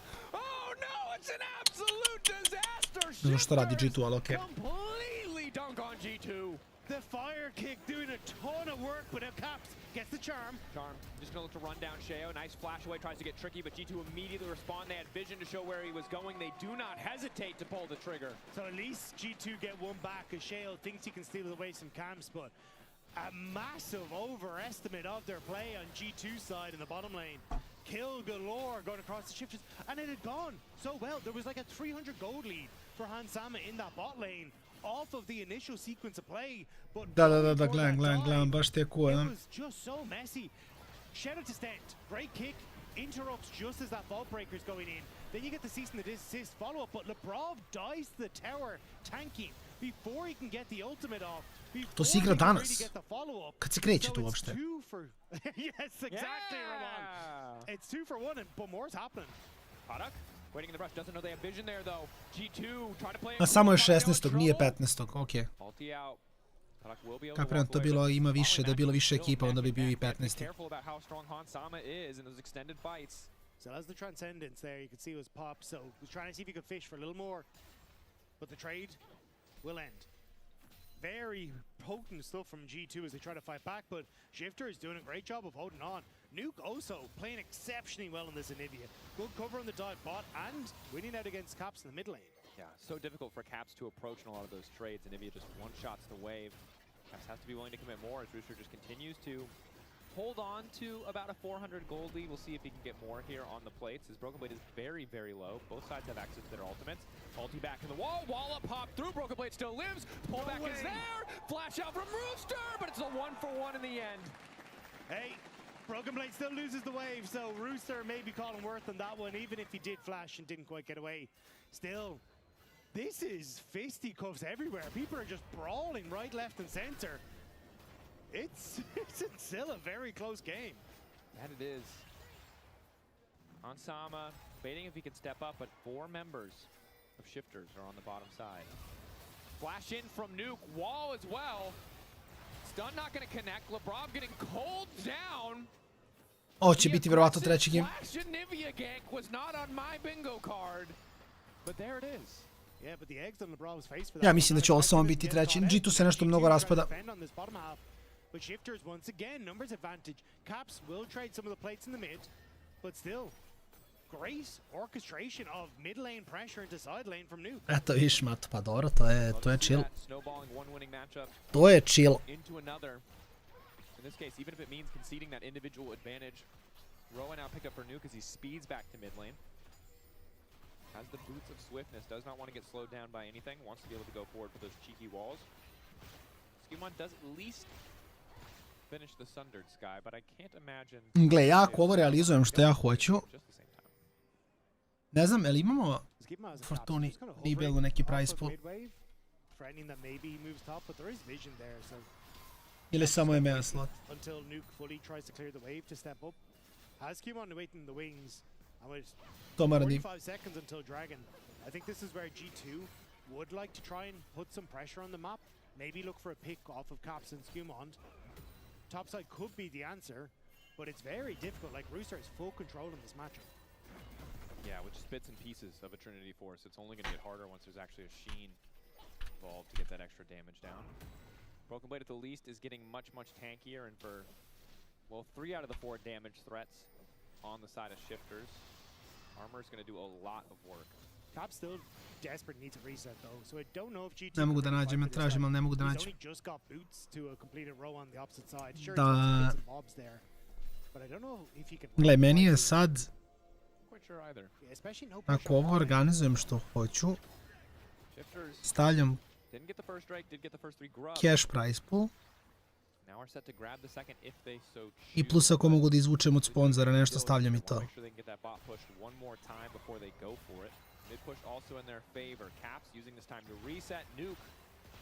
To mi je plan. Da bude fora da igrači imaju da dođu da se pokažu da igraju, ali istovremeno da bude da se ne dolazi za džabe, da se dolazi za da se dolazi u stvari za jako solidan price. What's the call here, lads? Okay.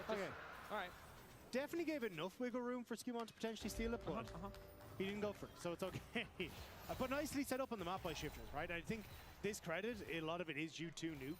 Like, he's been doing a really good job of leaning down to cover. Ali ajde kažem, neke još stvari moraju samo da se tu potvrde da bi ja to mogao da zvanično objavim i sve to. Tako da sad i dalje u procesu planiranja. Ali hoću sve stage sa coachevima pozadi, sa sveskicom da šetaju, igrači da budu full sređeni i sve to. Tako da baš imam neku cool viziju. Nema, to neće biti ograničenje. Biće full otvoreno sve. Možda igra koja će šta hoće. S tim da se kažem, LAN će biti u BG-u. Ako to organizujem, LAN završnica, znači top 4 ekipe će biti u BG-u.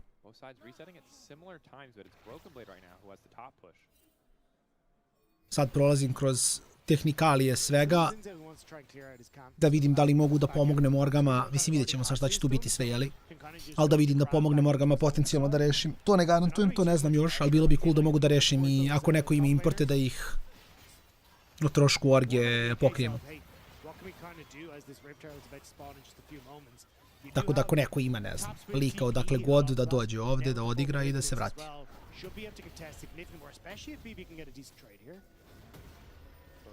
Nema veze, nebitno. To je...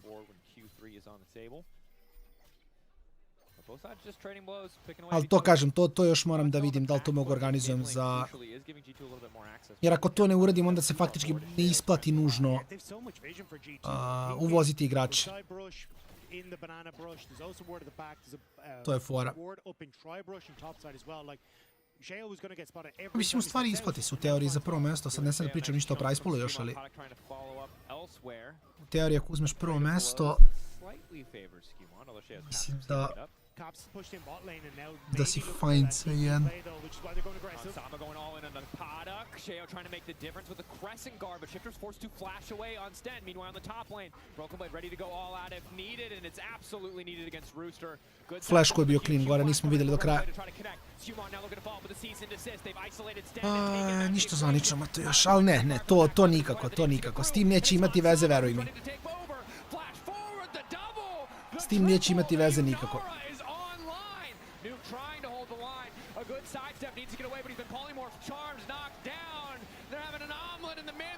Hansama on a rampage, the unofficial quadra. G2 step up and absolutely blow shifters out of the water.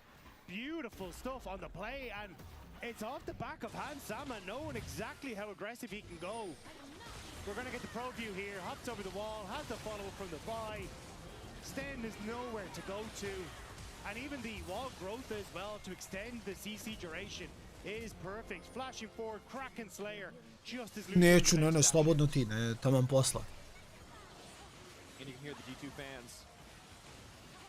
Što se mene tiče... Što se mene tiče, dovede ih na LAN.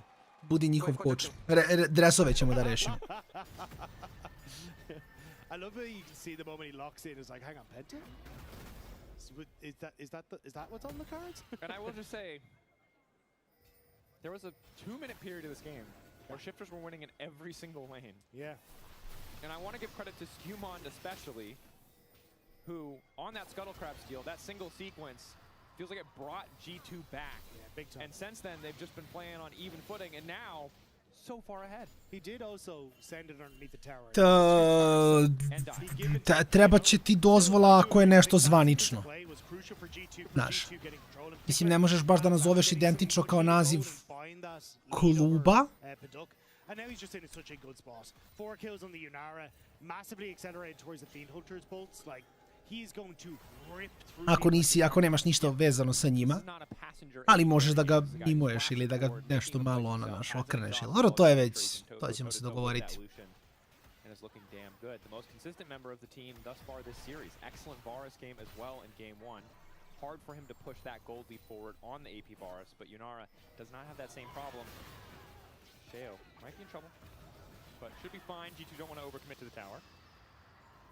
Skimon going to just about be able to walk out away from that wall. But still, možda ostaneš zvezde da zameniš boju, na primjer.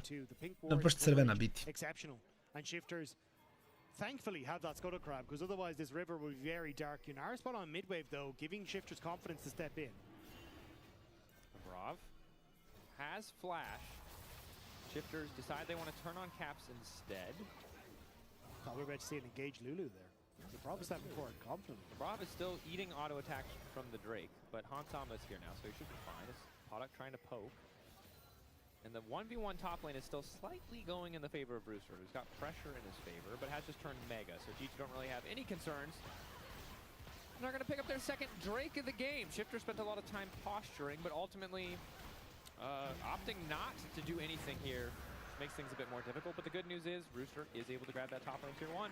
At least that was the fallback plan for shifters there. Poked their head in to see what they could do once Hansama wasn't on, or was visible on mid-wave, but didn't want to pull the trigger onto Labrov, especially when Skewmond was kind of waiting around somewhere. Had the the Rift Herald as well, which could be used to help people escape. So go back off, trade for tower, for caps on the bottom side. So very much this game's still in G2's hands, especially with the 2 dragons. But I think once this Infinity Edge gets finished for Hansama, shifters are really going to struggle to play any of these fights. Definitely true. Second item for Podok just feels a little bit behind the clock. The dream of sliding and gliding for the Lucian feels like it hinges on the team being ahead, but Hansama, when he's got that ulti pop at the very least, I think that he will mind going for that particular 1v1. And a weird day of League of Legends. Dagda, a very odd day. But now it feels like we're back on track for expectations of this series. Now we need to see if any 80 carry will die for no reason on mid-wave. We've been missing those today. I think we need one. We're due for one. Doesn't matter who it is. 180 carry has to die for no reason on a mid-wave. If it is Hansama though, that may actually just give shifters that moment to bring the game back. Very true. Yeah. Podok. I will say though, I don't know if I've seen Hans do it this year. No. I think he's actually been like very consistent. Not doing it. Like like playing through his leads well, setting up around vision well. Like I think he's been doing a good job. Teško, Mat. Teško. There probably is a moment because he's still an 80 carry. Mislim da ti je način kako su oni dolazili do sponzora ti je bilo preko veze, nevezano za ime. Mogli su zovu kako hoćeš. Nego je više njihova pozicija na tržištu im je pomogla da mislim crno-beli nisu ni imali toko sponzora, ako se ne varam, mislim nisu imali ništa. Zvezda jeste, ali imala je zbog Zbog razumeš nekih konekcija i sve to, tako da su oni došli i da su tražili sponzore samo na konto e-sporta ne bi ih našli. Znaš, tako da teško. I'm not telling you it's good. In fact, I'd tell you it's bad, but you could do it. As Nuke doing what he can to hold the tower here, and what he can do is instantly clear the wave and stop really any potential dive without the support of the Herald. But G2 brought them. Da, nažalost. That's nice. Very nice. Quick chargey. Oh, never mind. Nema chargey. Nerd. So G2 brought their friend to the party. And Nuke opened the door and said they're not allowed, and then just closed the door in their face. He's the bouncer of the top lane tower. Rooster trying to bounce on top of Hansama, but he's been exhausted right for his biggest part of the damage combo. Flash over the wall from Broken Blade, looking to finish it as Hansama just continues. Exhaust, boga mi radi posao. I to radi jako lep posao. Shifters held the line in the top lane. Did not do so in the bottom side. Yeah, I don't think Rooster was ready for that. Like, I've been pushed out bot wave. He was like, I will now return safely to my own jungle so nothing can happen. And got ganked by an AD carry. Taps. A lot of damage. That's a TP from Broken Blade. Yeah. Trying to cover in case Nuke went all in. Baron was up as well, so I think they were a little nervous that maybe a pick into Baron could be an angle for them. But with Rooster dead, it was always going to be a bit. Yep. TP shield going to fade away. Stun connects onto Broken Blade.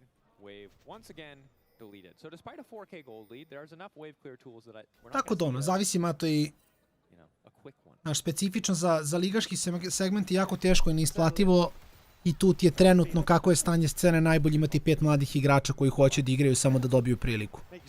Jer da igraju da budu bolji, da odu na EMEA Master, da se tamo pokažu i da potencijalno završe u LFL-u negde drugde. Znači.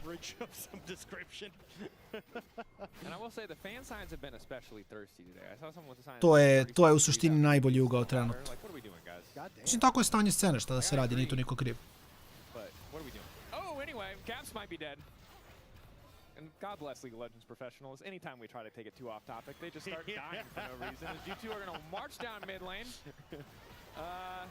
and take this tower completely uncontested. It will be traded elsewhere on the map for Rooster. Yeah, I'd still argue more value for G2. Nice.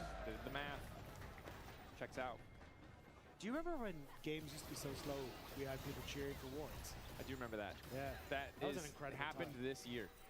This still happens. Don't be baited. I remember it being consistent in like every game. Yeah, but also attention spans have gotten shorter, mine included. So what constitutes a long game when I started this job in like 2016? Yeah. 60 minutes plus is exactly. a long game. Anything before that, fine, normal now game. It's like 35. Škol možda, ko zna. You're like, oh my gosh, please. So we're on track for a normal pace of game currently. We'll see if we get an old school long game. I can't imagine we will because Yunara already has 3 items, but... And third Dragon available for G2 here, so... Yeah. I don't know if Shifters are really in position to contest it. It's kind of just Gumond here, though. Like, I think they want to kill Paduk. I think that's the goal here.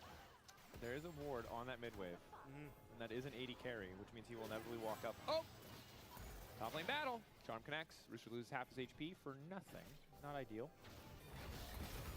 Meanwhile, in the bot lane, Nuke, empowered by the cozy campfire, rains down ice on Broken look at those auto attacks. Which feels pretty nice in the heat, I would imagine.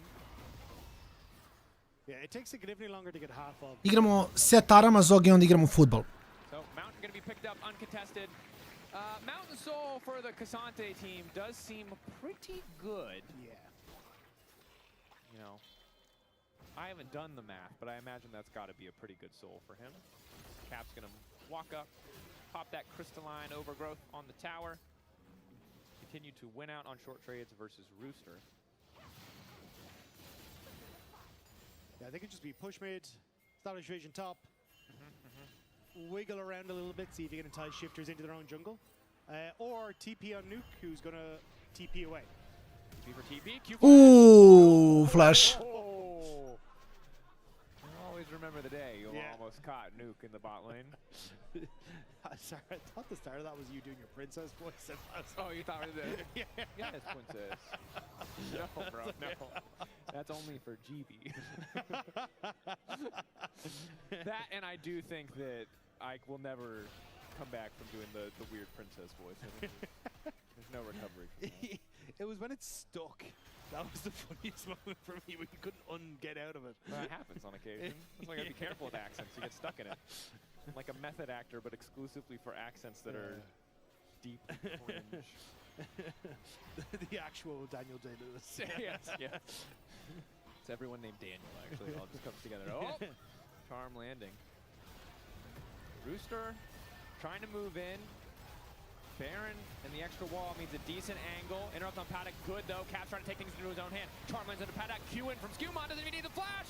Down goes the 80 carry, Nuke off to the side, but he's not hitting the key targets. Skewmon able to retreat, eyes on Nuke, locks him up! Broken Blade also running, but in the Dobro, kako se što rezulta? Bibi ne. Shifters trading one for one, 80 carry for jungler, but I don't think they're too perturbed. No, managing to trade. To zvuči savršeno, iskreno. Ja, znaš da si dobrodošao na desku, to sredimo bez problema. Maybe fishing for one more here as Shifters feeling confident to step up and get some damage on the tower. And Nuke looking good. This is a team with a 4K deficit, but turns out walling Hansama out of a fight, pretty excellent. Yeah, it turns it into a 1K deficit fairly quickly, which is nice for them. Still, I think like G2 basically thinking they're a little bit further ahead than they actually were. Especially Caps, this was kind of crazy. Tried to go for the Charmer to Baduk, at least Rooster there, able to help out for a little bit, but Baduk still gets caught out. And then it's, as you say, Nuke coming in here, that wall makes it very difficult for Hansama to really play up into this fight. Already was struggling because he knew that Rooster was about to turn Mega Gnar as well, so no real way to enable Hansama. I think a slap on the wrist there for G2. We'll have to see if they can fix it for the next few. Post slap on the wrist, Hansama did pick up an Infinity Edge, so things aren't too bad. Duck. Just bullying Lebrov. With the power of the Culling, trying to take control of the mid wave. Skewmon waiting over the wall. Wolski spotted by Sheo. Wall is down. Hansama feeling. Dobro, vidim, eto na kraju ti sve to što radiš, mislim, na kraju dana i radi sebe. Znaš, dobijaš iskustvo, dobijaš taj neki ugao gde, znaš, sutra prekosutra to što si naučio, nebitno, pobedio, izgubio, šta god uradio, možeš da primjeniš negde drugde. Tako da sve dok ti imaš pravi pristup radu i sve to ti je najbitnija stvar, kažem. Jer ti sve to na kraju dana kad se sve završi nosiš sa sobom.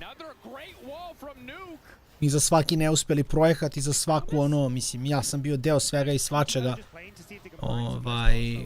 Kad vratim film i sve mi je to, znaš, životna škola. U najgorem slučaju je, znaš, životna škola.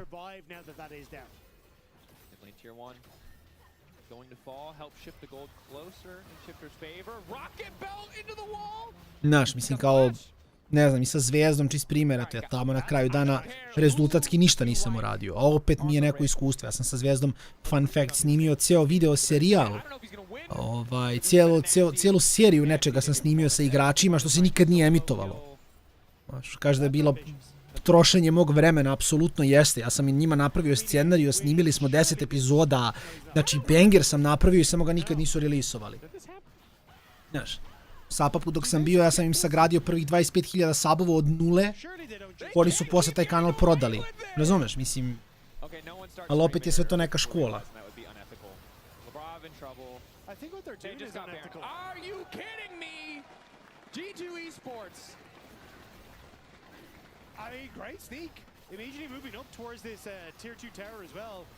Tako da šta da radiš, mislim. Tako to bude. Yeah, that they do. Knock down this tier 2. Kind of expected with the Red Bull Baron power play, but now the gold lead 5k. It's going to grow a little bit more here as this tower falls. Only the bot lane tier 2 left standing. I'm flummoxed, flabbergasted. Yeah. I mean, nice job by G2, right? Knowing Shifters had zero vision on the top half of the map, fully invested on a potential soul, and Skewmon just starting that up so Hansama could up and finish it. And now G2 kind of get to push in these waves. It does mean like naravno, mislim, vidi, to ti je razlog zašto malo ko uspe u e-sportu, jer mislim, to ti je, znaš, ti ulaziš tu bez ičega, mislim. Ja sam grindao LoL 3 godine pre nego što sam video prvu paru od LoLa. Znači, mislim, to ti je... Dobro, ja sam krenuo grind dok sam bio u srednjoj, ali opet to ću ti kažem, znaš. E-sport je nezgodan i zato ima toko malo i success story, jer ne može ni svako ni u tom nekom uglu da priušti neko vreme da se posveti tome. Rooster je živ. Kapsko da ne radi dovoljno na ovoj Ari. The majority of this Red Bull Baron power play. Nuke is playing so well here, consistently catching Han Sama with these walls, but G2 sticking around. We're trying to see if they can fish for a little bit more, but again, Nuke, hero plays here. Barely Han Sama's able to squeeze through that wall, because this could have been a dead 80 carry, and suddenly Shifter's cleaning up the rest of it. But a polymorph from LeBron prevents this from really being a disaster. Either way, Shifter's managing to win out in the fight. Good culling, they catch out Skewbond. I say they don't quite catch out Skewbond, who's able to flash away. But still, slowing the pace, stopping this Red Bull Baron power play. That they are. Hansama still ahead in items overall, almost a whole item up, in fact. But has to respect, the Lucian's getting stronger. Nuke continues to be a thorn in their side, even stopped off for an Oblivion Orb to reduce the bits of healing coming in. Kind of a one-man band this game, Nuke, respect to him. Obviously the team helping out, but Solo making a lot of these plays is Rooster going to try to just get this wave out of the way before it can get in range of the tower. And G2 setting up a fast play, setting up a bit of a trap. Radule troleju, to je samo grif. Lots more members on that bottom half of the map. Preferiraju oni tako. This is what I said, I don't think you can really play for those inhibitor turrets. It's pretty difficult. So I think you kind of, as G2, need Shifters to play it away from some of these choke points. If Shifters can play around the Anivia wall, like Rooster having access to flank positions, it's a nightmare for G2. So you kind of have to set it up where you're facing each other one-on-one in River. And reminder, as much as G2 are winning this game, this is still pretty high stakes, right? It's easy to look at Shifters who are 0-4, but we look at how close this game is and the fact that G2's playoff qualification is on the line. Now, admittedly, they have the rest of the split to get another win, but they can qualify today. And the battle for top 2 is a battle for seeding in the upper finals if both the first and second seed go through, and we know how important right of first selection can be, so G2 would love to stay hot on the heels of KC. Charm good, Sheo now in trouble, Crescent guards used, there's not an immediate follow-up here, but Nuke is isolated on the side, and that might be all she wrote. Caps čulo ulčar za Xina i onda da proba nastavi dalje. Dobro, tajmi nije našao ništa, znali su šta se događa. Product does his best just to clear mid to stop there from being any follow-up push. But they're trying desperately to keep this game alive. Because for Shifters on the opposite side, it has not been great for them on the scoreboard. They'd love a win here, but gonna fall. Trying to get tricky with it. Ooh, Skewmon whipping it around at the last second just to make sure it hits. He will drop down. 30 seconds left on Nuke. But 50 seconds until Dragon. And that's gonna be the main focus. No Lucian for that objective. As it's a nice pick, G2 playing around their vision. Pick off Shale, and Sam in a great spot, that wall not getting the value that it has in previous engagements, and even Broken Blade actually being able to control that choke point to deny Shifters from following up on the rest of it. Definitely an excellent play. You can see now Caps giving a lot of access into the mid lane.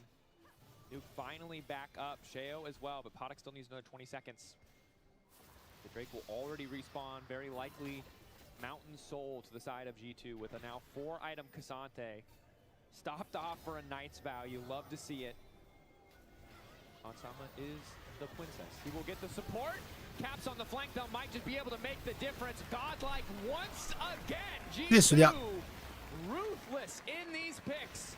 The triple for Ansama. 35 mislim, ok, ne znam. Očekivao sam iskreno da će G2 biti malkice ubedljiviji protiv Shiftersa. Što realno niko ne može mi je kriv jer su Shiftersi 0-4 i stvarno ništa nisu pokazali. Imali su dva vina, ako se ne varam, unutar serije. Ali stvarno nisu izgledali toliko dobro. Međutim, eto, danas je dan Underdog, ekipa Fnatica je dobila SK. SK imao 2-3 skor, Fnatic imao 0-4 skor, tako da...